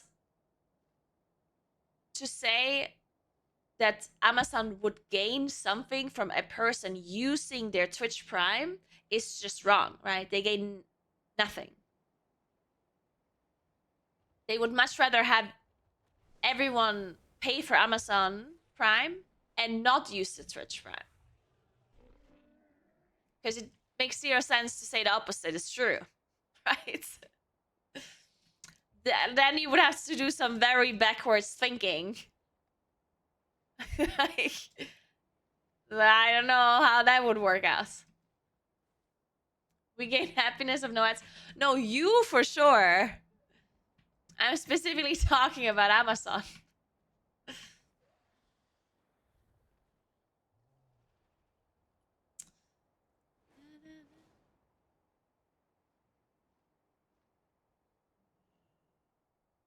Isn't kind of like an open secret that they're losing huge amounts of money with the Prime sub nowadays, but they can't take it back anymore?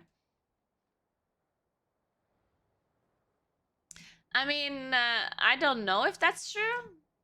I guess it's like a really hard calculation to make on how much money they really like lose on a Prime sub, because it's also very dependent on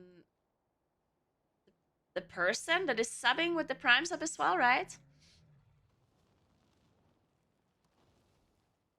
Because Amazon Prime is obviously more expensive than a Twitch subscription, right? So even if Twitch, or even if they have to pay the subscription on Twitch, they're still making more money from the person being subbed to Amazon Prime. It just depends on how expensive it is for them to give them all of the other benefits that Prime entails. Because Amazon Prime is not just a Twitch Prime sub, technically. It's also all of these other things. And then you have to add it all together. Like, let's assume there's a person that has Amazon Prime that uses every single benefit that Amazon Prime gives you. If they still end up on top is the question, right? Because if there's a person that pays for Amazon Prime, but only uses Twitch Prime of the benefits and nothing else, then they still come out on top for sure, right? Because it wouldn't make sense otherwise. Because if the only benefit that a person with Amazon Prime is using is Twitch Prime, it's good for them and they come out on top. If there's a person that uses other benefits and uses Twitch Prime, they probably come up minus, right? So it just depends on what other services these people are using, I guess.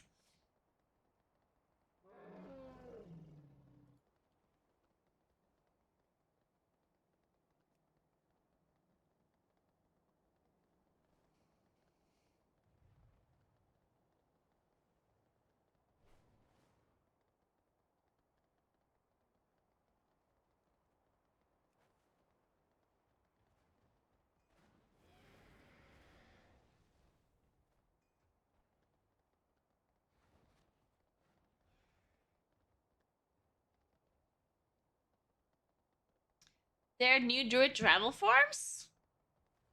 Which ones are the new travel forms?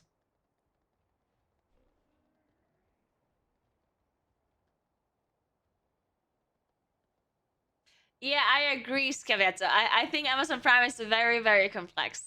Even the thing that I just talked about was not even close to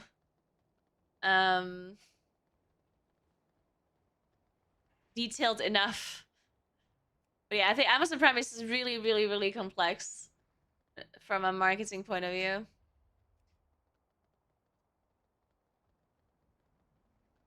That's why I think it's because whenever people are saying that Twitch is like a net loss for Amazon, people constantly say that, right? People always say Twitch is losing money for Amazon. Like they're like it's a minus thing. And it's also such a, because this might of course be true if you're isolating Twitch from Amazon, but you can't, right? Because the way Amazon operates is not that they're buying companies and then they have them be completely separate. Like Amazon is this huge thing that includes everything kind of together on what they're buying. because Twitch at this point is part of Amazon, and specifically Amazon Prime as well, which means that Twitch itself is losing money from Amazon Prime because they're like, let's say there's a person subbing with Amazon Prime on Twitch. If you don't think of Amazon at all, if you only think of Twitch, right? Then if a person subs with Amazon Prime, then Twitch has to pay the streamer 50 or 70% of his subscription, right? So that's a 100% loss for Twitch because they're not gaining the money from Amazon Prime, right? And that is obviously a huge loss for Twitch. But that's not how you can do the calculation, right? Because you have to look at Amazon as a whole.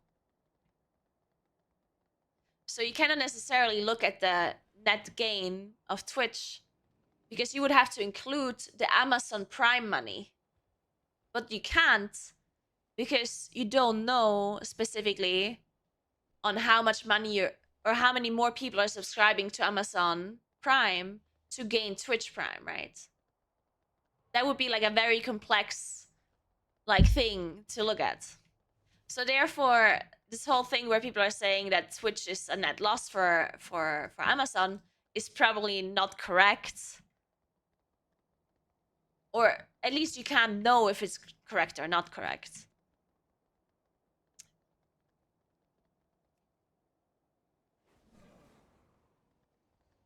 Thank you so much for Prime Scream. Thank you, thank you. I'm playing Blue Silk and Lining.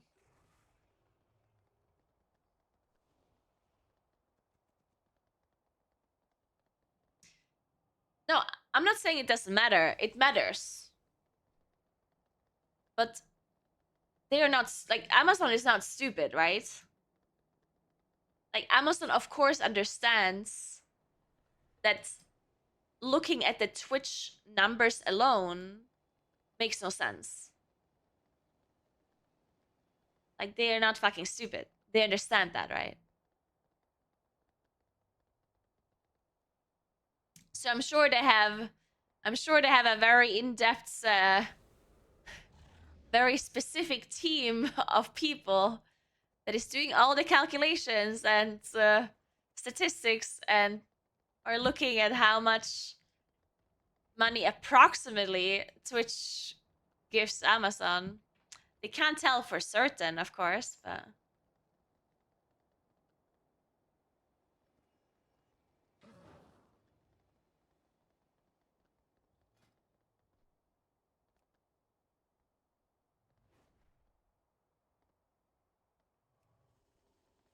let's do dark cards.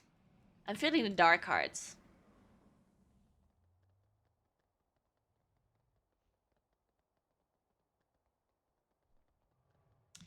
Can't watch any popular streamer without them advertising the Prime service, essentially paying for the advertisement. Naguura just thanks someone for the Prime, potentially recruiting new Amazon Prime subscribers. Yeah, see, that's what I mean. Like, obviously, there's a lot of value. Like, the fact that the Twitch is connected to Amazon Prime has value for Amazon, but it's like an unknown value. Like, yeah, you can do some calculations. Like, you can estimate the value somehow if you really look into the numbers, but you cannot tell for a fact. That's how, like, in marketing generally, you can't tell exact numbers, right?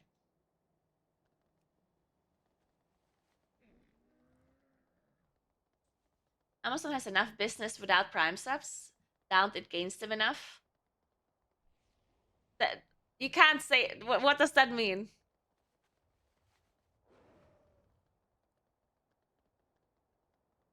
What do you mean Amazon has enough business without Prime? Like, what statement is that? It's like saying, oh, you earn enough money. You don't need more. Like, yeah, but that's not how any of this works. They always want to earn more.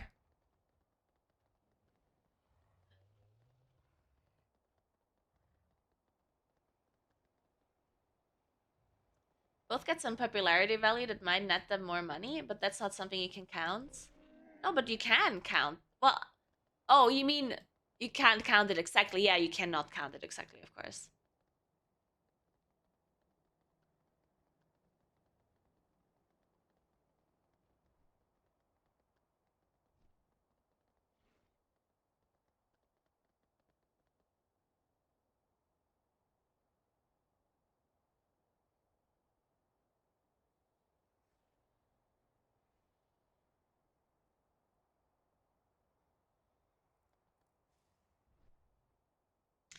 And count it as you can count money, so it's a gamble. And since it's going so long, I guess it's working for both.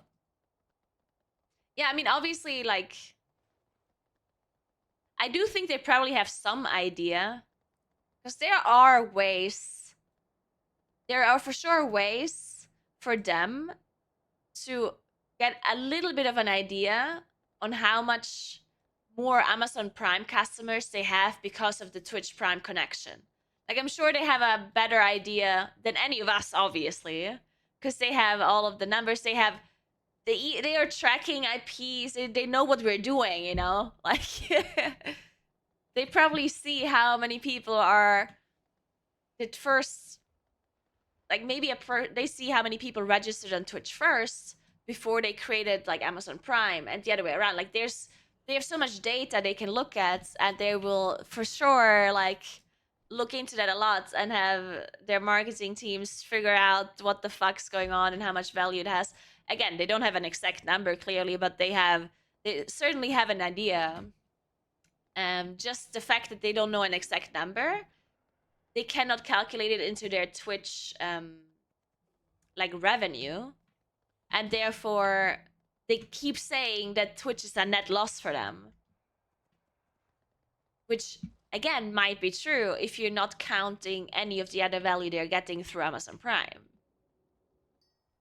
But is that a genuine thing to do? No, it's not, right? That's pretty disingenuous to say that, oh, we're only looking at the Twitch revenue and we're not adding any Amazon Prime revenue. Like, that makes no sense, right? That's why I'm not sure. Like, I'm not saying that I know for a fact that Twitch is actually gaining them money, but I'm saying that they might just be full of shit, you know? Like, I'm saying it's very possible that Twitch as a whole is beneficial to Amazon. Because let's be honest here, Amazon is smart, and they wouldn't keep Twitch around for fucking ever if it would be an actual loss for them for years and years and years and years and years. Because Amazon is known to operate on a loss. Like, Amazon definitely does that sometimes, where they're buying a business or they're doing something that is an obvious loss to them, but only if they think it's a gain in the future, right? They only do that if they think it's going to be beneficial as an investment, right? But they had Twitch for long enough at this point that if it would be an actual monetary loss for them, then they would just fucking drop it. They would just sell it, right? It is a little bit delusional to assume that Amazon would just keep Twitch if it's an actual net loss for them without any future potential of it getting better. Like, obviously, Amazon is getting a value out of this, right? Because, I mean, do you think it's a charity, or like Amazon is only wants money, obviously. They're not here to they're not a charity. So I don't know.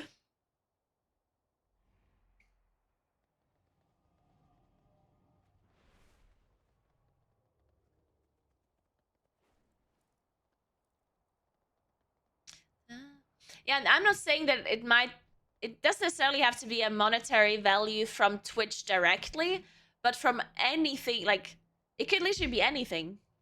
It could literally just be research and development. Yeah, if they think that has enough value, then that is still a monetary gain for them in the future, right?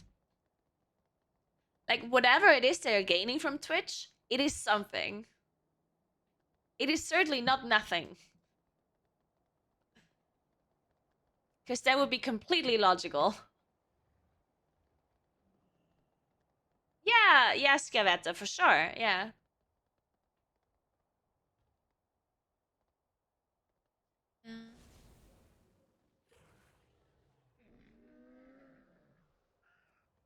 Will there be more keys or gameplay or just talks of Amazon? Listen, if you don't enjoy what we're talking about, then you're not forced to watch the stream, in fact. You can watch a different stream.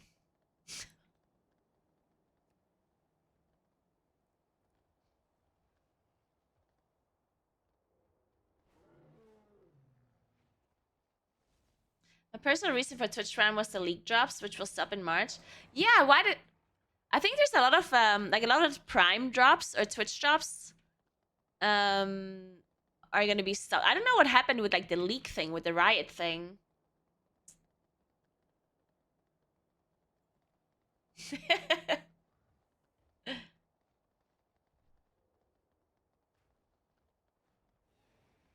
That as well, Astronoid. Yeah, maybe. I mean, that could also be a thing. Sure, why not? It's getting so boring. Yeah, that's fine. If you're bored of the discussion, then you can leave. Sweet pie. Or is someone holding a gun to your head? Do you need help? Someone forcing you to watch my stream? Please let us know. Definitely let me know. It's so Thor.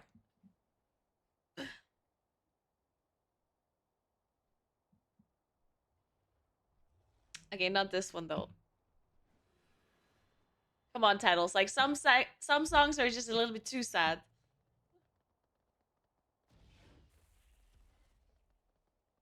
People think there's. I don't think people. They literally said that Twitch is not profitable. There's multiple people that said this, like official people. I don't know who or when, like, but this has been something that has been said for a long time already. Yeah, I know that. I know that, Xento. Thank you. I know. I know.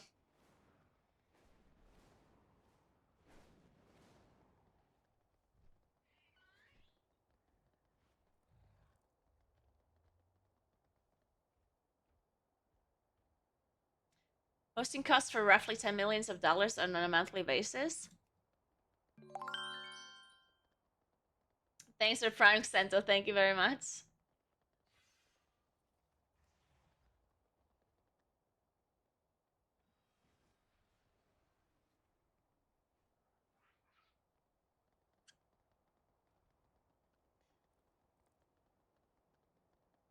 People get all weird when it comes to money. We're all greedy. Speak for yourself, Joe Thor. I only stream out of the goodness of my heart, and I don't care about money.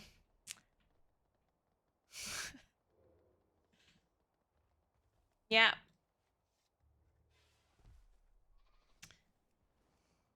My apologies.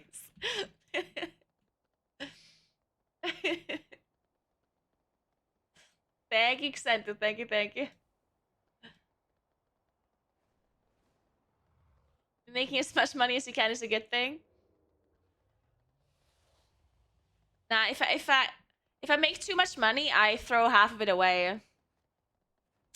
I don't like having too much money. It's horrible. I'd rather just have barely enough money to live.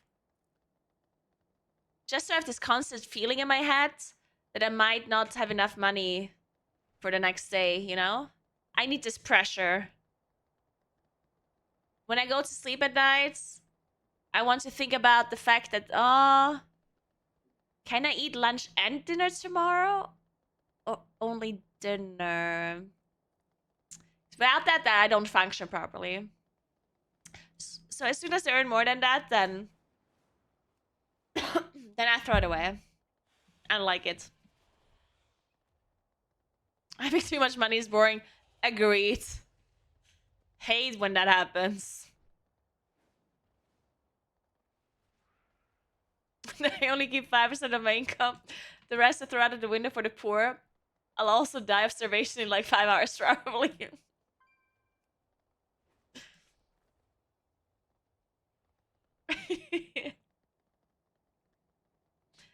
I speak only German at home.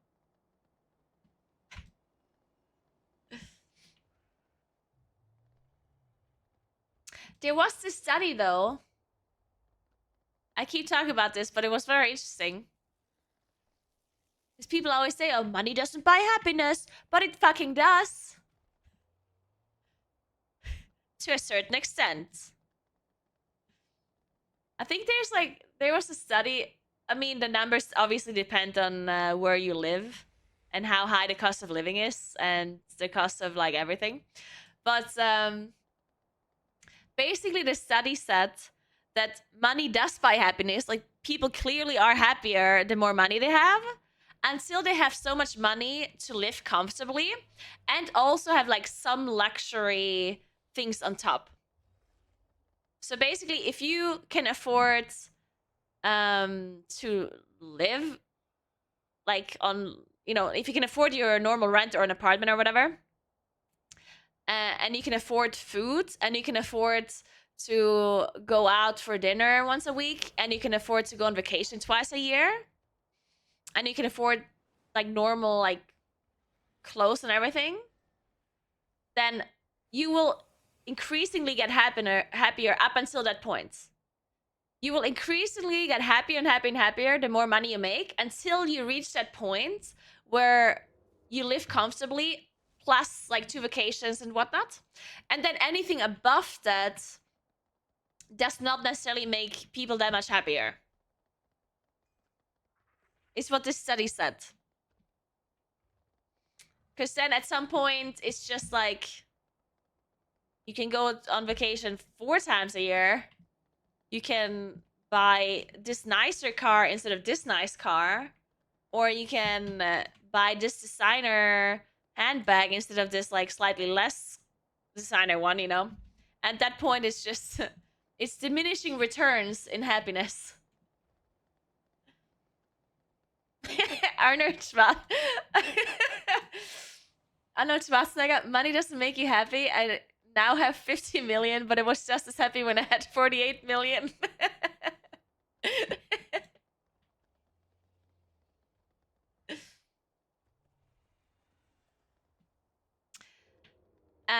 In South Tyrol, 70% of the people's native language is German, approximately. And then it's like 25% Italian and 5% Latin, something like that, approximately. Menacing trees. Thanks for logging in just to say that, by the way. Essentially, there are only disadvantages to having less money. Yeah, basically. No, not Latin. Latin. The D instead of a T. It's an actual language, yes. I do not mean Latin. It's a very rare language that is not spoken by many people. If you want to know more about it, you should Google it. I can count to 20 if you want, if that helps. 1, 2, 3, 4, 5, 6, 7, 8, 9, 10. 11, 12, 13, 14, 15, 16, 17, 18, 19. There you go. I can also count to 30, but I'm not doing it. I can.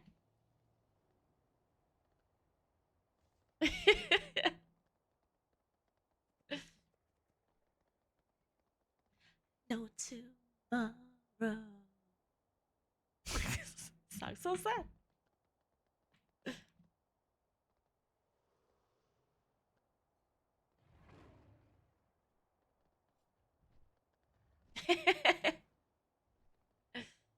It has very little to do with German, honestly. It's a Roman language. It is similar to Italian. German. There's some like German leaning words, but they're like newer words. But it's a Roman language.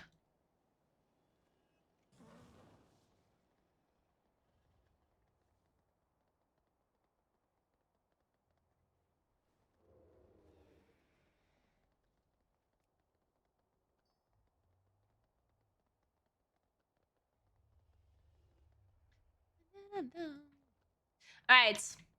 Another 29 rice. What do you think? Do you think we can time this key at some point?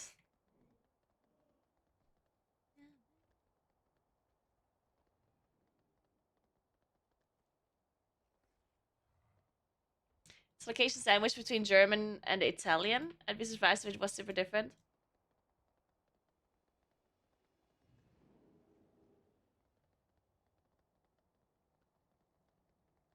Yeah, I mean, to be fair, I haven't really signed up to many keys. I've just been kind of AFK in Valdraken. I did so many keys, I needed a break. I needed to talk about some random shit for a second. Sometimes you just have to talk about random stuff in between gaming, you know?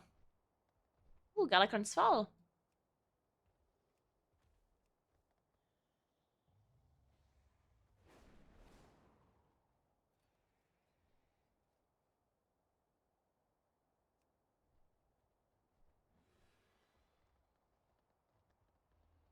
Thank you, Noodle Guy. Hope you have a great Friday yourself. Languages are my specialty, as in the study of, not the speaking of. Okay, so I love the idea of languages. Like the fact that languages are so interesting. The one thing that is super interesting about languages is that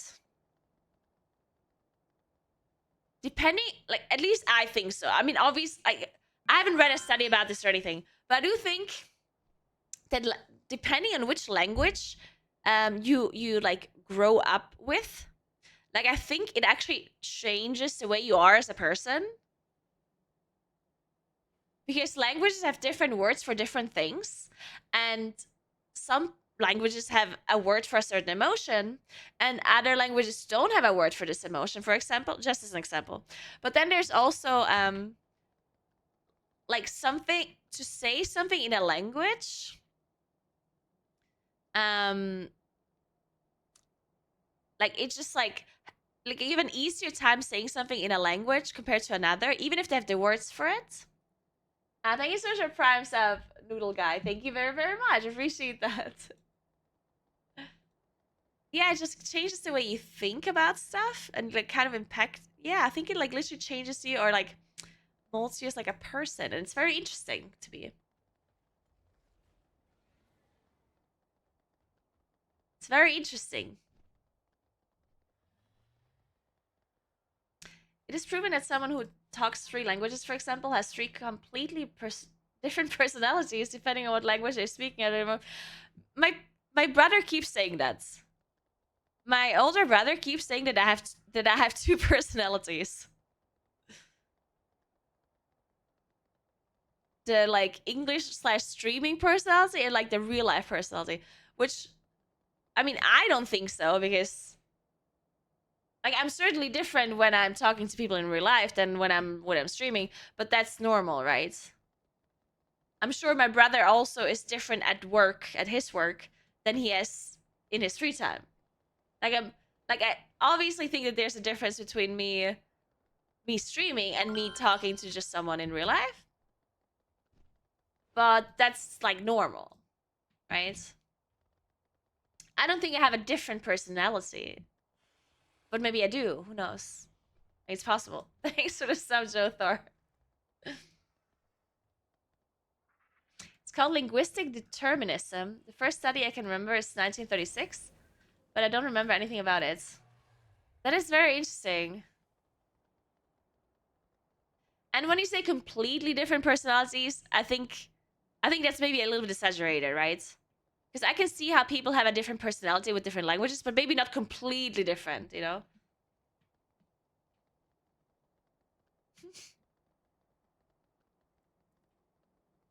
Yeah, Sips, yeah.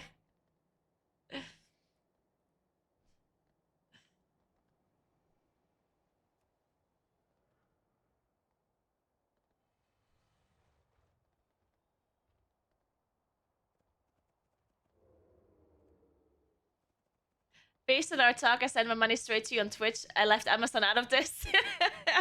Thank you, Jother. I appreciate that. I'm so glad. Thank you, thank you. It's one of the most debated topics in linguistics. Yeah, it's very interesting. I would like to learn more about that. One thing that's like, I'm not sure if this is related, because it's very difficult to, in my opinion at least, it's difficult to understand the difference between the language itself and the people and the culture that are speaking the language, right? Because I do think that when I speak English, I have a easier time speaking about certain things compared to when I speak about the same topic in German. For example, I think the best example is in English, people constantly say stuff like people throw around "I love you" left and right as if it's like the most normal thing to say. Like it doesn't have the same significance as if you when you say "I love you" in German. In German, you don't say "I love you" randomly to like a stranger or to like a person. In English, you do that all the time, right? I do that all the time. Like I say, "Oh my god, I love her," you know, like it's just a thing you say. All right. And this is not the same in other languages. Like I don't mean to like a significant other. I mean to like a random person. Like you sometimes say, "Oh my god, I love this, I love that, I love you." I don't know, like you just randomly say that. And you don't necessarily do that in other languages. It's just like an English language thing. And I'm not sure if it's an English language thing or if it's like an American slash internet thing. Because that's where I speak English. I speak English to people on the internet and to Americans and whatnot. I don't think I've ever told a random person I love them.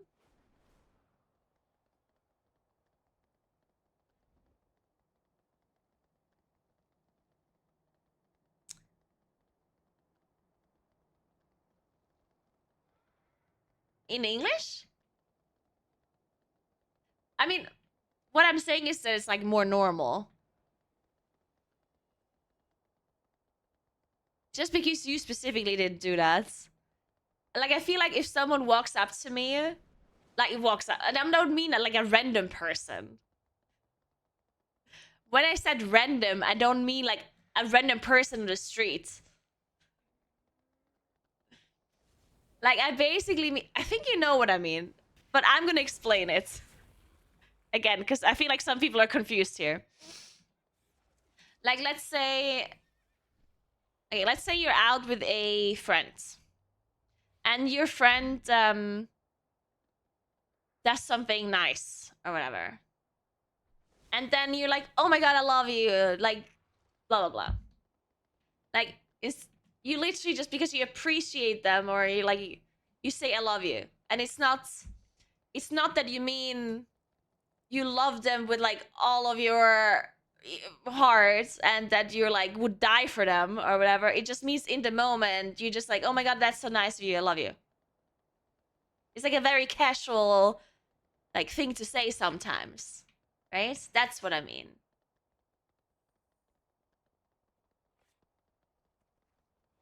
Yeah, Katsu. Yeah, you say that's like almost a figure of speech. It's not that it still has the same meaning, but just less. It's just less.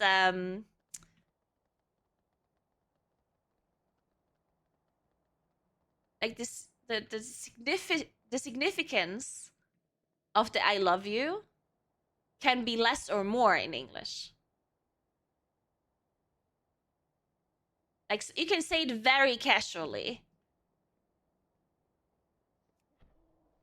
and no one's gonna bat an eye, you know. Yeah, you can say, "Oh my god, I love you. Thank you so much." Yeah, and it's just a pretty normal thing to say, and no one would be like, you know. You can say it in German too, but it's not like the most. Well, okay, when I say German, I mean South Tyrolean. I'm specifically talking about here where I live. Because German, like proper German, is something different to me. But people don't say that here. Yeah, I'm specifically talking about South Tyrolean, maybe not German. Not a single person would ever say that here, just out of nowhere. I've never heard anyone say that randomly, out of like the way you say it in English.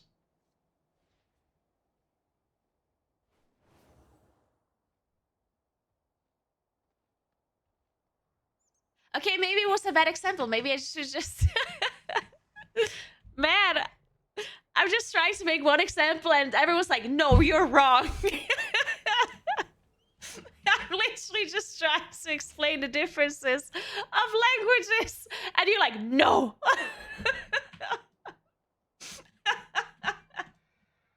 Okay, whatever. Let's not say I love you then. Let's just say something else. What I'm saying is that certain languages have things that they do that is maybe not common in another language, right? I took I love you as an example, but I think it's also like generally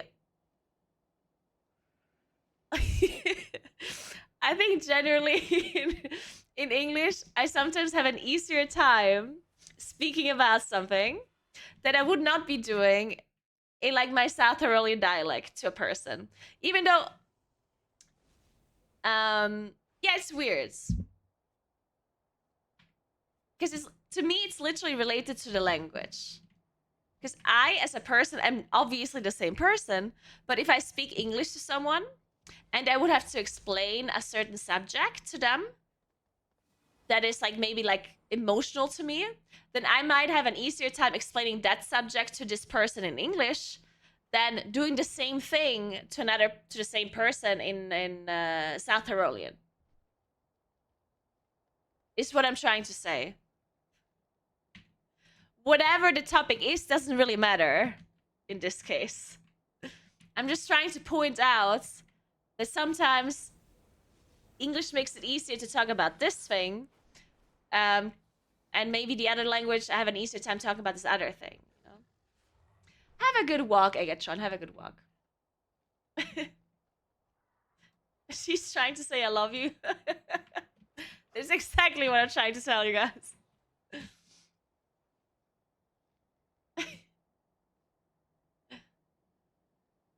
I'm not saying your example is bad, but you're wrong.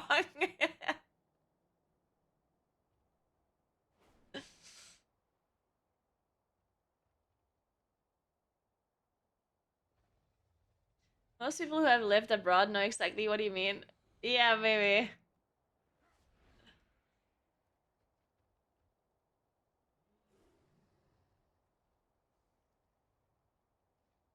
And I think this like phenomenon also only happens when you speak a language a lot. Like if you're somewhat fluent in the language. Because if you're obviously if you're just learning the language or you can't speak it that well, then this same thing might not be true.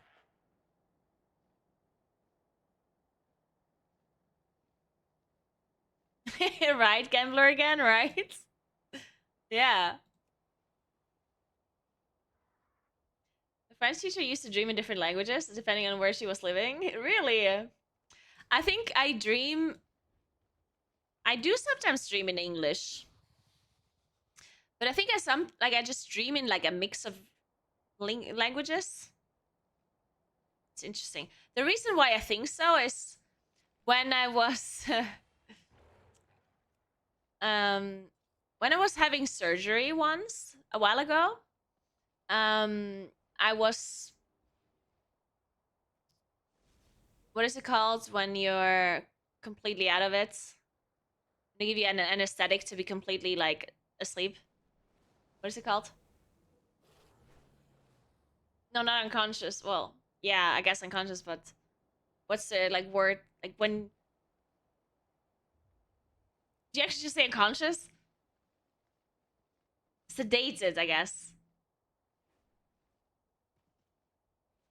That's the word? Anesthetized?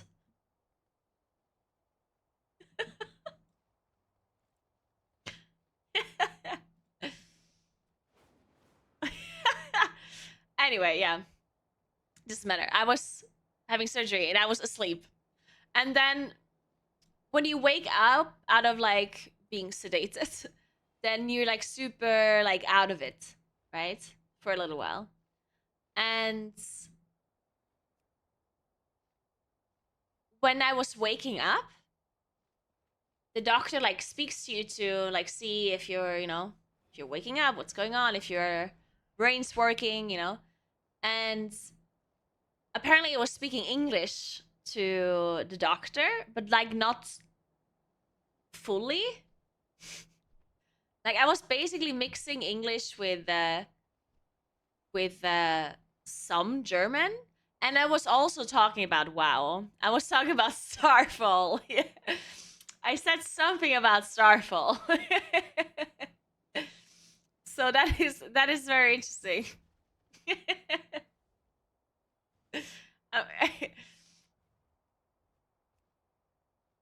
And afterwards, the doctor said how interesting that he never heard anyone speak, or he never heard any like South Tyrolean speak English before when waking up from being sedated.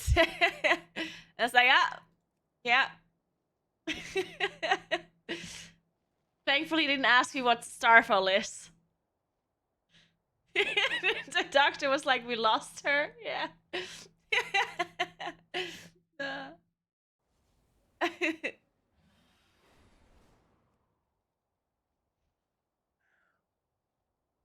I need a Valorous. Yeah.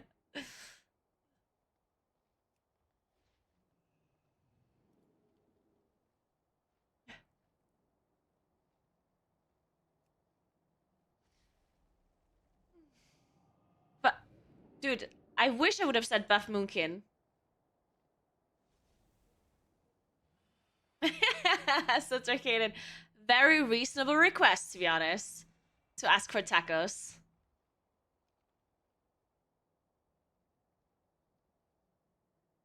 Really, Quickbee. Yeah, when I'm really drunk, I do say random English words as well.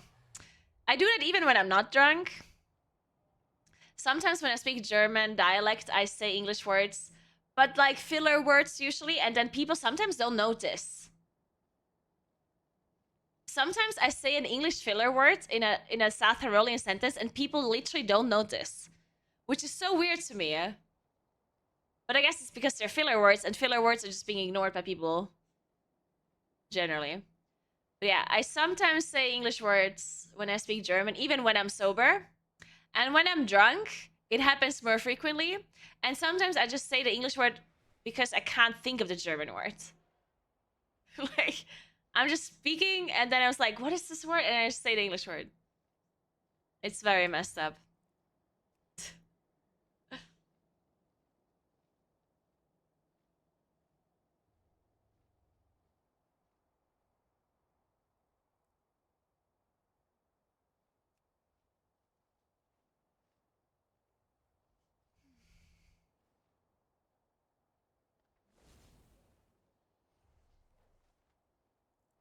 You just say, you know what I mean, yeah? Well, when I say yeah, I don't actually mean the German ja, though. That's, you say that in English too. You just do this, yeah. Like that's not. It's just English. You can say yeah in English. It's totally fine. I don't mean in German, yeah. Because in German dialect we don't say yeah, we say ja.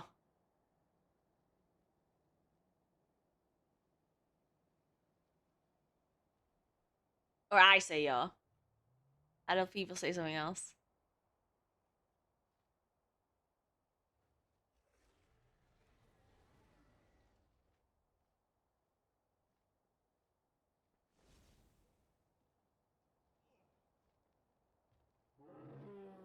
That's interesting, Rastak.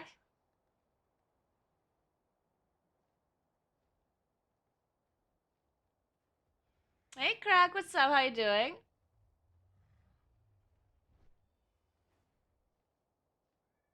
My main language is English and I struggle with that.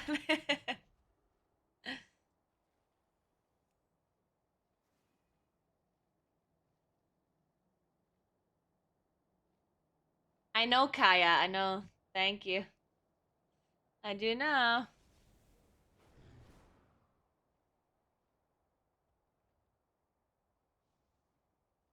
Organ Mage or Warlock? I mean, both of it is fine. You can play whatever you want. Both Mage and Warlock are always good.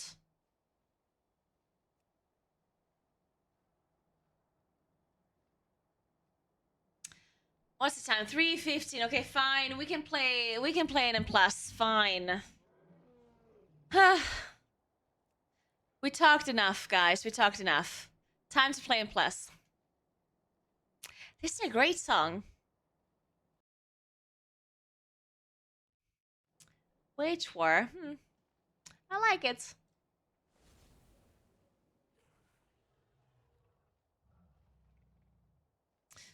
All right.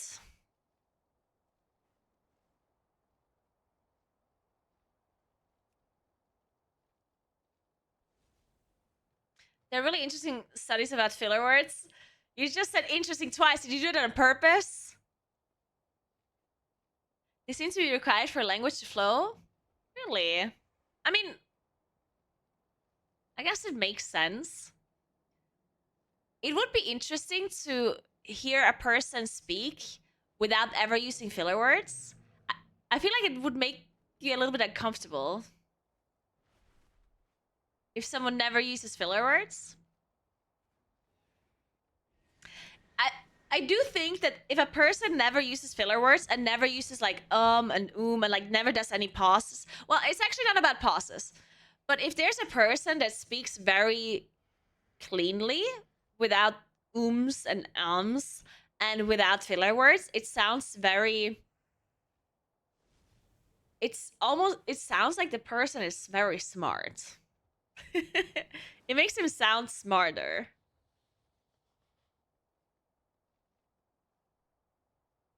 But it also sounds kind of snobby, yeah. Yeah.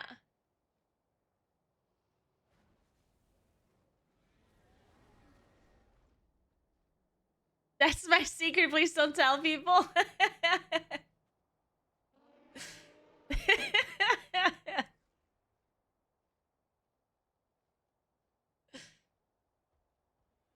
That's like the person who wrote. I mean, it not necessarily. For example, this one lady that I kept. Well, to be fair, she does sound snobby, but in like a cool way.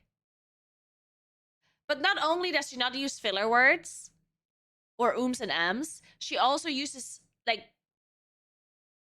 She's also very articulate in general. Like she also uses like words that I've never heard before in my life, so that adds to it as well. But casters many times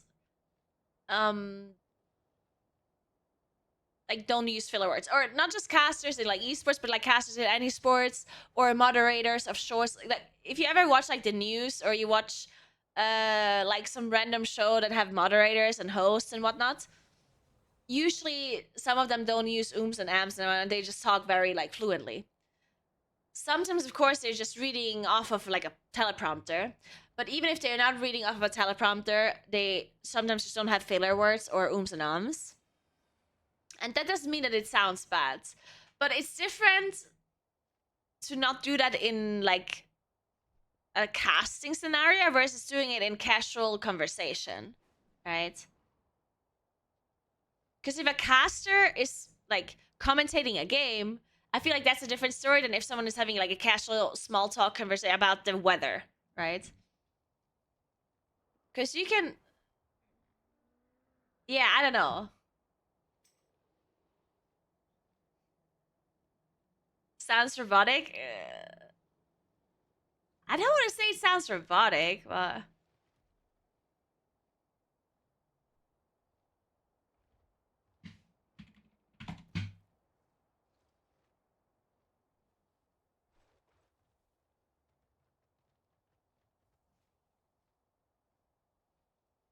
it is common in Japanese culture for there to be long pauses in a discussion. Is this a thing that the other party is giving serious thought of the topic? Most Americans are uncomfortable with that.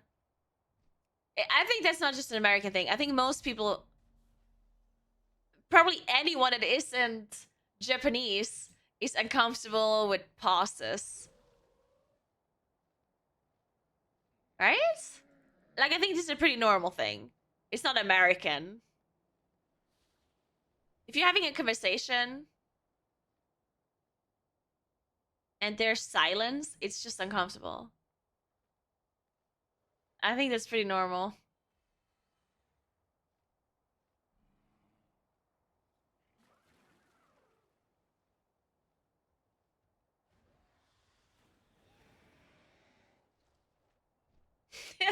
Caver.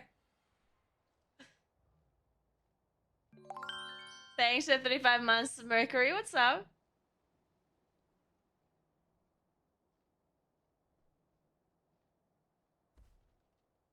EU servers are not restarting today, no? Why? I find it hard to listen to Elon Musk talk because of how much he pauses while he talks.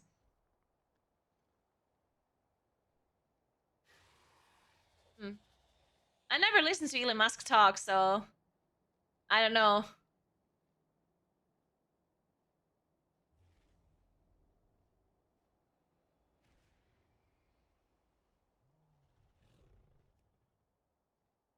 I feel like the thing with the pauses just depends, right?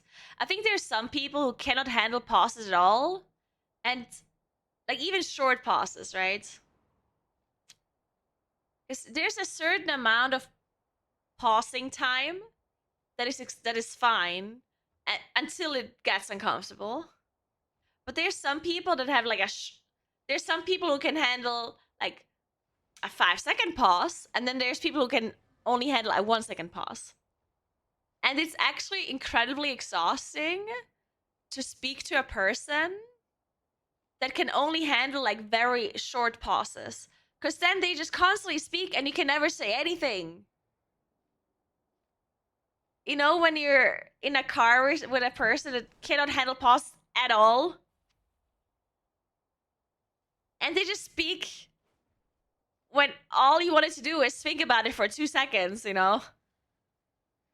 And then they just talk about something else, and you're like, And then you also don't want to interrupt them, because obviously interrupting people is rude.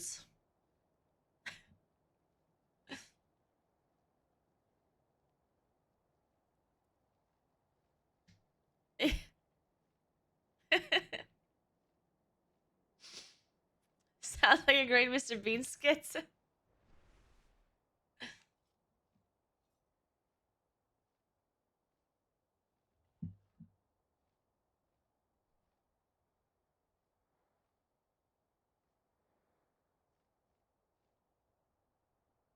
Hey, Anisama, what's up?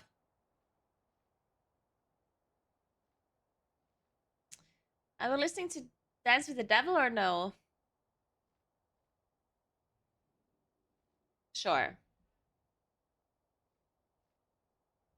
Instead of being rude, just look at them and not showing that you're following.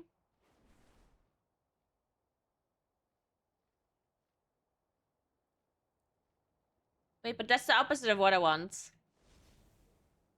I want to speak. I'm just kidding. In communication studies, interrupting to get your word in is called the Spanish method. Really?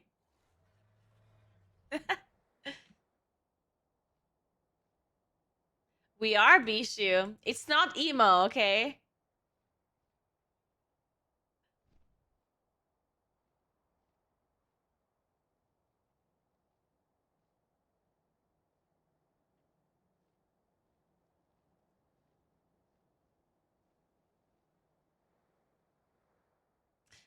Well, the most important thing you have to remember when you're having a conversation is that everyone you're talking to just wants to talk about themselves.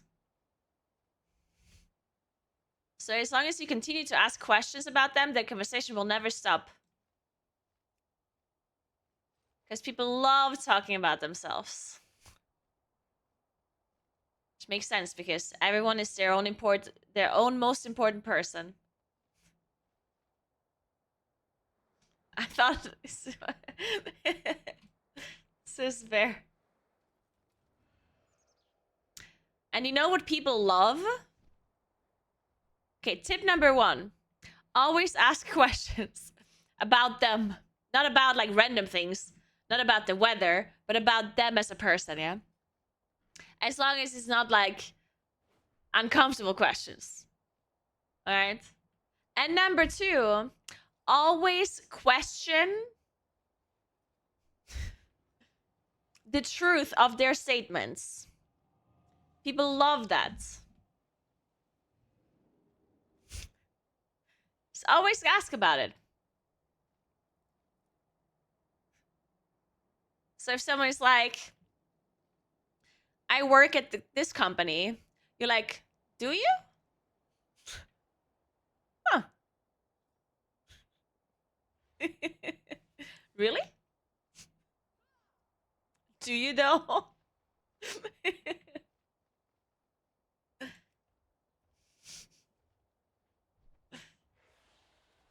Dating advice? What do you mean dating advice? Conversation advice? Don't ask me for dating advice. You should definitely not be doing that. Don't listen to anything I'm saying. That is a very bad idea. I work at this company. Liar.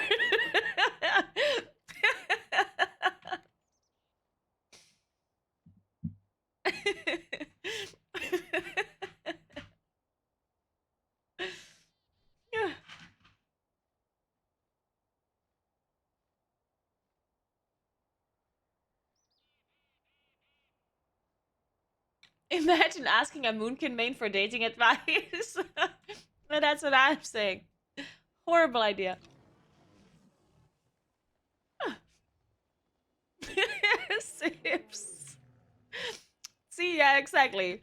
Always keep doubting their statements. Double check if, like, just passive. I don't want to say passive aggressive. Yeah, passive aggressively question everything they say.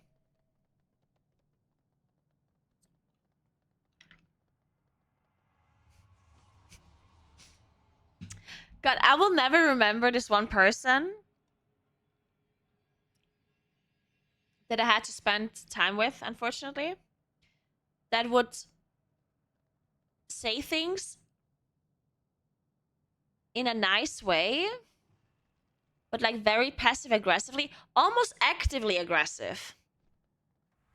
But they said it in a nice way, you know?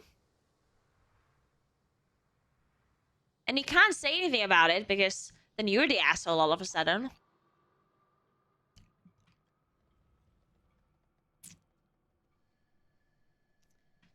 I feel like this is something that moms do. No. Yeah, yeah. It's like when you go home to your mom's and your mom will say something nice, but it's not actually nice. You know what I mean? Thanks to the Prime, sorry. I'm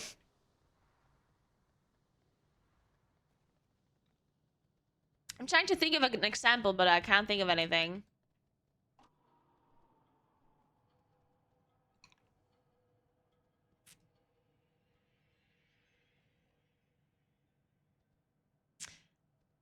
That kind of compliments?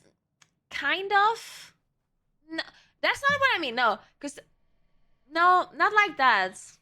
Stuff like let's say you go visit your mom, and then your mom says, "Oh, I'm so glad you took the time to see me."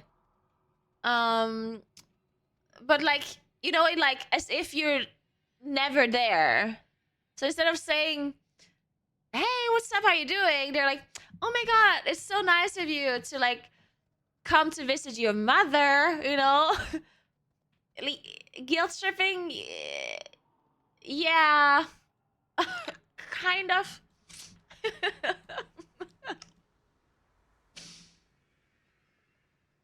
Yeah, exactly. Yeah, something like that. And I knew this person that would do this all of the time, like anything they said. Everything they said was always like that. And it drove me insane. It's crazy.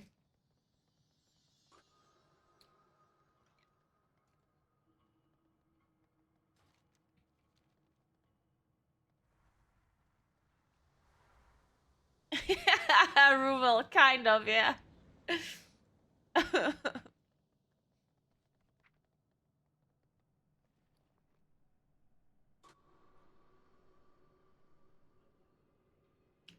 My mom just calls me a stupid bitch.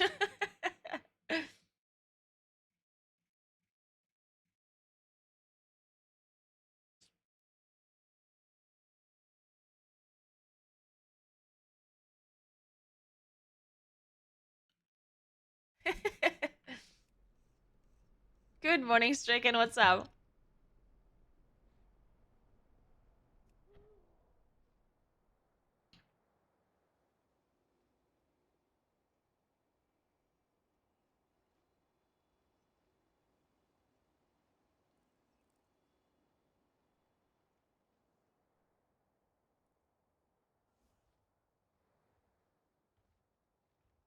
Welcome to the Dragon Isles. Serve well.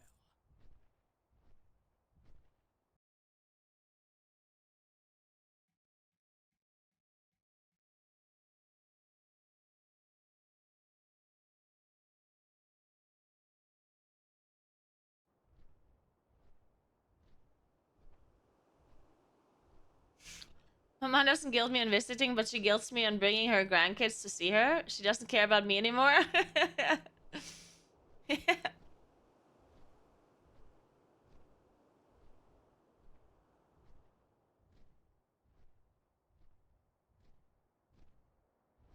Good job, Gambler, again. Very well done.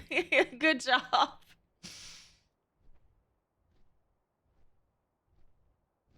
That really sucks to hear, Stricken. I hope your dad feels better soon. That is horrible.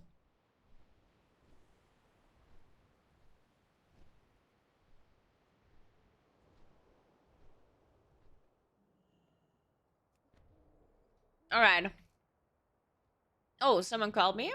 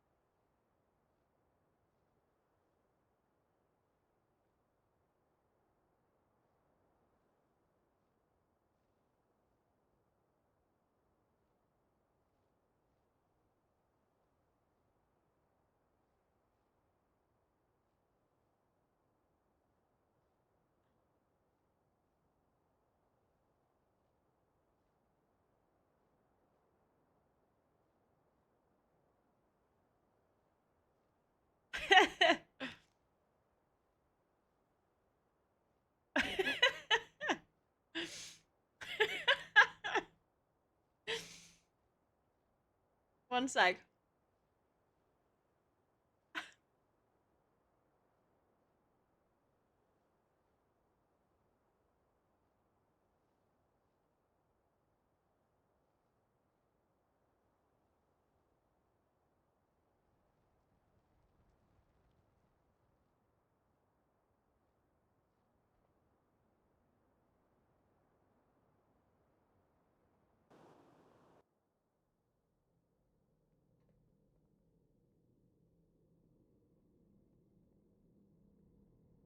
infinite dragonflight has already infiltrated the timeways. We must follow.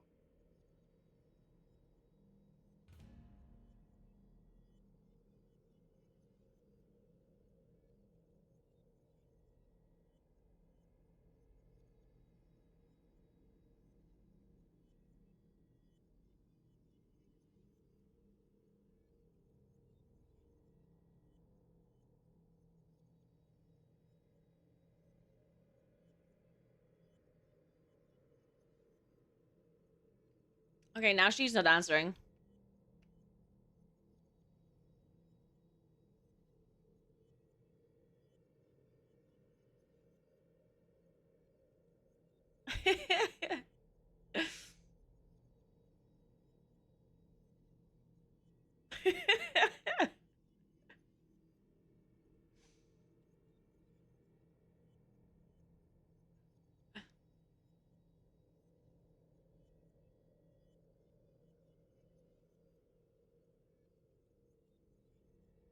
I haven't gotten there yet. 21 is my highest so far. That's good though, but I want to try hierarchies eventually. Yeah, you got it, Lambrius.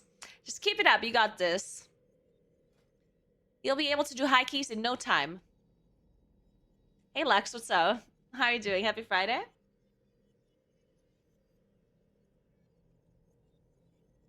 I'm gonna do a 29 rice.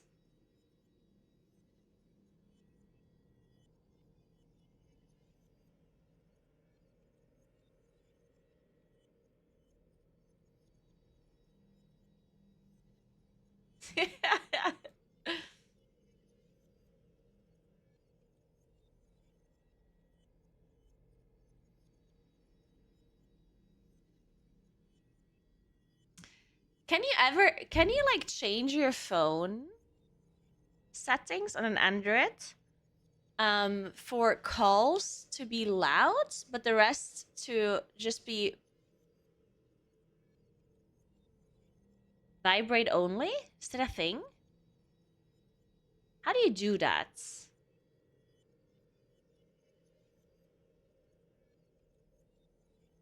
Because I always miss when people call me.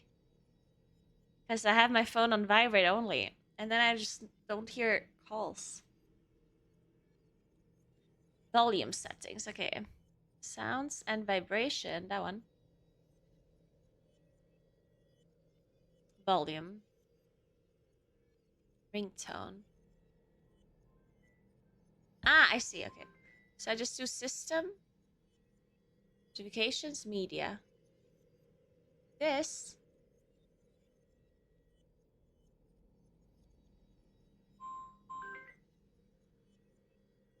But now it's on sound instead of vibrates. Does it still work though?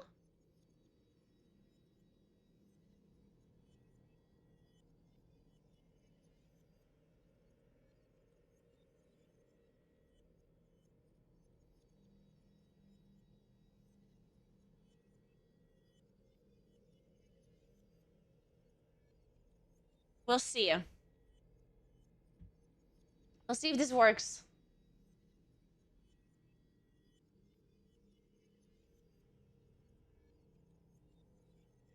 Into notification settings. I think I did it. I'm not sure though.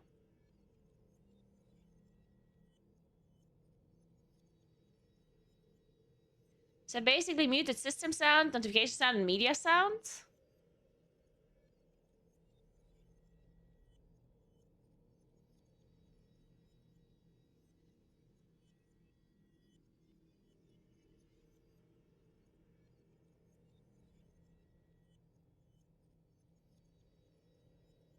I think it might work now. I'm not sure.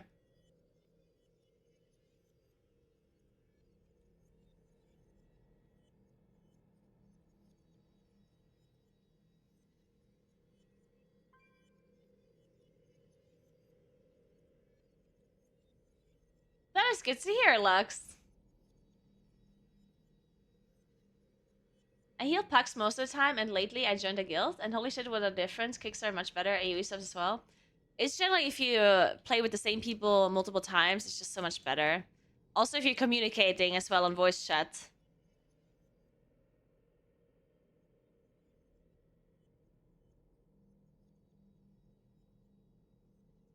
High keys require so much prep, though, it takes the fun out of it. The only satisfaction is timing it.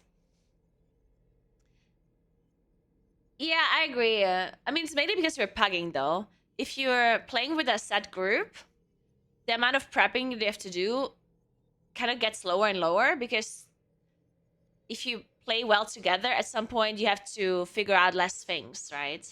Because then you already, like, if you do a dungeon for the 5th time, then you already know what you're supposed to do. You do still make certain changes here and there, right? But not as many. And also sometimes you don't really have to assign certain kicks anymore, because you have already done it so many times that that people remember what they have to do. So the more you play together with the same people, the less you actually have to coordinate. But yeah, if you're packing, you constantly have to re-coordinate because you don't have any synergy with the group, of course.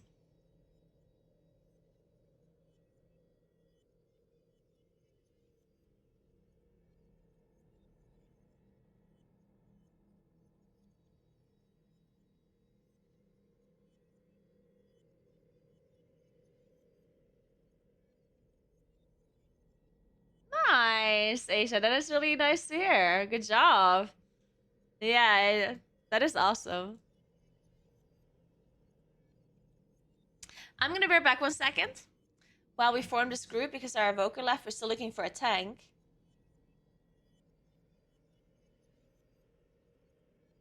I'm gonna get an apple, and then we're gonna do this 29 key, hopefully.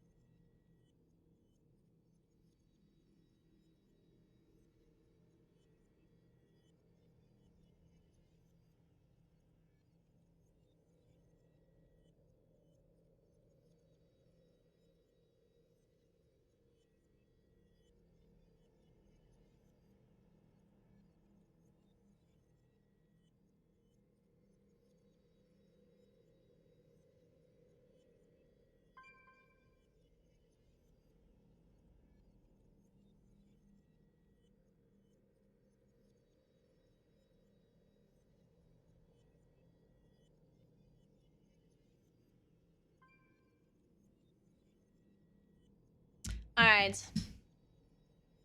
Okay. I guess we're doing a different key then. All good, no worries. What are we doing?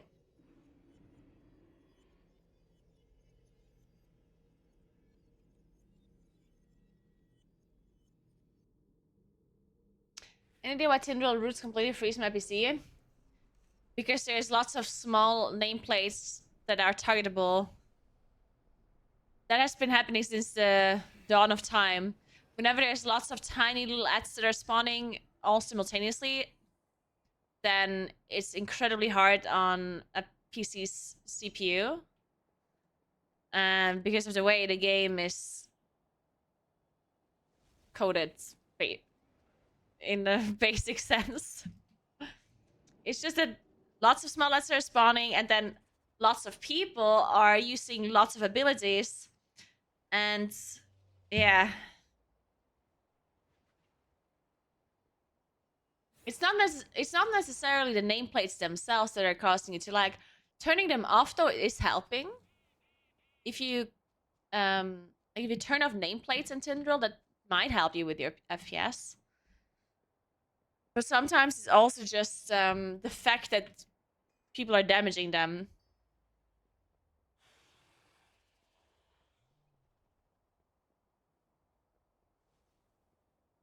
To play it's usually not the game. No. I mean, okay, yes, it can also it's additionally also a playthrough issue, but to say that it's not generally harder on your PC from the game's point of view, from the game side, when there's a lot of nameplates is made up, right? Like it's definitely like the game itself is certainly lagging you on AoE. That's just that is just true. Even if you have 0 add-ons enabled, you will have lower FPS when there's 20 nameplates popping or 20 mobs popping up at the same time with low HP when you're in a 30-man raid.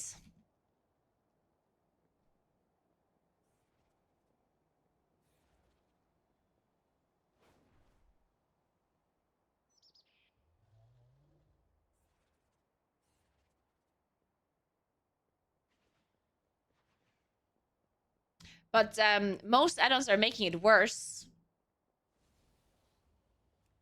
So you can try to turn off certain add-ons for sure.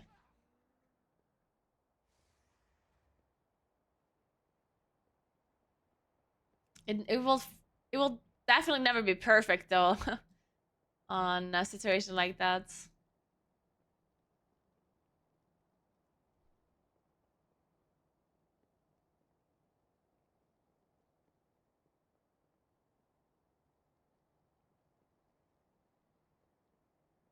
I think it's for sure true that a lot of people are lagging because of add-ons. Like, especially, you know, having really outdated WeakOS, for example, myself included. Like, I'm not just blaming random people. I do that as well. People are running with outdated add-ons, with either badly written WeakOS or really old WeakOS. Because WeakOS can be super, super easy on your PC, or they can be horrible depending on how they operate, right? If a WeakOS has to check, like if you don't put any like loading conditions into your WeakOS and it's just constantly checking for the thing that you wanted to check, then that is obviously a lot harder on your PC than if you're narrowing down the situation where the WeakOS should be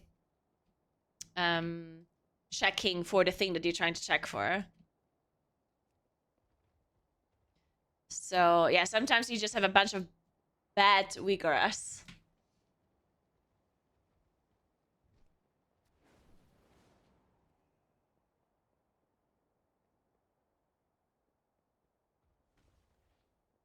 Only issues on Firak. Playtime won't let me click the healing ads anymore with their bars. Huh? Interesting. But yeah, usually when you're clicking on friendly NPCs, it's much easier to click on the model rather than nameplate. Yes. That is almost always easier. It's also with afflicted in plus. It's infinitely easier to just try and click on the actual model rather than trying to click on a tiny nameplate. How's the skiing going? Well, believe it or not, but I'm not skiing right now. But I'm gonna go skiing tomorrow. We'll see how it goes tomorrow. But I mean, we're just gonna go on like a local skiing area, so I think I'm gonna be just fine. Depending how much we're drinking as well. Apparently my friends are ready to drink a lot. We will see, we'll see.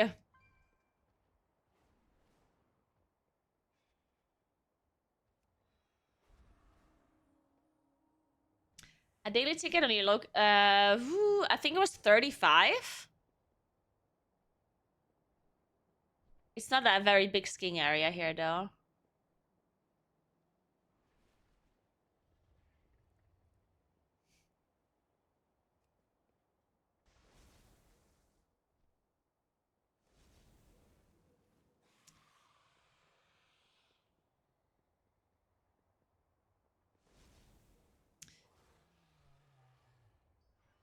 Let me try to do a rise again. But this time a little bit of a lower one.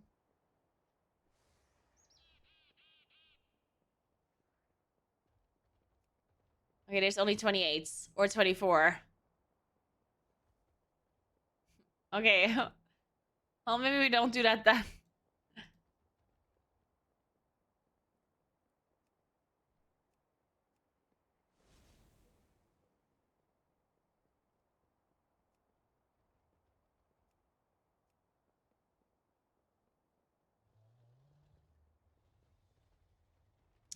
Why do that? Like, why is there such a problem to find tanks right now?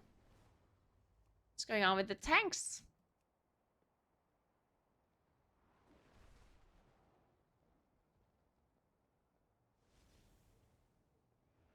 Is it worth switching from NA to EU for high keys?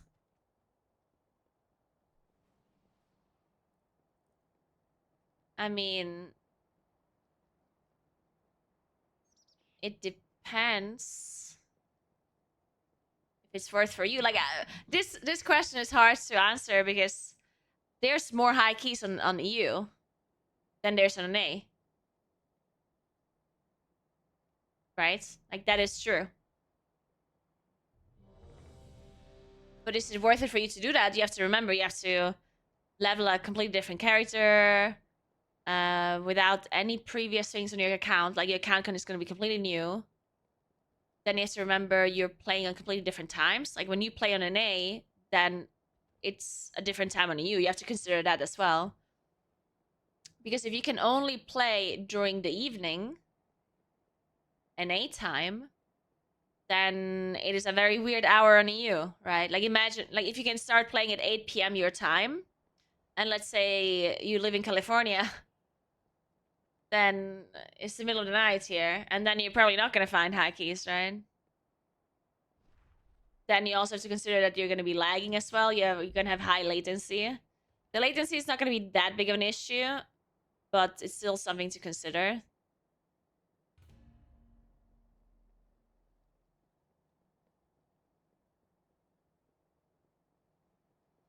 But just depends on all of those things, I guess.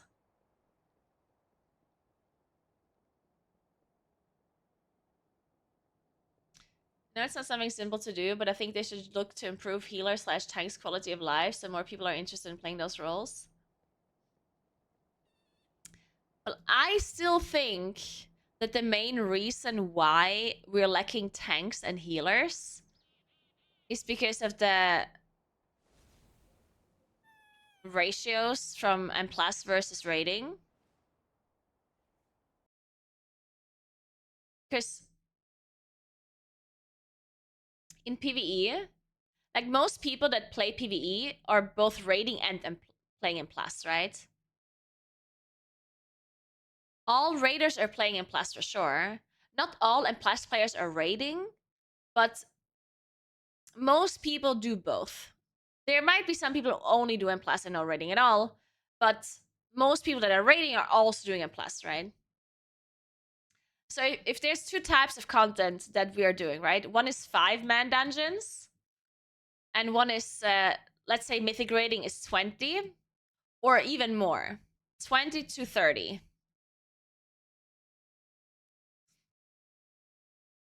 So the amount of tanks that he needs in M+ is 1.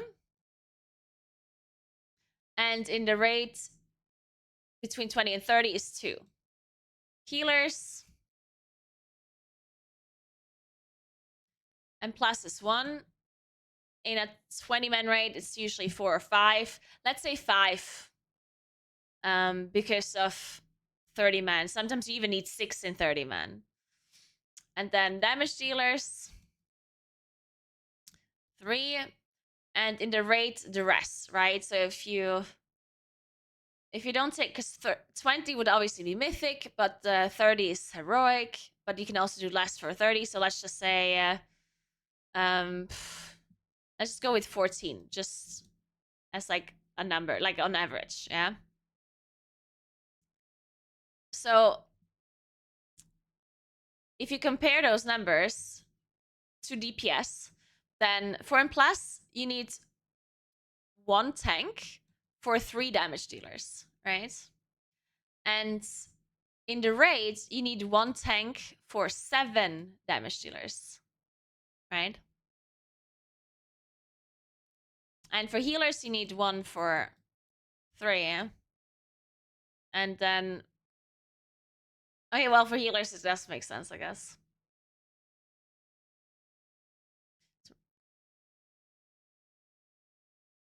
Someone do the math for me. 5 to 14, oh god. Oh god. 13 to 23. Yeah, I just took a random number. I mean, I didn't want to do exact because I'm already doing this that is not necessarily exact, so... 2.7. Okay, let's just say 3 as well. So for healers, it's okay.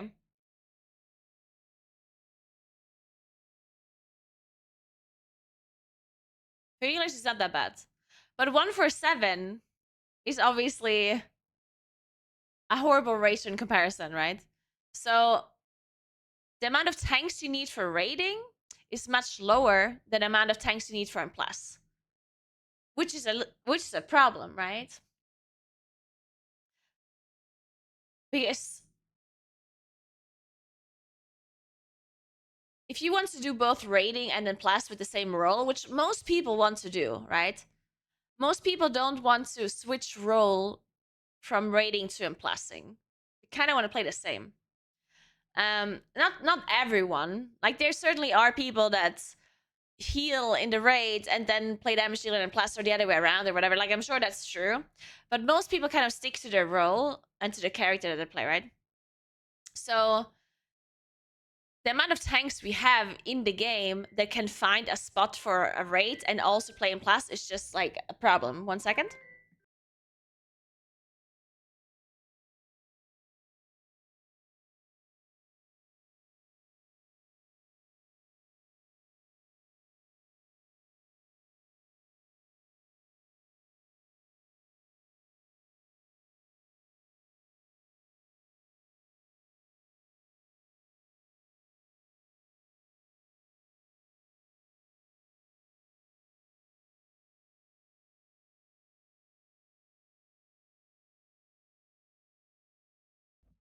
All right.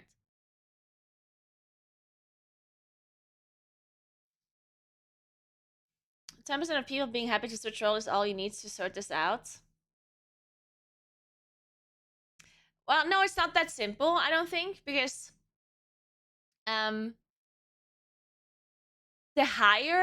lower the... Like, this problem becomes worse on more casual key levels, I think. Because the higher, or the more try-hard the players are, the more likely people are to switch role, I think, right? And the more tryhard the people are, the more they're leaning towards mythic rather than heroic. And then this ratio is already going down anyway a little bit, right? Because you only have 20 people, while in a heroic raid you can have up to 30. So I think this problem is less of an issue in high keys because people are more likely to switch then.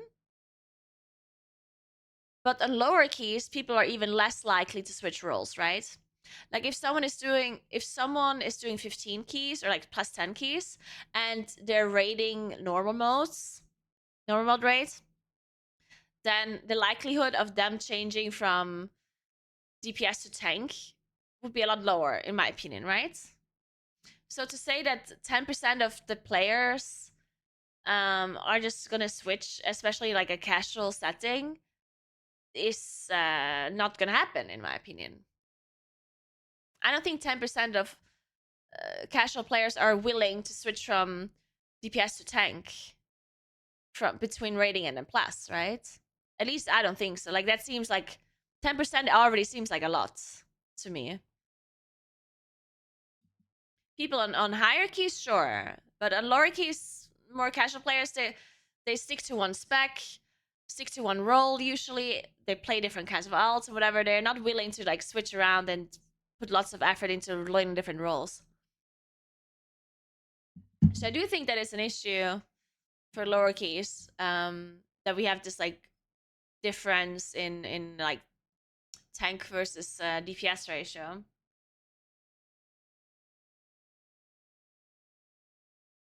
I think so, at least.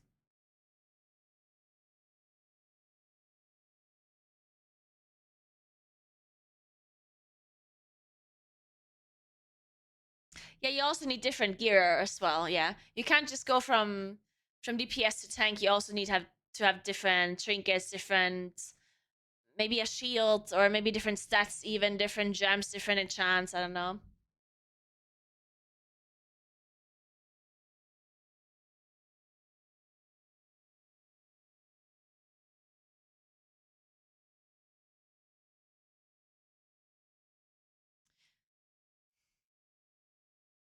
In my opinion, it's easier to hide mistakes as a DPS compared to a healer or a tank in a plus, and I think it's relatable that some people don't want to have that responsibility. Well, I mean, this is just one. Like, I think the fact that there aren't a lot of tanks and healers has multiple reasons. I don't think there's just one reason. But I do think that the ratio being off between rating and plus is one of the reasons for sure why there aren't that many tanks. The thing with the hiding mistakes or whatever might be a reason for. I guess instead of saying people want to hide mistakes, you can just say the responsibility that they have. I guess would be the main reason for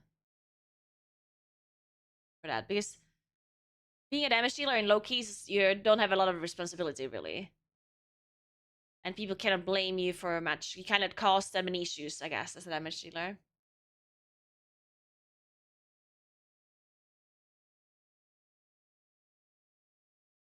Oh yeah, tanking is for sure. Like, I'm honestly surprised that there are as many tanks as there are. Because being a tank in plus is in pugging is horrible.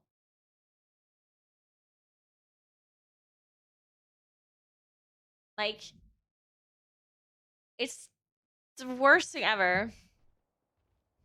Tanks kind of like, everyone expects the tank to do everything. It is so messed up.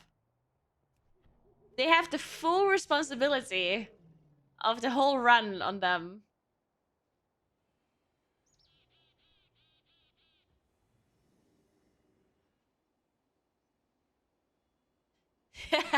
Vader.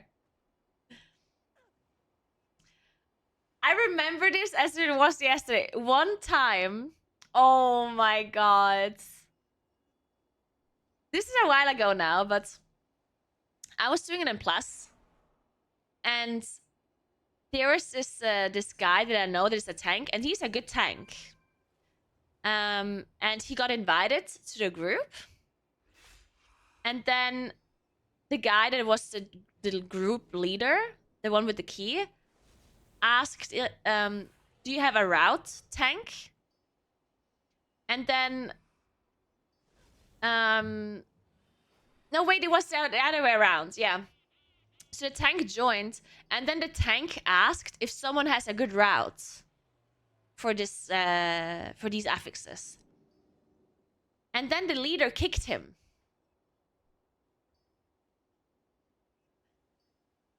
So the leader kicked the tank out of the group because the tank asked if someone had a good route. And that's just tanking in a nutshell. Like, they literally invite you, expect you to do everything. And if you don't provide everything, then you're apparently not good enough and you get kicked. Like... But for 20 plus, it makes sense. No, it doesn't. Absolutely not. Like, I do understand that thinking a tank needs to be... No, why does it make sense? Explain. Why do you think that makes sense? I tried to come up with a reason, but I really can't think of anything. Imagine your tank getting lost when you need to time. Yeah, but why would you... You might know the dungeon perfectly well. And... Like, if you're a really good tank and someone links a route to you, you can do that route. Like, why wouldn't you be able to do it? Good tanks can adjust to a route, right? Like, if you're a good tank, you don't need to play the route 5 times to be able to execute it.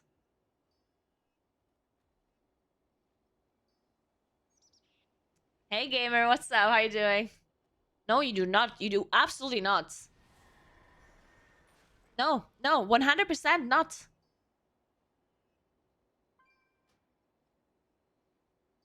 No, you're full of shit right now, guys. A good tank can adjust to a route from someone else just fine, as long as it's not every pull is completely different. Most of the time, you change the route a little bit here and there, and that's it, right? Like, sometimes instead of pulling it like this, you pull it like that, let's say. So, like, you pull this instead. That's it, right? Anyone can adapt to this. And by anyone, I mean any good tank. Yeah? You don't need to be... Like, as long as you're a good tank, you can take someone else's route and execute it. First try. It is really not rocket science. If you play a lot of M+, that is totally fine to do.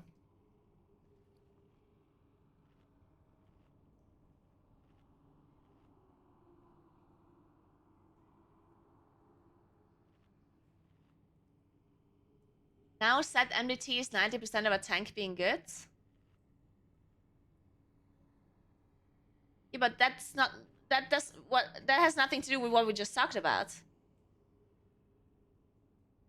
If I invite Now to my group and I link him a route, he can execute it first try. I guarantee you.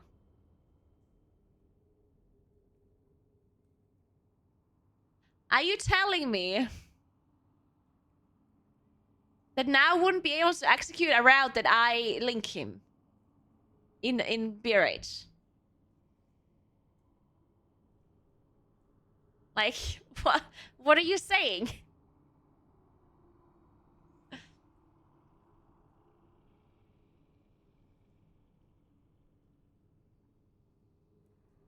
You're talking about one of the best tanks in the world and not pugs? Yeah, but it was a high key that we were pugging.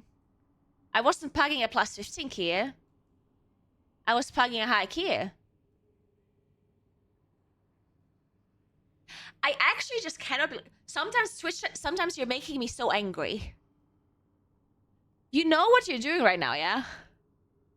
I just told you that a tank was invited and was removed by the group leader because he asked if someone had a good route for this week's affixes. And he was removed, and you're justifying their behavior. It's like, oh yeah, they're totally in the right. Yeah, I would kick my tank too. If they don't, yeah, if they ask a question, if tanks ask questions, I hate that, honestly. Like, I kick tanks immediately if they're asking anything. Like, phew. Like, tanks should not be asking any questions. They should just, yeah. That's horrible. Like, I kick them, then I put them on ignore. Never play with them again. Like, Jesus. Hate tanks, honestly.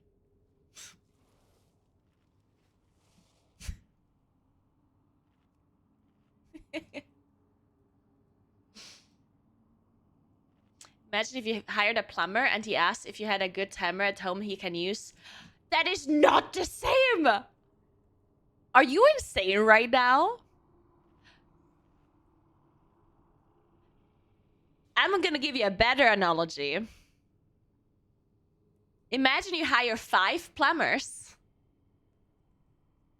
And these 5 plumbers arrive. And then one of the plumbers asks the other plumber if they maybe have a good hammer for this certain situation. That would be the analogy, yeah? Are you pretending the other 4 people in the group can't use MDT or cannot tell you anything about the route? You guys are insane right now.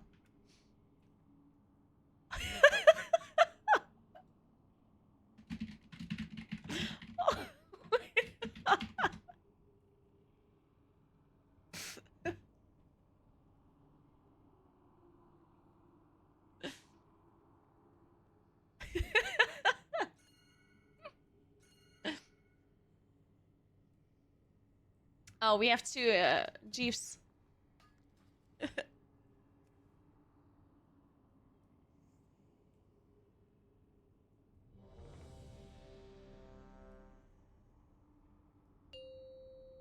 Mass barrier. 5, 4, 3, 2, 1. Okay, let's move on with this discussion. I think you really just proved my point, though. You really just proved my point. How horrible it is to be a tank in a pug. Like, you really nailed it in there, guys. Thank you.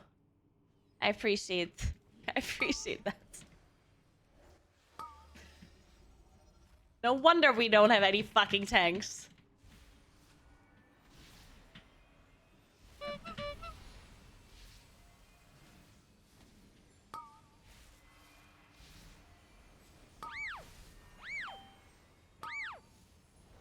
Oh my god. Sacrifice. Sangoon?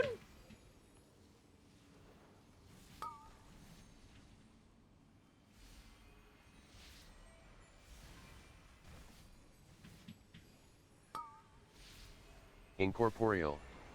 Incorporeal.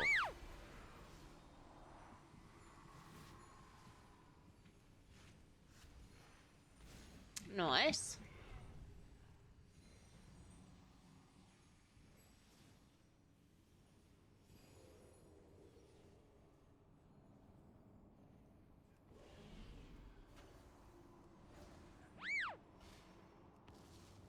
Oh. Wait, I went bare from an aggro. Oh, I'm dead. Yeah. I'm alive. No. Oh my god. Oh, I'm having a heart attack.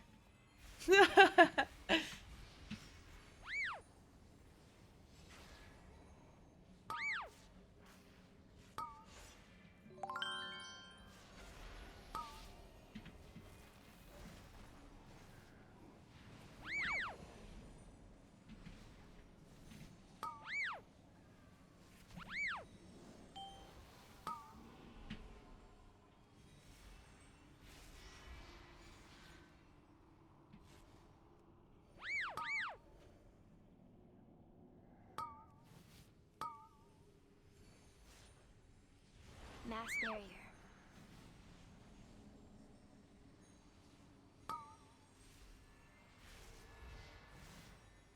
Hey, Germando, thanks for the Prime sub. Welcome, welcome. How are you doing? Happy Friday. I'm so glad it's a little bit brighter again outside. It's 4:20 and there's still daylight outside. Oh, it's so nice. It was so depressing when it was already pitch black outside at like 3:30.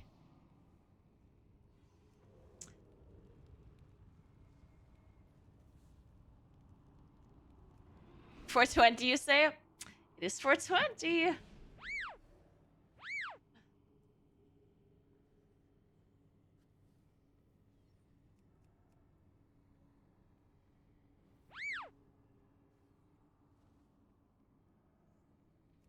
Consume! Devour! Devour. The harvest has come!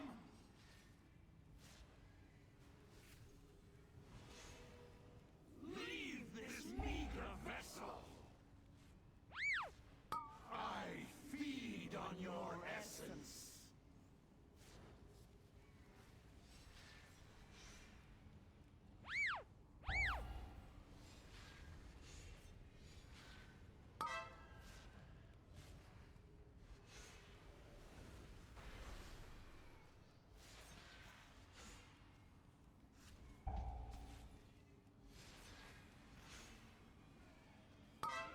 Incorporeal.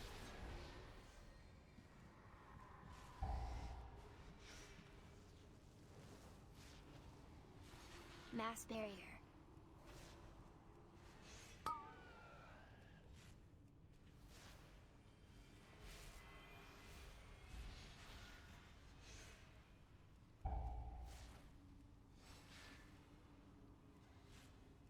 The harvest has come!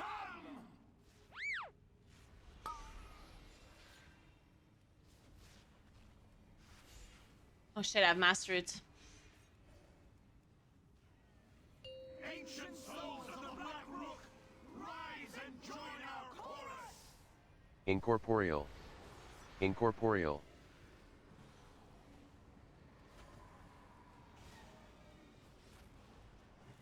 Oh.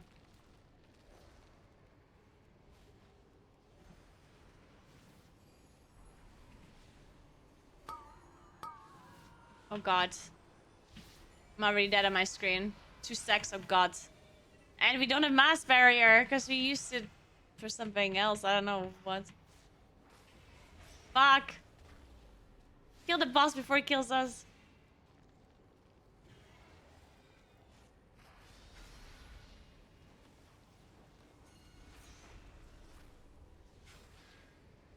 Incorporeal. Incorporeal. Incorporeal. Sacrifice. Oh my god, I'm alive. Let's go.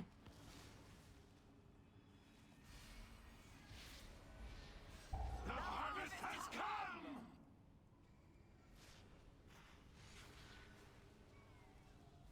Leave this meager vessel!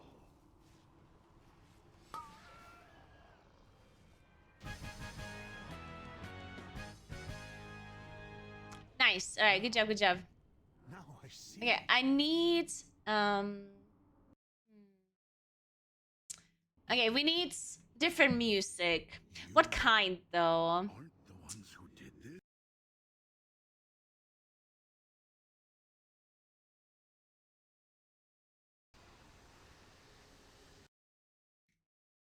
Is it time for a daily mix? This one. Tyrol music. This was a good song. Sorry I skipped it. Invaders have breached the passage to the crypts. Ilisana, you must We're come here. we're in much to techno lose. mood now. Your Mass father's barrier. life most of all. You need not worry. Oh yeah. You will not fail, Atosius. Oh yes. Incorporeal. Men, the Incorporeal. invaders come for us. Do not let them Incorporeal. pass. For Kalimdor! For Our calendar.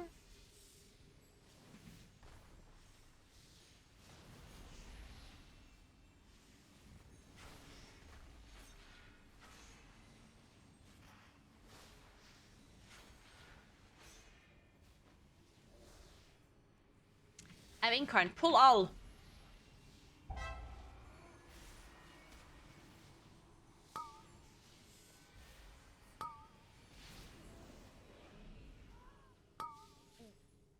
The spider. No, the spider was not in range. Fuck, our tank just bubble taunted and the spider was not in taunt range. Incorporeal. Oh, nay.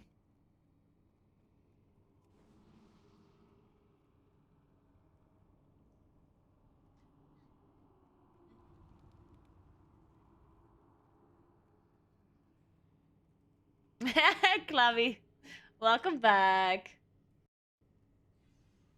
Oh god.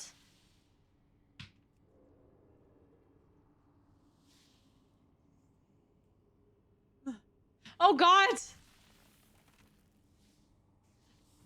This spider!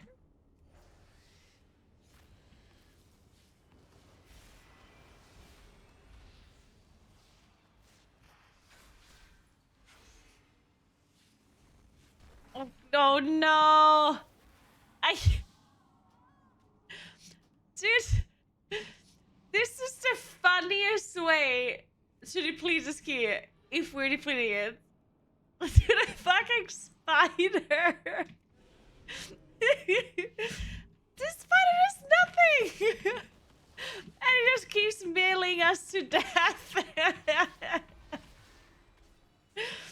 I don't think the spider has killed that many players before in their whole life of it existing. Like, this spider must be so fucking happy right now.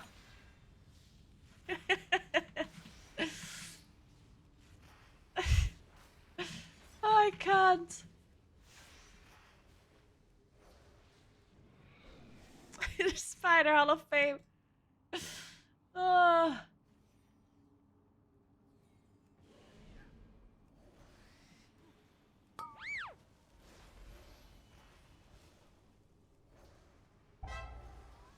No. Oh my fucking god. I don't want to talk about it.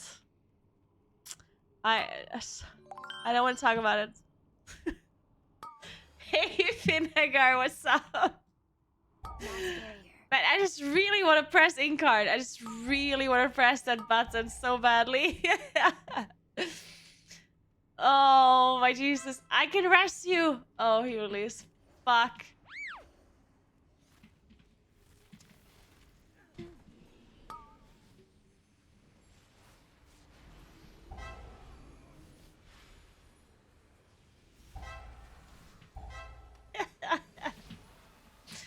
It's going great, guys. It's going great. In case you wonder.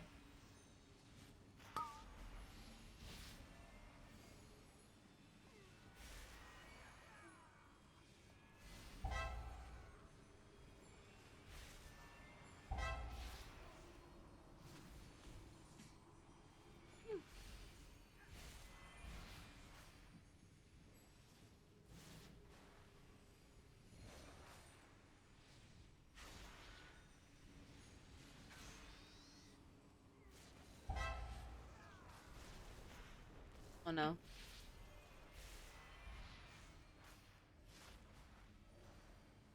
Incorporeal.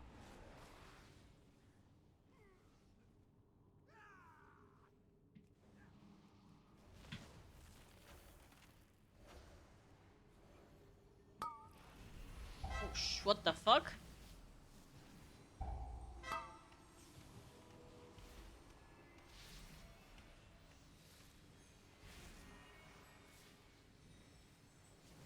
Oh wait, shit, that was not good.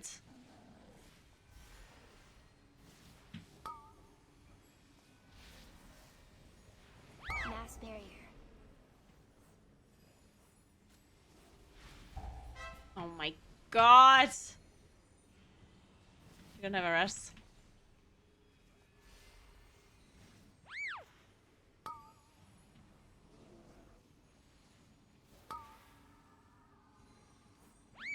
I have nothing. No.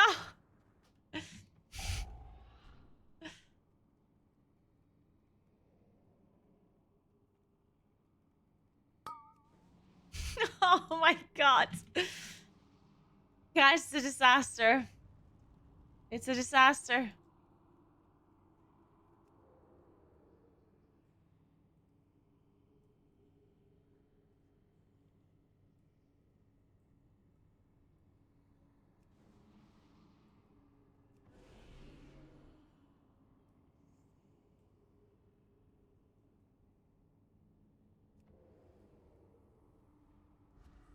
Can I suggest a song, but it swears a lot? No, you cannot suggest a song. Not because it swears a lot, because swearing is in fact a requirement for me to listen to a song. I will not listen to a song without any swears in it. But I just don't take song requests. Sorry. No song requests.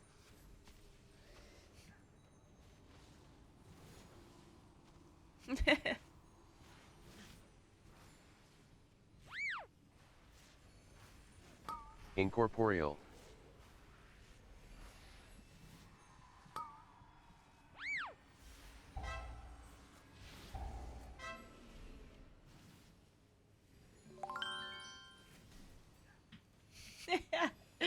Hey, Henny, thank you so much for 1 year. What's up? How you doing? Happy Friday.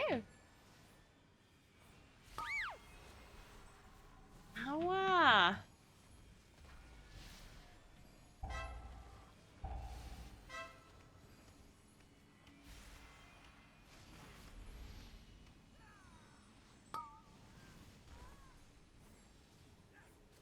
Mass barrier.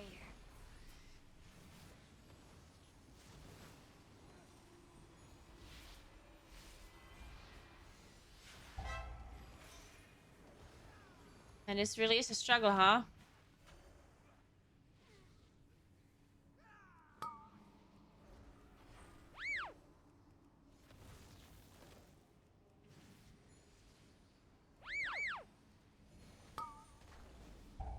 Ow.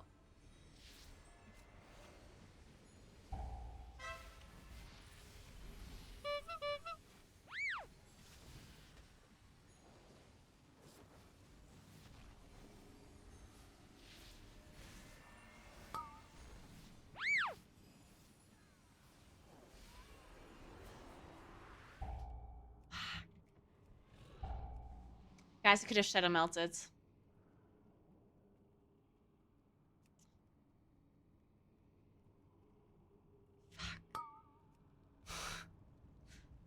Oh, man. What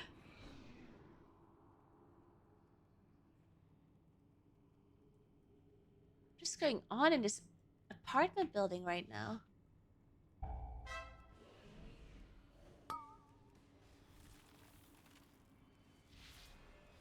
There's some hammering going on in this apartment building. There's some hammering happening. I don't know what they're hammering, Incorporeal. but...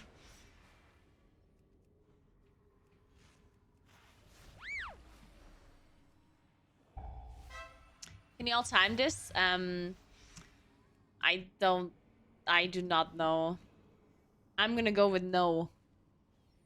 I don't think we can.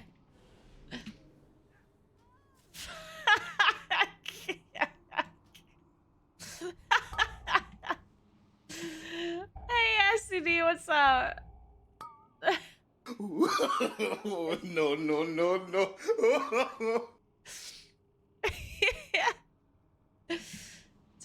I don't think... Okay.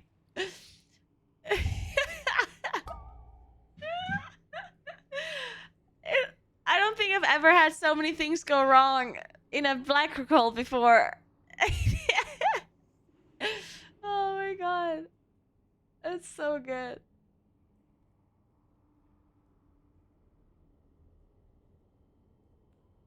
Must be the 5 plumbers from earlier. Well, we tried. We gave it a good shot. Well, at least it was some good content.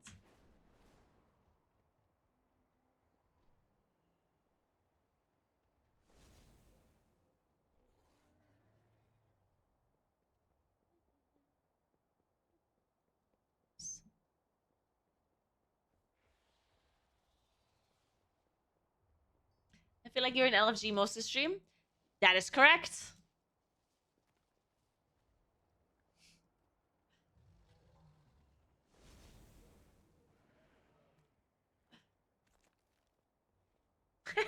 Pop Cutter, don't worry about it. Don't ask any questions. No questions. Especially if you're a tank. No, I'm just kidding.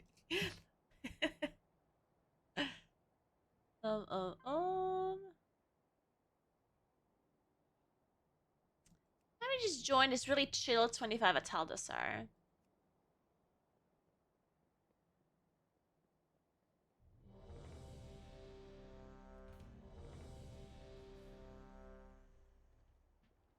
We're just gonna chill in this dungeon right now.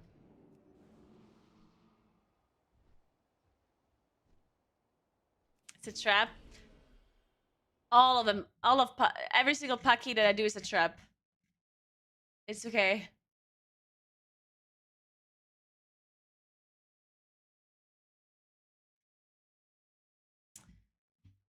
Let me write this down.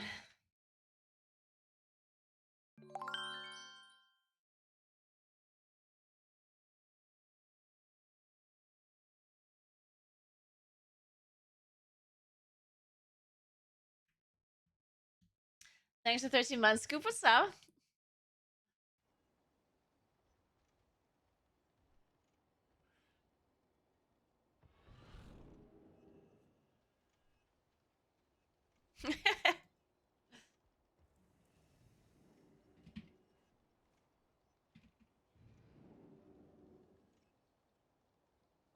How much time spent learning Dragonflight coming from Classic?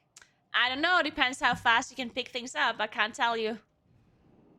I'm sure you're gonna learn it in no time, Smoothie. In absolutely no time.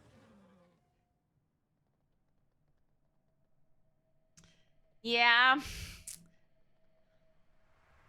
Yeah, Mistral? I don't know. It was interesting for sure, though. Very interesting.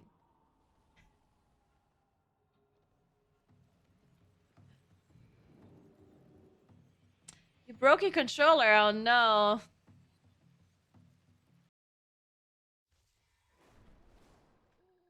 Don't do that.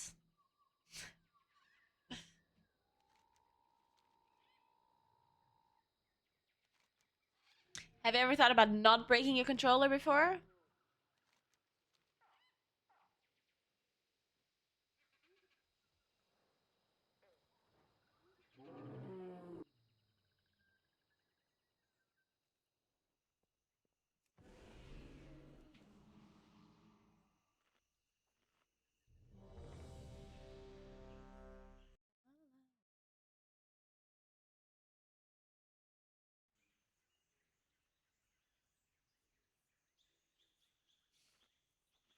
It is a jammer playlist, yeah. Agreed.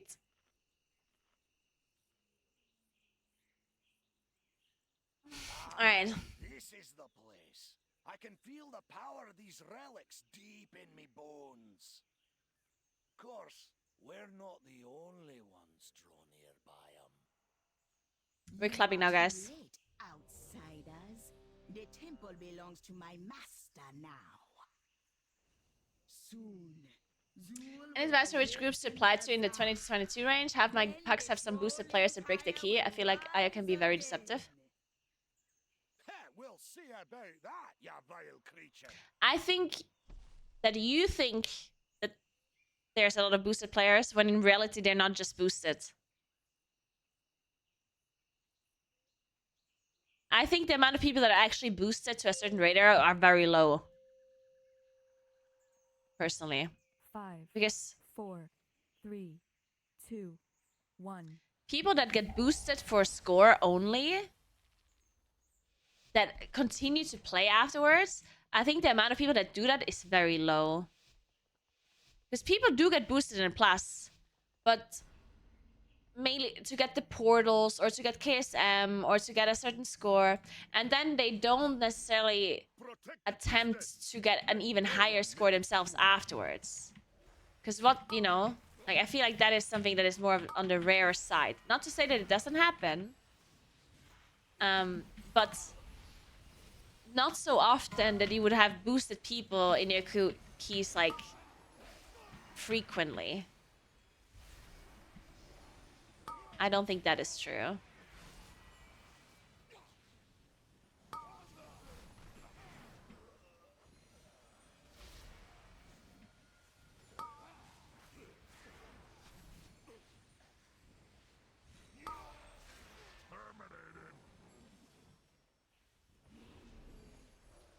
So what probably is happening is that you're playing with people that are just not that good.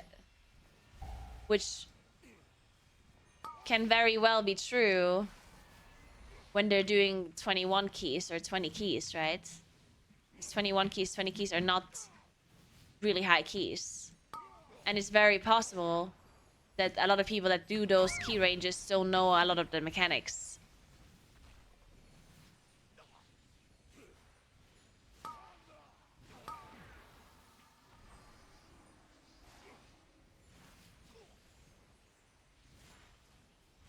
So it's likely that the people that you're playing with are not necessarily boosted, but they're not echo players, right?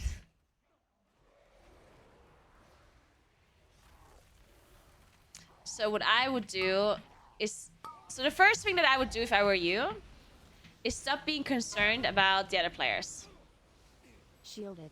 Because yes, of course, when you play in Plus, you have to play with the other people. Like, you cannot avoid that. Rallying You cry. need 5 people. But I would stop thinking about their mistakes. I know it's hard to do, but there's absolutely no reason, or no, I don't mean reason, but no purpose. There's no purpose in you thinking about, oh, we just depleted this key because of this guy. It might be true.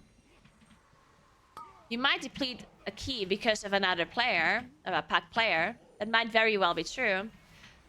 But that's completely irrelevant to you. Because what you need to do is you need to improve yourself, right? Because the better you get as a player, you're gonna get score automatically. Trust. It's gonna happen. Because if you're really, really good and you know everything about the dungeon, then you can carry a lot of stuff on any role. No matter if you're a tank, a healer, or a damage dealer. If you're really, really good at a plus, Shielded. then you can carry a lot of groups. You obviously cannot carry everything. But a 21 key, for sure. Not all of the 21 keys that you're doing, but certainly a decent amount of them. I just pressed Incarn, by the way, right before I died.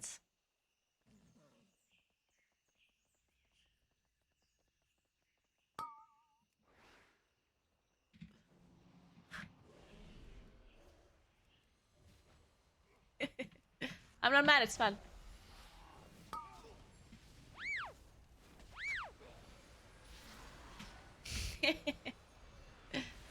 Guys, we're standing right next to the statue, yeah? Okay. Incorporeal. Incorporeal. So yeah, just continue about the mistakes that you're making. Like, actively always think about what you could have done better. And what you could have done... Like, even if someone else dies to a mistake they made, think about what could I have done to have this person not make a mistake. Because sometimes you can do something, right? Sometimes another player dies because they made a mistake, but you could have saved them. It's not your responsibility to save them. Of course not. But if you ended up, if you would have saved them, then maybe you could have continued, then maybe you wouldn't have depleted, you know?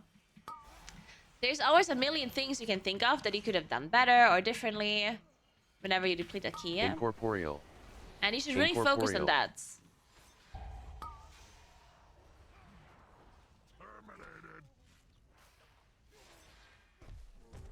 Just don't concern yourself with what other people do wrong. Because if you do it in plus key, even if you deplete it, if you're learning something, then you already got a value out of it, right? You don't always have to time every single key for it to be valuable to you. The score is, of course, your end goal. But score doesn't matter until the end of the season. Think about it.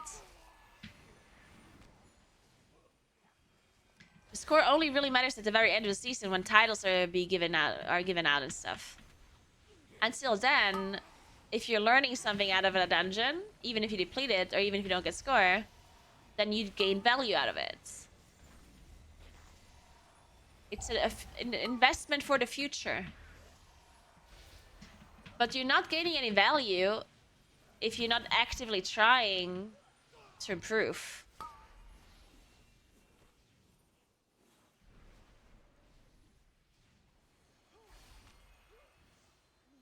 So if you constantly think, oh, it's my teammates' fault, and oh, they're all boosted, and oh, I would have timed this key easily if I wouldn't just be playing with boosted players, and blah blah blah.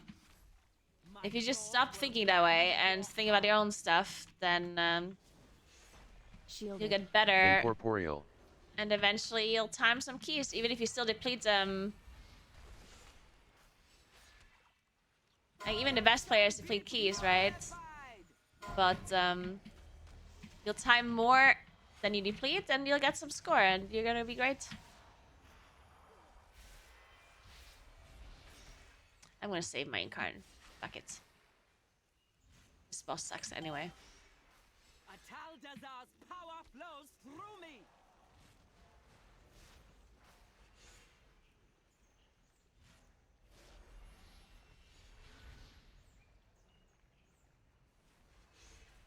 Corruption be purified.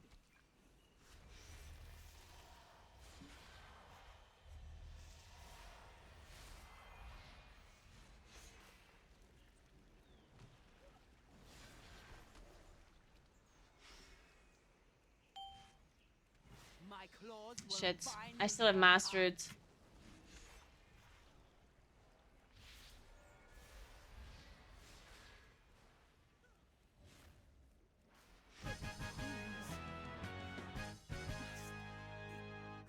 My thanks for killing the priestess.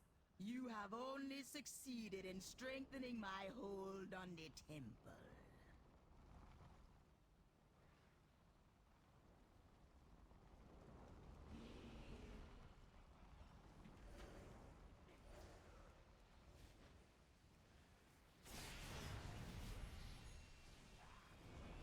Shielded.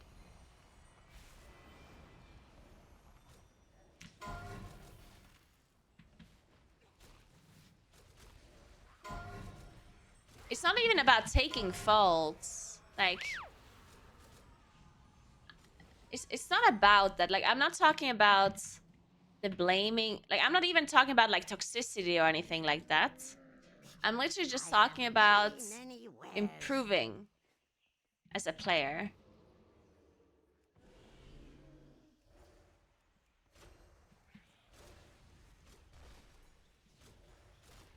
You don't even have to like I don't mean you should type in chat, oh, this was my fault. Like, you don't have to do, like, that's not what I mean. I'm literally talking about this is like a selfish thing. Like, I'm literally talking about, this is how you improve as a player. If you always think, what could I have done? Shielded.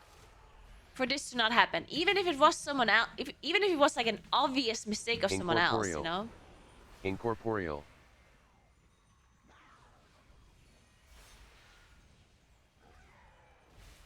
And sometimes someone made like a really obvious mistake and you could have done nothing, right? But still, just thinking about it, as long as it's like a reasonable solution that he could have maybe changed something to help this person out, or you could have done something different or whatever. Like, just thinking about it might help you. And next time you can save another player's life somehow.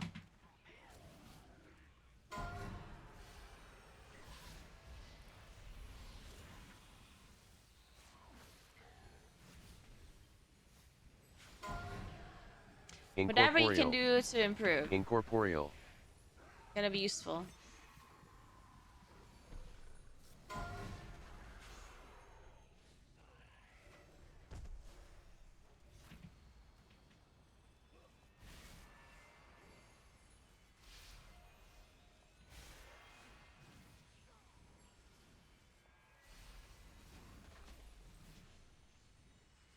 I personally don't think that there should be a penalty for people leaving a key.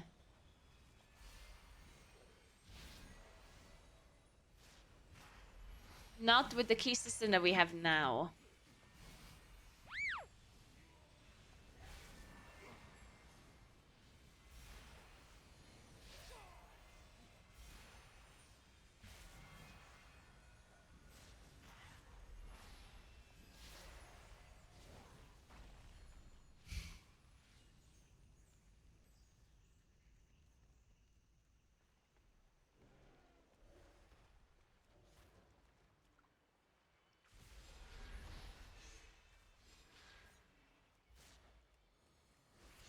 If we ever get something like solo queue, then of course there should be a punishment for people leaving. But right now it's a little bit of a weird system. Like, you cannot properly implement a penalty. At least I can't think of a way on how you can implement a penalty for leaving with it making sense. Incorporeal.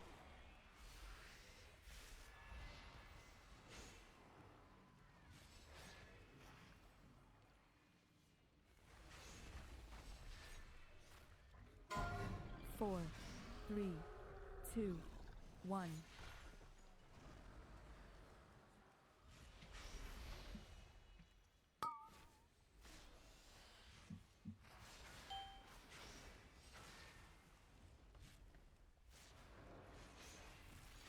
One thing that I do think could maybe happen is that keys don't deplete if they're below 20.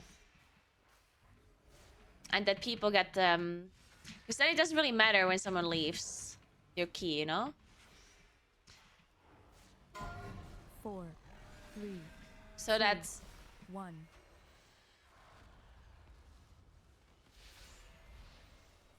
So, because I mean, I feel like that's just really frustrating when you have a 20 key and you want to do it for your weekly. And then things go wrong and someone leaves and now you have a 19 key. And then what do you do with this 19 key? Like, it just kind of sucks, right? And that's really, really frustrating. So I think what they could do is just make keys below 20 not deplete. Because that would already save a lot of people. Shielded. 4. Incorporeal. 2, 1. Incorporeal. Shit.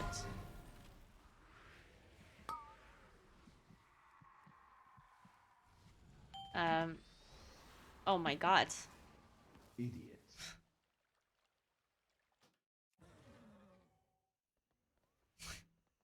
What just happened?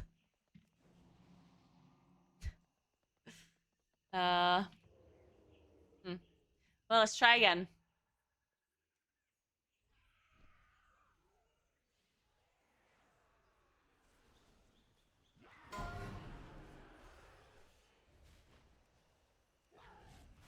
Now, see the like understand why people want others to be punished for leaving. And it's not that I'm excusing the leaving part necessarily. Incorporeal. But you do also have to Incorporeal. understand that people play in Plus Incorporeal. for different reasons. Incorporeal. And some people only play in Plus for score. And that is a perfectly reasonable way or reason to play in Plus for, right? 4, 3, 2, 1. Like, it's not more or less noble than your reason of playing a plus, right? In my opinion. Some people don't need to fill up their vault anymore because they already filled it up. They don't need crests because they already have all of the crests. They don't need items anymore because they already have all the items. So the only reason they play in plus 4 in this scenario is to get score, right? And that's perfectly fine. Now, if this person joins a key and the key is clearly depleted, 1.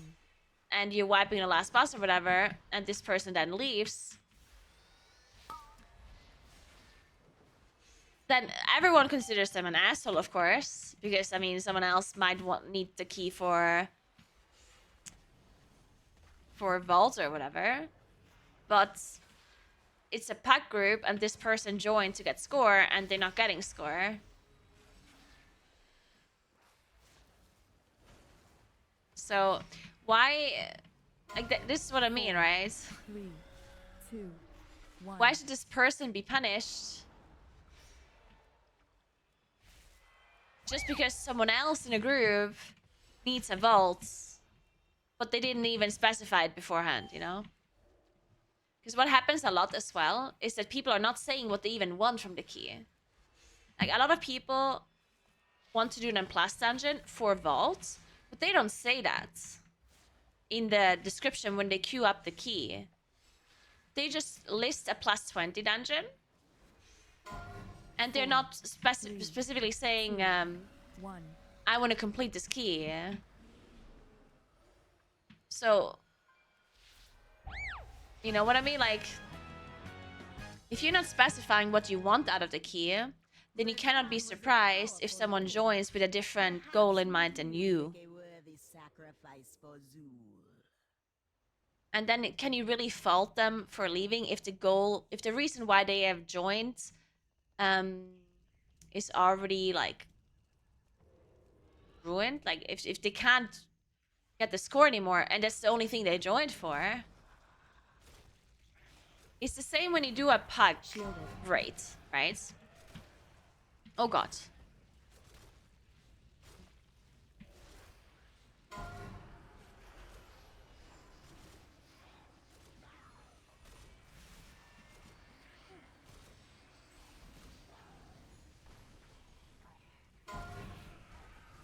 Life cocoon.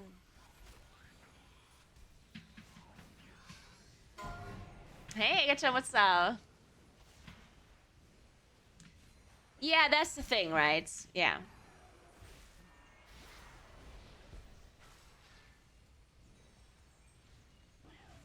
Yeah, of course it's a different story if someone leaves after one death. Like, I agree, of course. Incorporeal. But how do you deter... Like, how do you... That's the thing, like, I'm not saying that people don't leave completely randomly out of nowhere. People do. But then sometimes people also leave for perfectly reasonable reasons. In my opinion, at least. Because there's certainly lots and lots of assholes and, like, toxic people that leave even though you still could have timed the key just fine, right? Like, that happens for sure. But it also happens that people sometimes leave a key when the key is clearly depleted and they don't want to spend another, like, 20 minutes finishing a key because their goal was to get score and they can't get score anymore, right? And is it really, like, a bad thing for them to leave then? When you didn't state that you wanted to finish a key? In my opinion, no. In my opinion, that's not a bad reason to leave. If you didn't specifically say that you want to finish the key beforehand. Because if you're just queuing up a key without stating any specifics, without saying, I want to finish the key, or without saying, I want to continue doing more plus afterwards, or I want to finish this for a vault, or, you know, like, if you're not saying anything, then I'm gonna assume something that matches my own goal, right? And if my own goal is just to get score, and you're not stating anything specific, then I'm just gonna assume that's what you're doing it for. And once we can't get score anymore, well, Incorporeal. then why am I in the wrong Incorporeal. if I'm leaving? Incorporeal. Incorporeal. Oh. Oh shit. This is a problem, guys. Guys, you might be wiping.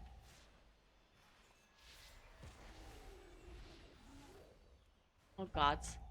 Shielded.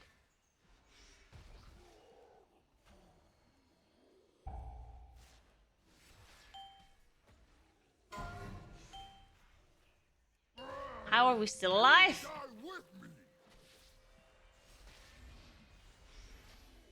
So yeah, what I'm saying is that how do you determine between those two Incorporeal. things, right? If you punish people for leaving, when do you punish them for leaving? Like, how does the system work? Because if you can never leave a key, like if you always get punished for leaving a key, then that kind of sucks too, right? Because the goal of every M+ dungeon is not to finish it. Because the way M+ works is that there's multiple goals, right?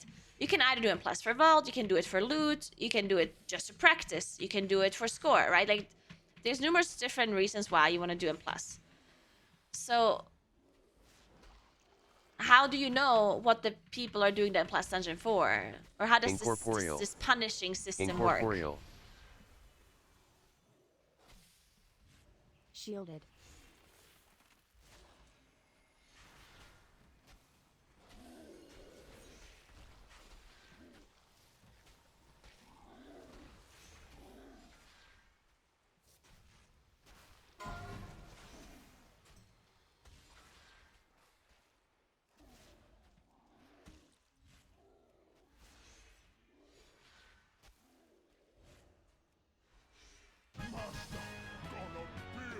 We're missing 3 counts somehow.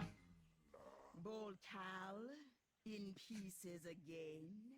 No matter. I guess we're pulling a skyscraper or something if one is left. But when you die, there will be no Oh, yeah. coming back. Impressive. You made it farther than I thought. But I will still be drinking your blood. So I'm not necessarily saying that it's impossible to implement Incorporeal. punishment for leaving an M+ key, but I do think that it has to be...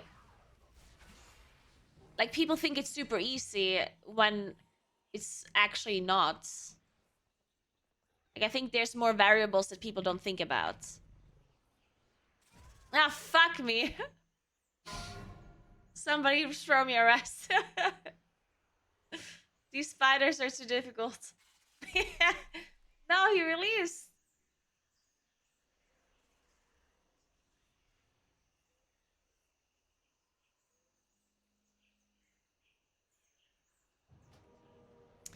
No, no, no, no. Yeah, the reason... Yeah, that's the thing. Like, the reason why... Like, when you compare it to something like League of Legends, in League of Legends, you have a queue system where you get matched with random people. You don't have a choice, right? You queue into them. While if you're doing M+, you willingly invite those people to your key, yeah? Because the LFG system is not a random queue system. Incorporeal. You're willingly inviting Incorporeal. them. And that's a difference, right?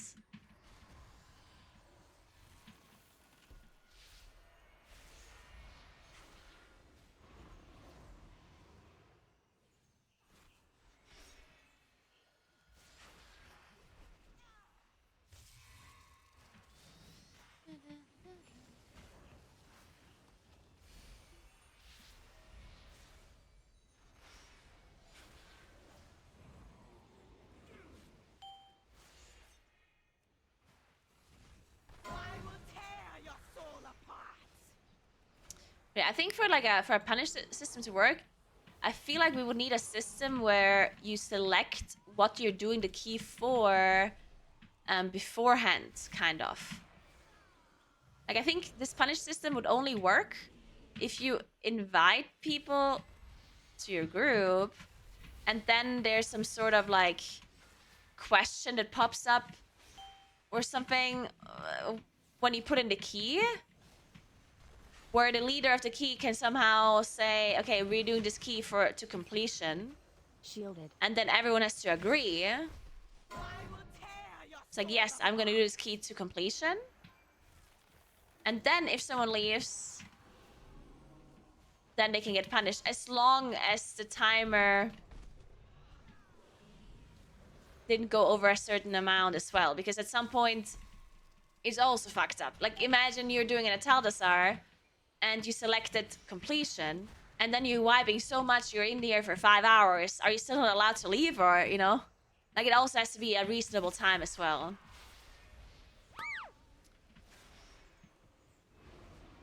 Life cocoon. And everyone has to agree that you're doing this to completion. On top of the other thing as well.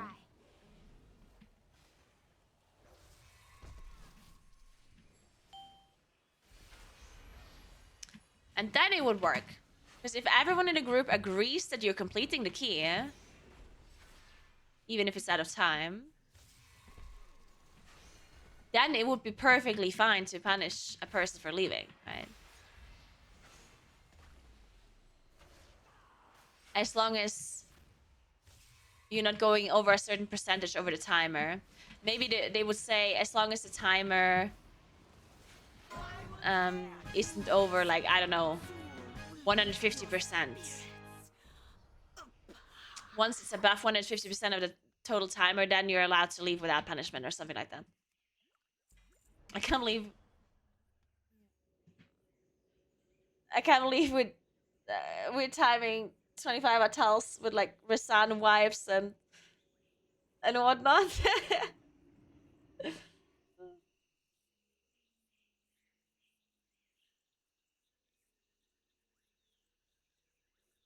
Well, no, that's a different thing again, Jet officially. Okay, Jet is saying, your cat downstairs shrieks, you panic, you leave the key and go find out what happened, and you need to take your cat to the vet. How do you punish for that? See, I think that has to be punished. So don't get me wrong. Obviously, if there's something wrong, if there's an emergency in real life, you have to leave, and it's not your fault, of course. But that cannot be an argument, because if you're... An emergency is something that happens very rarely, and it's literally impossible for a game to determine if it's a real-life emergency or not. It's impossible. So what are you saying? Are you saying that no one should ever be punished for leaving a competitive environment because it could always be an emergency? Are you saying that if you're in a League of Legends game and you're leaving, you should never be punished? Right? That's what I mean. You just... it is unfortunate that sometimes people have an emergency and they get punished for it. Like, of course, that sucks. But the amount of times that happens is so low that you just... It just is what it is, you know? Medical emergency is not punishable. Yeah, but what do you mean? Like, I agree with you. If you could prove that it's an emergency in real life, that you shouldn't be punished, right? But how would... Like, you understand where the issue lies here, yeah? Like, you're playing a video game. What do you want the video game to do? We're not talking about, like, an official exam or, like, your work or something. It's a video game. Like, yeah, it sucks if you got punished for leaving, even though it was a real emergency. Like, of course that sucks. But what are you, like, what is the punishment? Think about it. It's a video game. The punishment is that you lose a little bit of score or that you depleted your key. It's not the end of the world, yeah? The world is not ending. It's okay. You can still keep on living.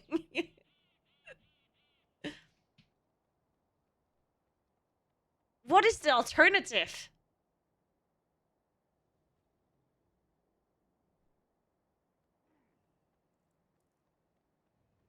Like, okay, again, I'm not saying that if you could somehow tell that it was an emergency and not punish the person in case it was, then I would obviously 100% agree with you. But it's not a possibility. There's clearly absolutely no way of telling if a person had an actual emergency or if they just left. The game cannot tell. And the amount of times it's a real emergency versus people just leaving is probably like 95% to 5%, right? So yeah, it sucks if 5% of the people have a real emergency and they get punished for it. But there's no alternative. And yeah, then that's just how it is, right? Thanks for the 3 years, Twisty. What's up? Thank you very much.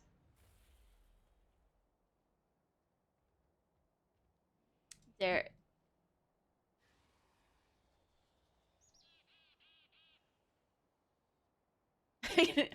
Game Masters, please review my pet's medical documents.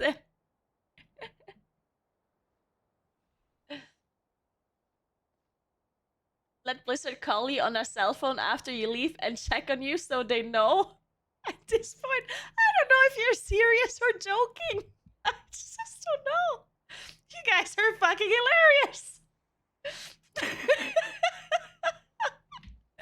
Oh my god.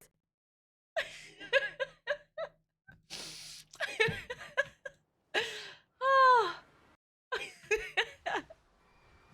Dude, yeah, I think they should call me.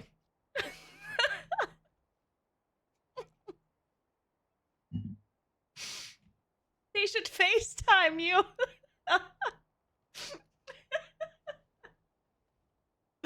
Oh my god. Oh.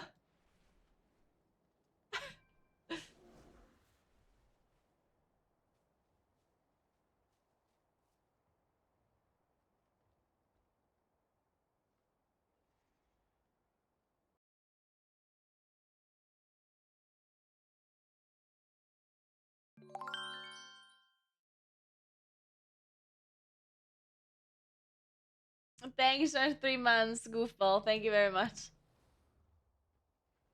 Okay, so basically what you're saying is that you are allowed to leave a key and not get punished a certain amount of time. Let's ignore this medical emergency thing. That's just bullshit, okay? So what you're really saying is that people should be allowed to leave a key a certain amount of times within a certain amount of time frame without getting punished, and then afterwards they get punished. So you're basically saying if I leave a key, let's say once a week, I don't get punished. If I leave a second time, then I get punished a second time. And then it resets every certain amount of time frame. That is what you're saying, right?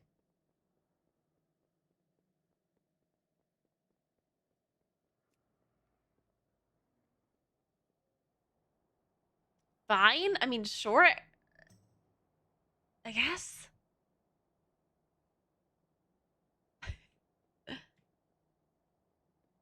I mean, if you want that, but you understand that it could still happen to you all the time then, right?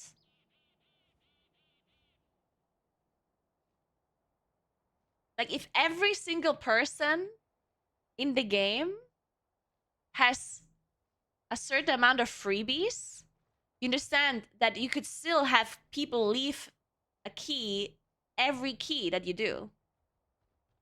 Right? Just so you understand what's going on here, yeah? You could do 10 keys a day, and in all 10 keys, someone's leaving. If every single person has some freebies, just saying. I don't give a shit about this leaving punishment, yeah? You're the ones that wanted this. And this seems like a suboptimal rule to implement.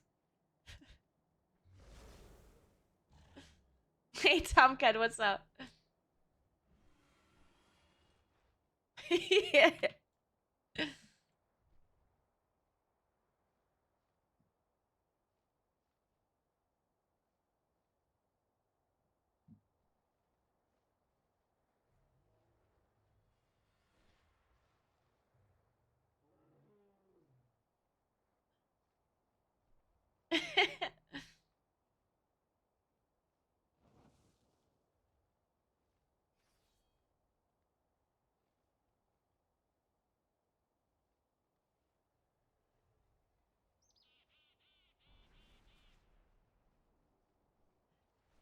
I mean, I personally don't see people leaving that much either, but so again, like I think this whole discussion always comes up.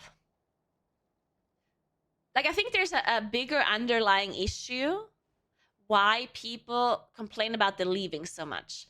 Because people, like many times when this discussion comes up about, oh, people should be punished for leaving, and people sometimes say, oh, and plus is so toxic, blah, blah, blah.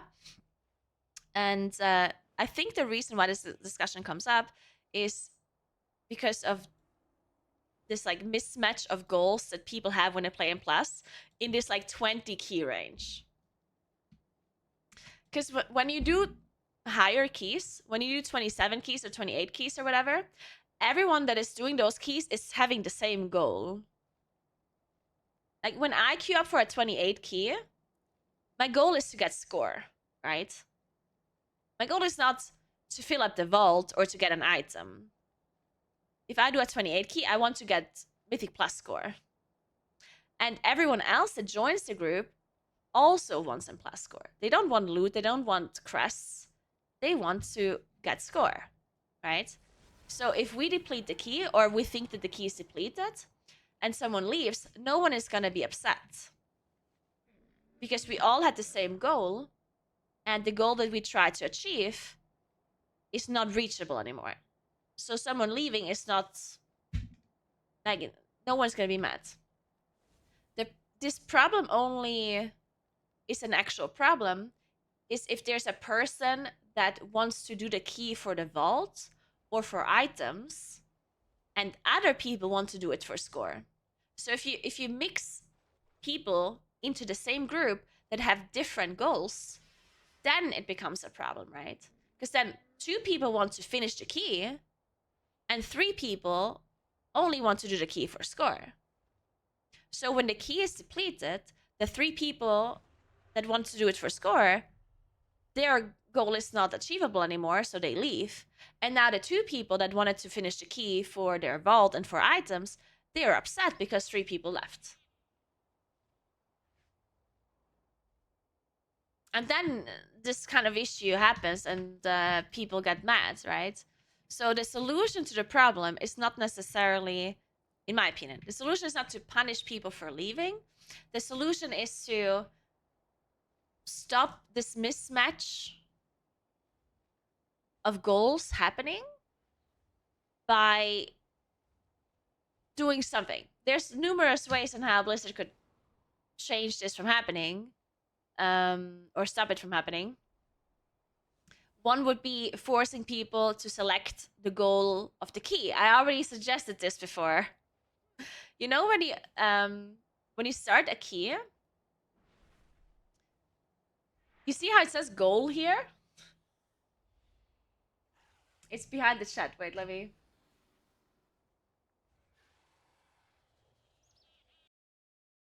Yeah, look, it says goal. And then by default, it's set to standard. But you can select completion or beat timer. Okay? Now I think, again, I don't know for certain, but I think if Blizzard would force you to select this or that, like if you have to select completion or beat timer, then I think this mismatch of goals would happen less often. Because right now, people don't want to select completion because people are afraid that they're only going to get bad players. So they don't say weekly. Because whenever you say weekly key, people think, oh, we're just going to wipe 24/7 and it's going to be horrible, right? So a lot of people that want to complete the key, they don't say that they want to complete the key. Right? So I think if you would force people to select this, then the completion would have less of a stigma. Because right now, it has a big stigma on it. Like whenever you see completion or weekly, people automatically assume it's a bad key. But why do they assume that? Because people don't have to select completion or beat timer, right? Because it doesn't happen very often that people say weekly. I think if you have to select this, there would be a lot more keys that say completion, and then the stigma of it being like a super bad key that goes really badly might be a lot less, right? And if that is the case, then people might be a lot more willing to join completion keys if it's not always a deplete. Like, if it's not always guaranteed to be depleted when you join a completion key, you might be more willing to join it if that is your goal. I think so, at least. And then people also wouldn't leave the key randomly just because you wiped once.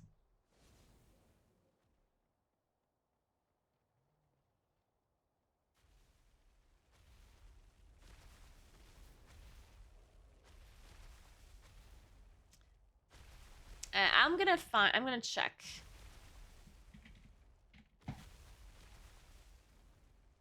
Okay, I'm not sure if there's no one that selected completion, or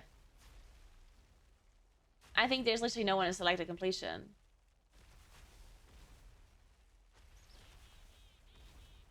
I think. I'm not sure.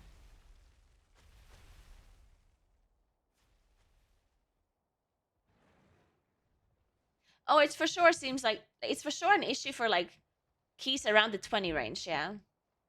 Nice, Stefix, what's up?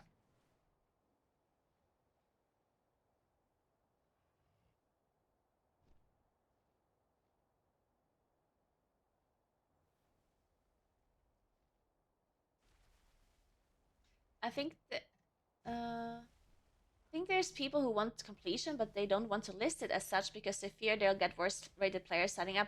Yeah. Yeah, that's exactly the issue. And I think to stop that from happening, you just need to force people to select completion or beat timer. Because here's the thing, right?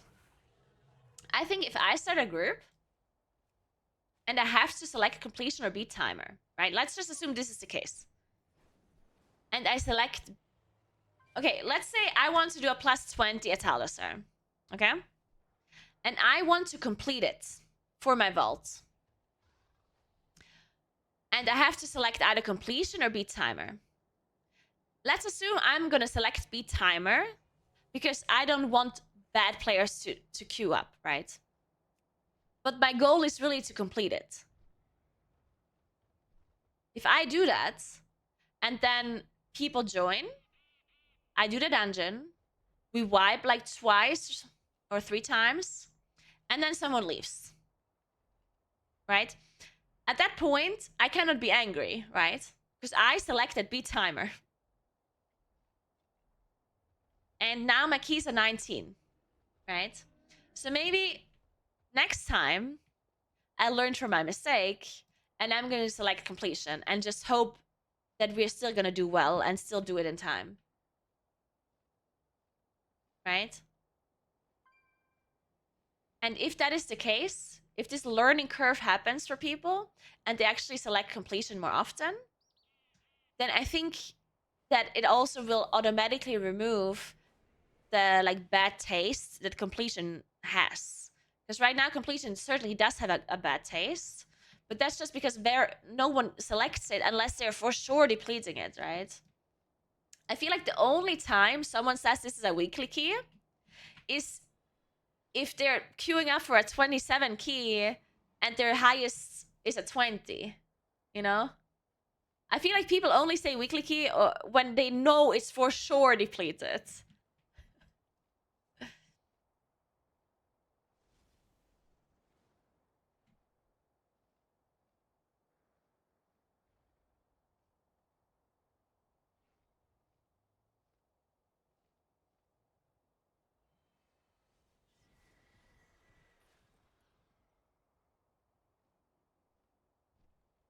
I'm not talking from a high key perspective at all.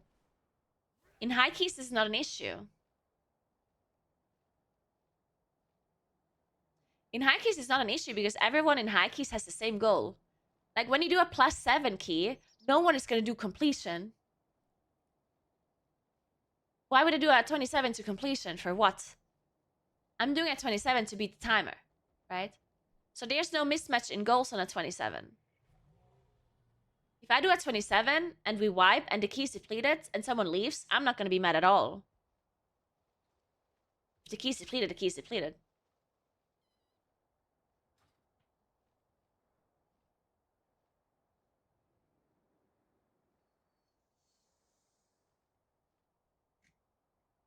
That's what I'm saying. In high keys, it's not an issue. Yeah, I know. I know it's not an issue in high keys. Just because it's not an issue in high keys doesn't mean that I cannot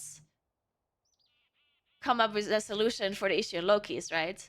I can use my brain to think about the issue for other people, even if I'm not directly involved, right? You know what I mean?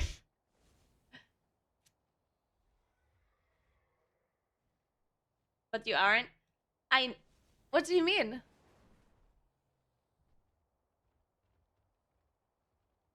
I'm suggesting a solution for lower keys. I know that it does not affect me personally. I'm not talking about the hierarchies. I'm very confused. Then you're just not understanding what I'm saying. It's fine. I think you just don't... You're not following. But I'm not talking about hierarchies. I'm talking about 20s, 21s. It's like 19, 20, 21 key range.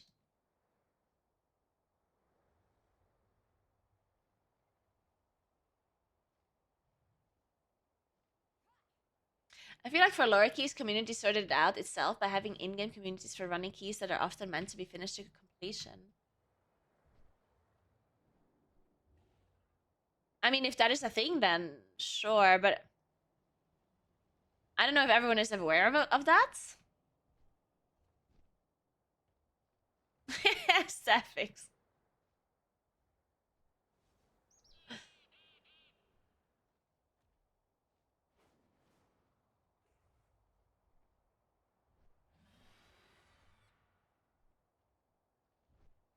Review key footage and decide on... Oh my god, that'd be so funny. Do you guys remember... Oh my god, a long time ago in League of Legends, there was this whole, like, player-based punishment systems for leavers. It was actually really cool. So basically, in League of Legends, you could report a player for toxicity or for leaving. And the tribunal, yeah. And then players could review cases. Basically, you could be a judge. So you would sign up on the website, on the Riot website, and then you got a case. So you saw, okay, player XYZ was banned for 30 days because they said this and this and this. And then you saw like all of the messages and what they did and their score. And then you could decide if this person should be banned. And it was so interesting. It would be funny as fuck. I understand why they removed it, but it is pretty hilarious. It would be great stream content.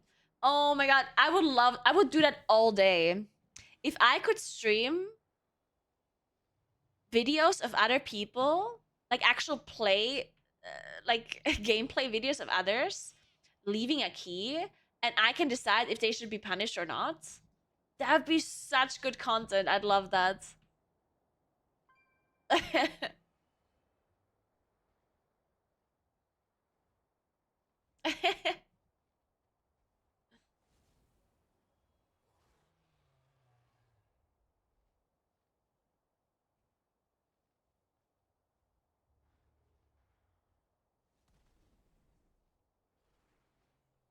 This player did not use their defenses, 3 days ban.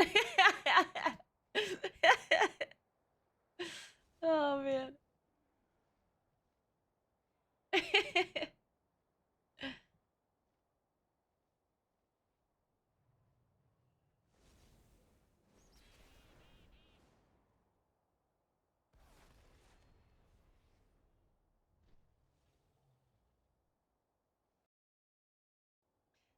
Okay, so to go back, if you were thinking that a plus 20 or plus 21 is considered a high key, it's like this argument that I was making is not exclusive to 20 and 21s. It also counts for lower keys. The reason why I specifically mentioned 19, 20, and 21 keys is because that's where the mismatch of goals between the players happens the most. That is why I specifically set 19, 20, and 21 keys.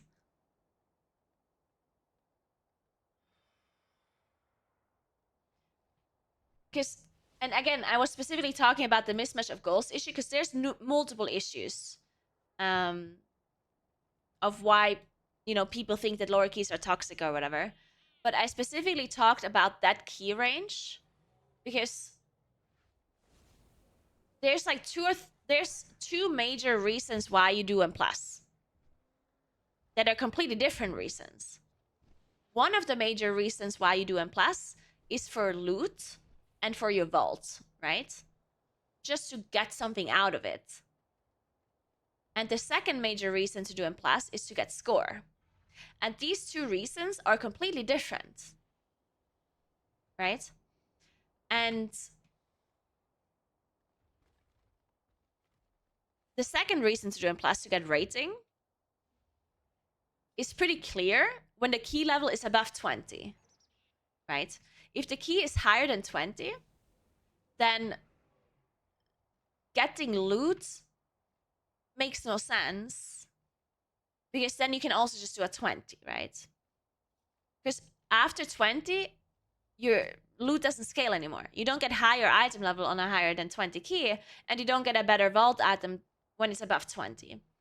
Therefore, if it's at 21 and 22, 23, 24, 25, 26, usually the people that do those keys that are higher than 20, they all have the same goal, usually. I'm not saying always, but usually they have the same goal. So the mismatch in goals on higher keys that are above 20 doesn't happen that often. Usually they all want the same thing out of the key, right? If it's keys that are below 20, far below 20, like if you're doing a +10 key or a +11 key or a +12 key, then the mismatch of goals is also usually not that high. Because people that do a +10 key, they usually want items or a vault or something, right? Like, it's very unlikely that you're doing a +10 key and your only goal is to get score. I feel like that doesn't happen very often. It can happen for sure. But if you're doing a +10 key for only score and no other reason, like you already filled your vault perfectly, you already have all of the loot that you can get, I feel like that is a situation that is much like it's very rare. So the people that do a +10 or a +12 to only gain score and no other reason is very low. So that's why I specifically talked about 19, 20, and 21 keys, because that's the range where the goals, the major goals to do M+ overlap, right? Because people want to do +20s for vault and for items, but people also want to do +20s and 21s for score. And that is where people are encountering the most toxicity, in my opinion, right? Because of that mismatch in goals. And that's why I specifically mentioned that key range, to clarify. So I'm not saying that the solution that I offered, or one of the solutions that I offered, is not working for lower keys, but it's mainly for that key range where the different kinds of players are overlapping.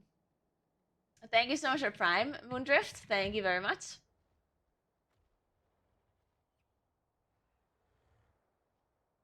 But obviously there's more than just this reason on why people are leaving or being toxic or whatever.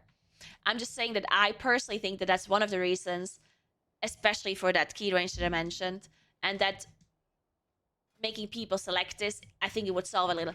And also it doesn't hurt anyone, right? Like, I feel like what does it hurt to select this or that? Thank you so much for the sub, Ellie. Thank you so much. Like, I feel like there's just no downside. Or at least very little downside. So whenever I suggest this, as like a thing that Blizzard should do, people get so angry. It's like, you don't know what you're talking about, Naguura. You only do high keys. You don't know our struggles. And then I always just wonder, I'm trying to help here, you know? And this doesn't hurt you. It's nothing bad. So why wouldn't you want this to happen? If there's a possibility of this helping, and there's no downside, then why are you struggling so hard for this to not happen, you know? Like, why is it such a bad thing that I'm suggesting this? What is it that is making this such a bad idea? Hey, Vedran, what's up?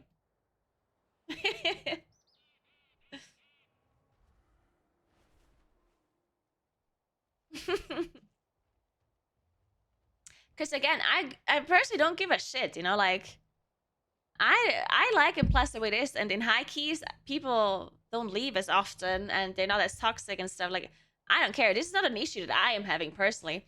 I'm just suggesting things for others. If you don't like it, fine. Just saying. I just don't understand why you're avoiding. I'm just wondering why you're trying so hard to not get help, you know? Like, oh, I'm sorry. Hey, Watermelon.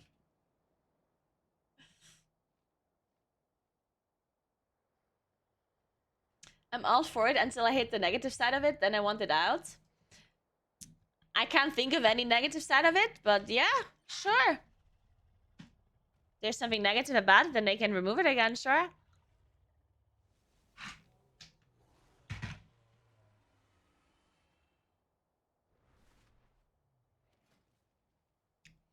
I'm eating Ricola. There you go. It's my dinner for today. I made a mistake earlier in Plus, so my punishment is no dinner. That's how you get better at video games. You just have to punish yourself for making mistakes.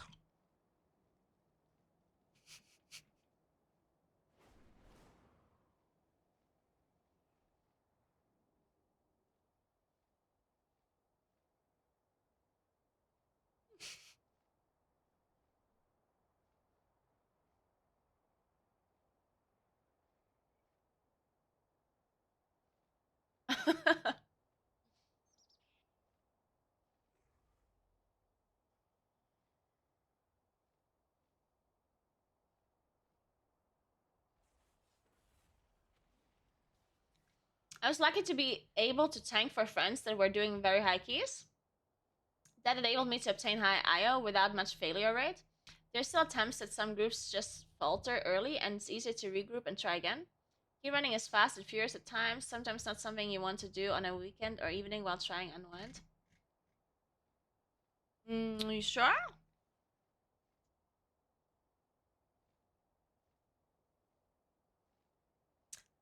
How much time would it realistically take to start doing plus 20s if I start Dragonfly today?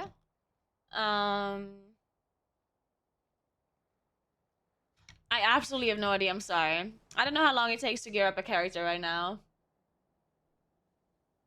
Nah, Shadow Stealer, definitely more than 20 to 30 hours.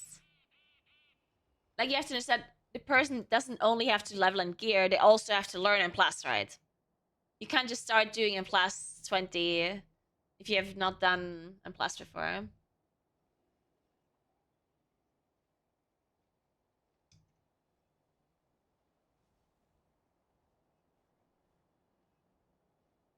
I can't believe some people are like 20 hours, 1 to 2 months, 1 to 2 weeks. Dude, I love Twitch chat so much. What would I do without you guys? I just love if someone asks a question and then you get like the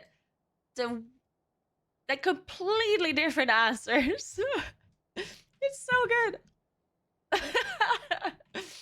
It's amazing. And people are always so confident too about it.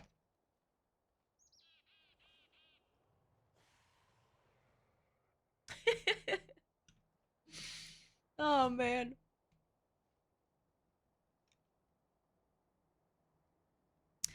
There should be an experiment where a child, instead of going to school, gets taught by Twitch chat.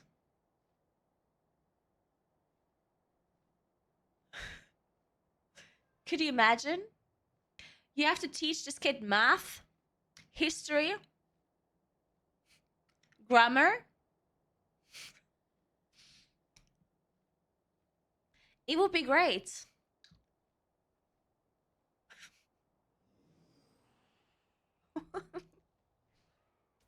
It would be like homeschool, but better.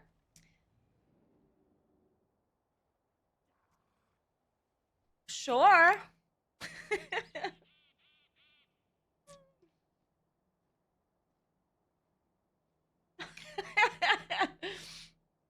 The place with more people proving the Dunning-Kruger effect in the planet.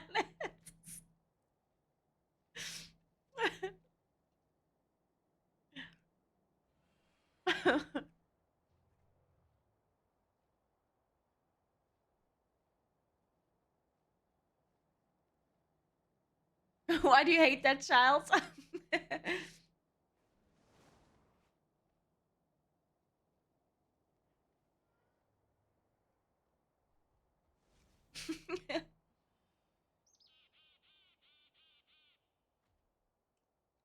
Who's going to teach it critical thinking? They will need to sort out the trolls. Well, think about it. Do you learn critical thinking in actual school? They have to figure it out themselves. Sorry, kids. Thanks for 25 months, Mumpy. What's up?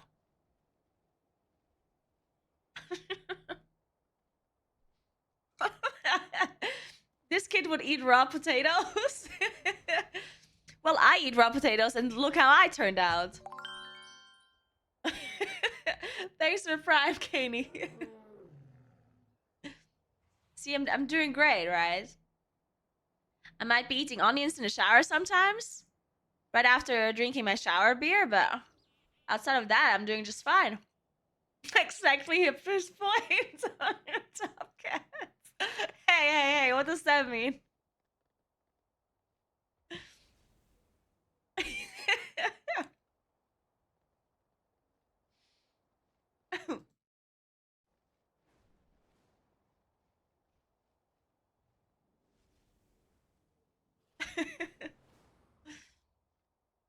um,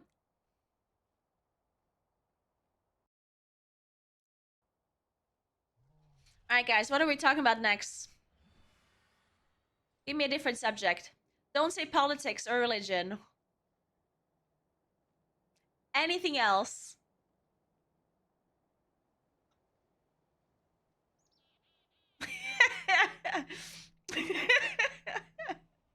Politics and religion. I like it.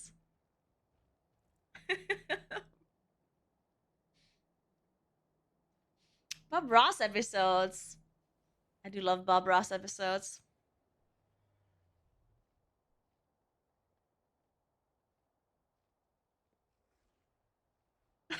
Right, show Thor? Earlier we had this Amazon talk and people got bored. I was like, what? There's a good talk. Compared to the talk that we had right now, that was much better. Why are Moonkin's big crybabies? Who's crying, Flexi? The only one that I can hear cry right now is you.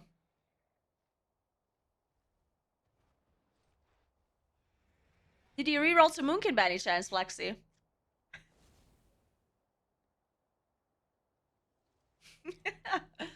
Cut to Naguura crying about bear form. Hey, I didn't cry about bear form. I just pointed out that Moonkin's really squishy And someone said that's not true. So I had to correct them. What can you do?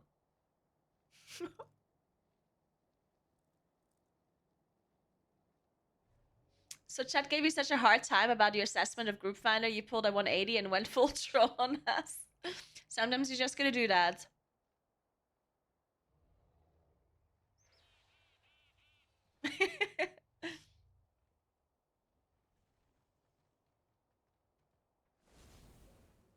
What you're saying is you cry while pointing a finger, got it? Yeah. Sometimes. Yeah, it's true.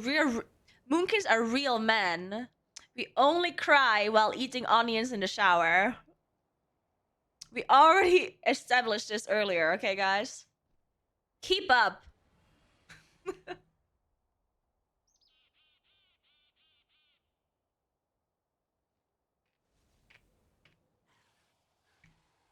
What is the best Italian food and what's the best German food and how do they compare? I personally think, I mean, obviously the best Italian food is pizza, yeah? I think that's not even a question. Of course it's pizza. And the best German food.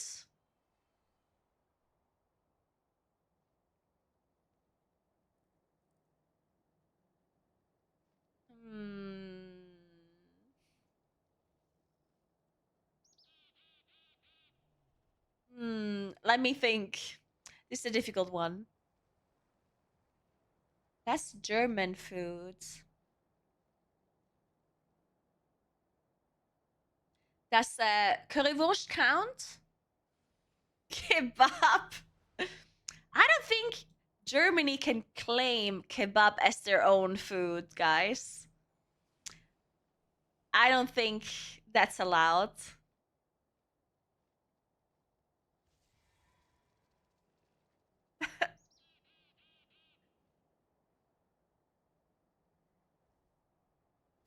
Wait, are you not joking right now?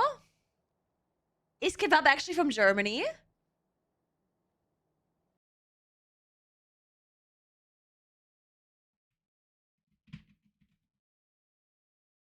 Okay, you fucking lied.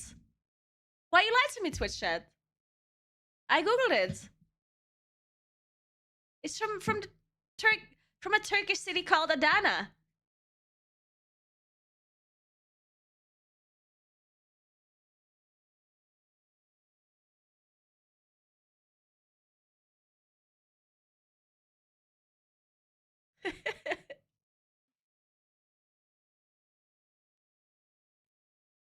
Döner is from Germany. Well, that doesn't count. It doesn't count.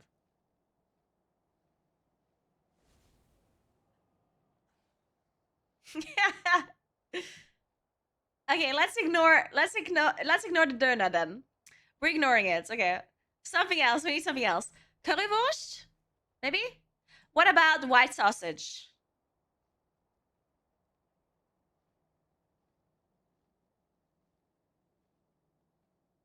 Schweinshaxe. I mean, Schweinshaxe is very German, but is it good?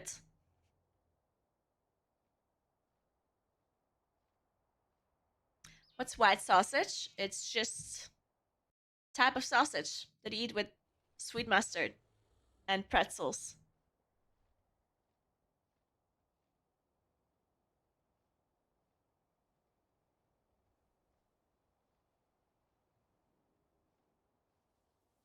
I can show you.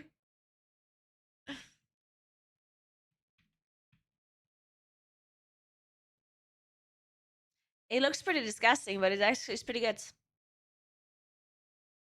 There you go. And when I say it's pretty good, it's okay. I mainly like it because I like the sweet mustard and the pretzels. The white sausage itself, you know. Thanks for substyles. What's up? Schnitzel doesn't really. You can't really. Are you talking about Wiener Schnitzel? Because that was also not German, right? That one's very Austrian, I'm pretty sure. Considering it's called Wiener Schnitzel, you know? So I don't know. What's the best German foods? Well, you know what? It doesn't really matter what the best German food is because I think Italy just won anyway, considering Italy has pizza and pasta, right? Like, I think this is not even a. This is just unfair. This is just unfair to Germany. You can't just say, compare the best Italian food. Like, come on. Like, Germany already lost before I even thought about the best German foods.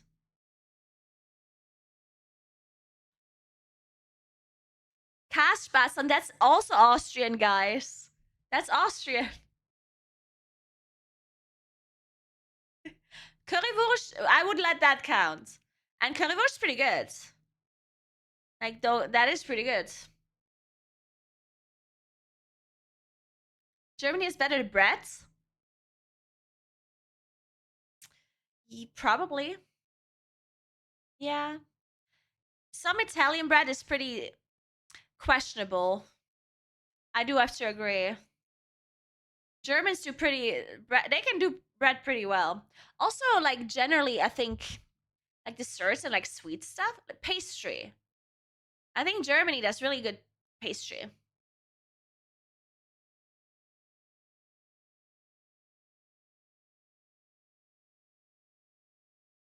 Flammkuchen. Is Flammkuchen German? I mean, I assume it's German. Flammkuchen, that would count. Flammkuchen is pretty good. I'm making Flammkuchen today.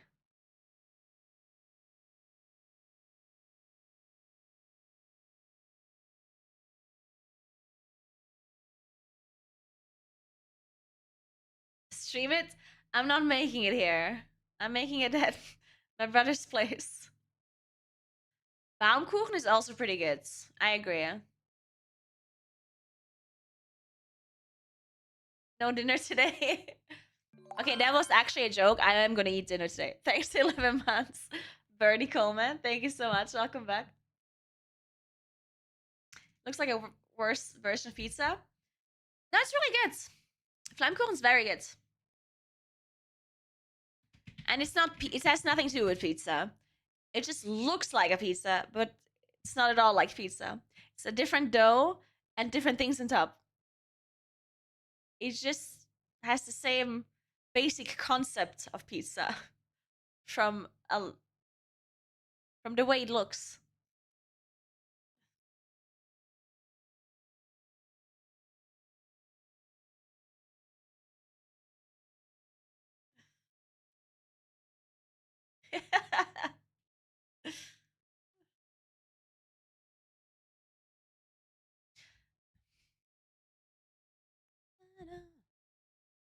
German carbonara with sliced boiled ham and cream. Ooh, that's a good one, Potom. Yeah, we should compare that one to the real carbonara. Overcooked noodles.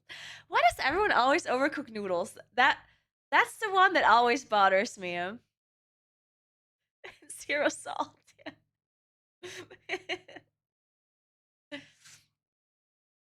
Because I like pasta is not like the most difficult thing to make, right? And store-bought pasta is not bad either. Like if you buy store-bought pasta, you don't have to make pasta yourself for it to taste good. You can buy store-bought pasta, and even store-bought sauce is not that bad. I mean, obviously, if you make it yourself, it's better, but I swear to God, people sometimes buy pasta from the store and store-bought sauce, and then they still manage to just make it bad by overcooking the pasta and not salting it enough. It's like, it's not that hard. Just don't cook it for too long. It's that simple.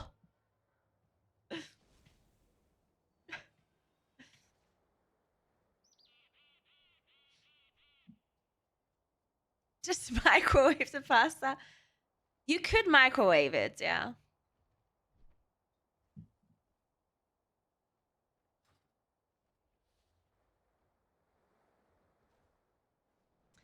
Sauerkraut is German, I'm pretty sure. I think that would for sure count as German.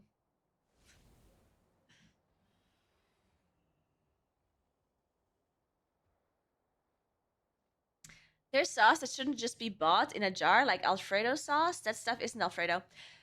So the funny thing is that Alfredo sauce is not actually like an Italian sauce. Like if you go to a restaurant here, you can't order Alfredo pasta. I honestly never even had Alfredo sauce in my life. I don't even know what it is. I mean, I heard of it because Americans always talk about it, but I don't know what it even contains. It's not like a normal thing.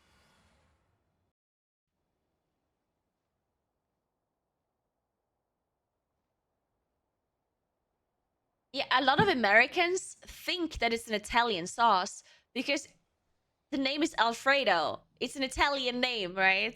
It's like, oh, Alfredo sauce. It must be Italian. But it's just some American that made it up. And it's not a normal sauce to have in Italy.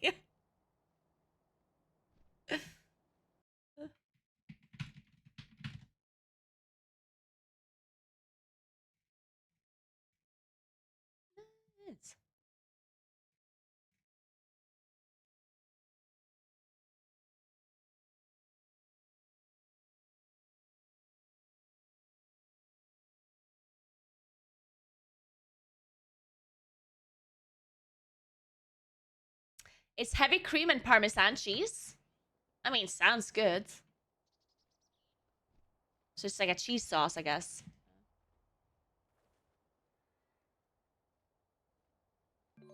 Yeah, I think okay, so don't get me wrong. So I think, because I already Googled this once, I think the sauce is Italian initially, but like it just was made famous or like changed in America, and then it got really popular in America. I think the initial sauce was like made in Italy first. But in Italy, it's not like special enough for it to be like anything crazy. Because it's like if it's just cream and Parmesan cheese, then that's like any cheese sauce basically.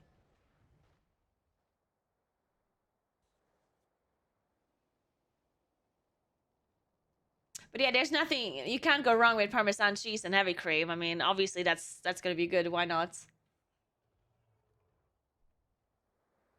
Oh yeah, true. Yeah.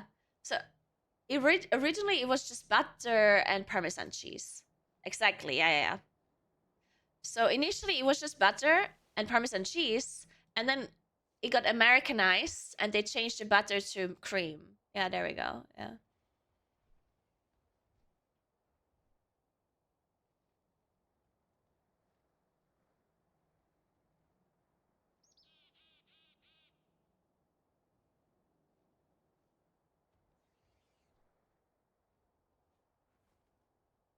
And no, it has nothing to do with carbonara, guys. Come on.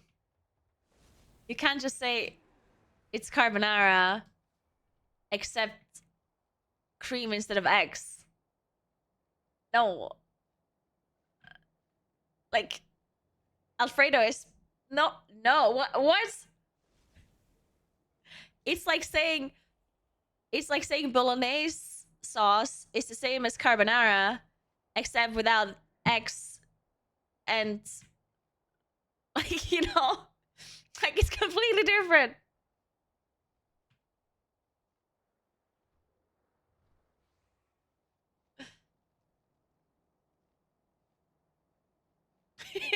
Bolognese is chili without beans.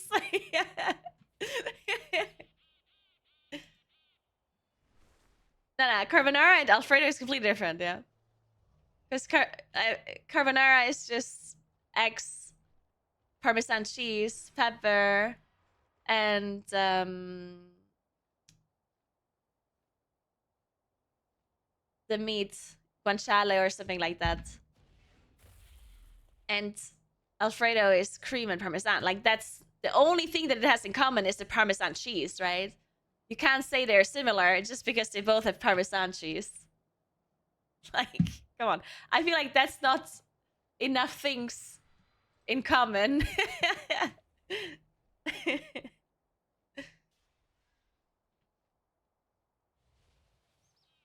Yeah, I mean, here where I live, we always replace guanciale with the speck. We don't make original carbonara here either.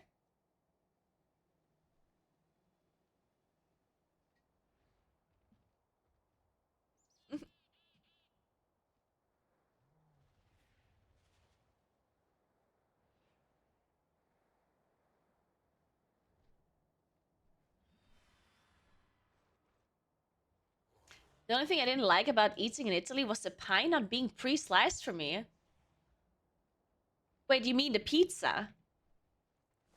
Did you just call a pizza a pie? The hell?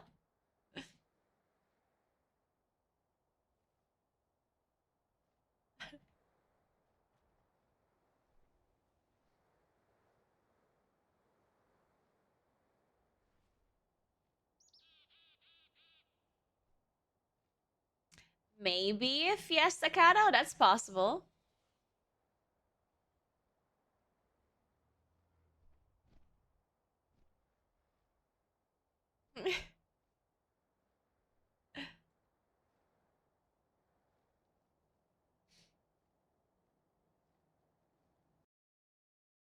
But yeah, if you order pizza in Italy, it usually doesn't come sliced up for you.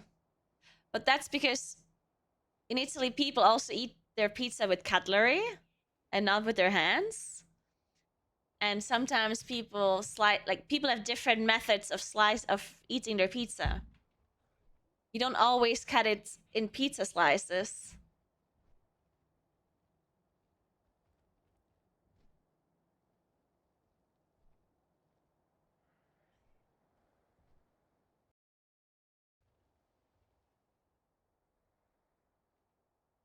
It's a Uyghur that shows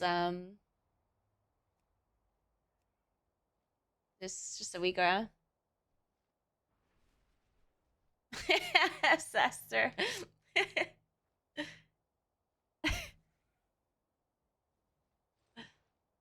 I do love Napoleon pizza. Napoleon.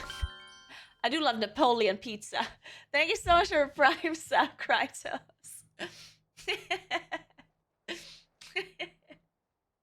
Napoleon did make a great pizza, honestly.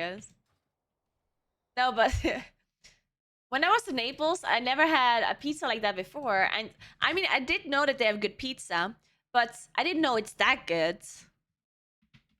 I love their pizza. It's great.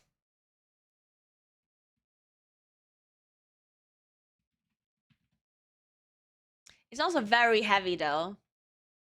Like, if you eat a pizza in Naples, I feel like you have to go take a nap afterwards. And it's a funny thing is that it's not the same. Okay, so if you eat a pizza in Naples, you feel like you have to take a nap afterwards. If you eat a pizza in America, you also feel like you have to take a nap afterwards, but for two different reasons. In America, you feel like you need to take a nap because there's like a million toppings on it, and it's just like drenched in like oils and whatnot, right? And it's like this thick, and there's so much cheese on it. But in Naples, pizza is usually just like this, like just margarita, right? Without many toppings. But the dough is like the dough is very good, but it's like very heavy, you know? So if you eat a pizza like this, even though there's not like a lot of toppings on it, you're just like, ugh, it's just so much. It is very good though. And you're not gonna be hungry again for a while after eating a pizza like that. Hey Yannick, what's up? There's no mastery cap, no. You just sim your character and do what the sim tells you to do. Hey, Steven.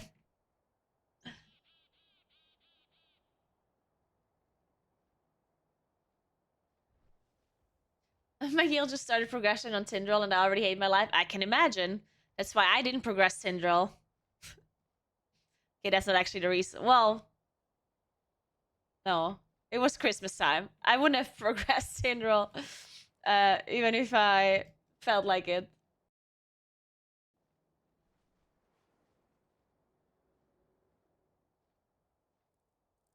Alright, guys, I have to leave.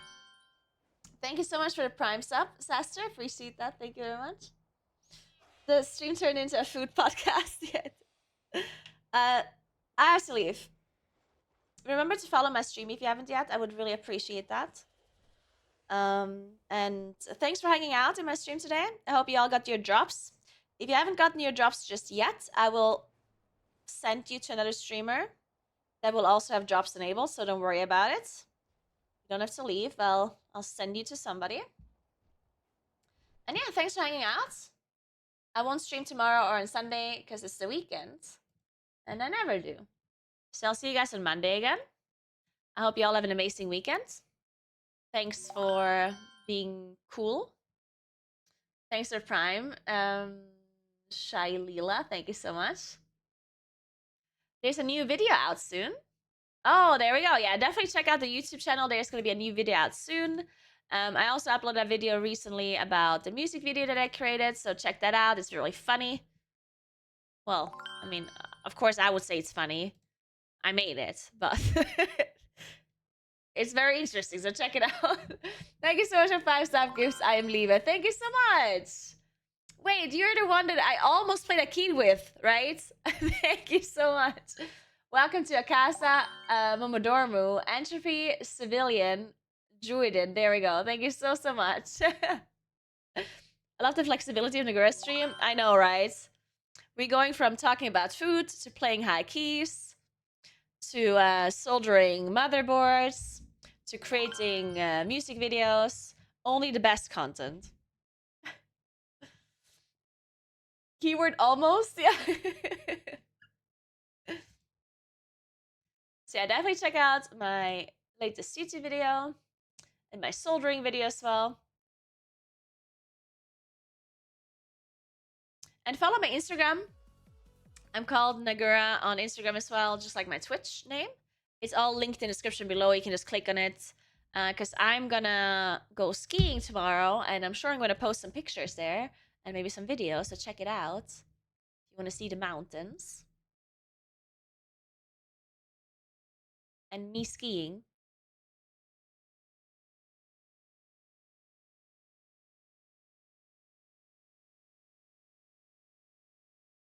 All right, give me a second. Let me see what to host.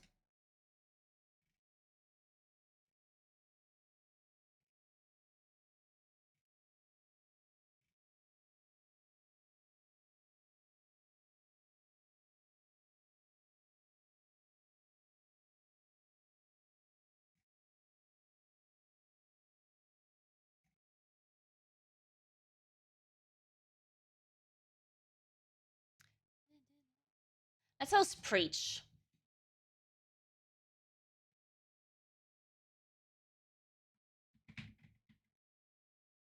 Oh wait, he's already streamed for 8.5 hours. Is he leaving? On YouTube, you will have our latest investigation series, which I think you guys will really like, because we had to do a lot of digging, especially Bex, and reach out to a lot of voices. I think he might be leaving. Yeah, 8.5 hours. Yeah, he's probably gone. Let's host someone else then.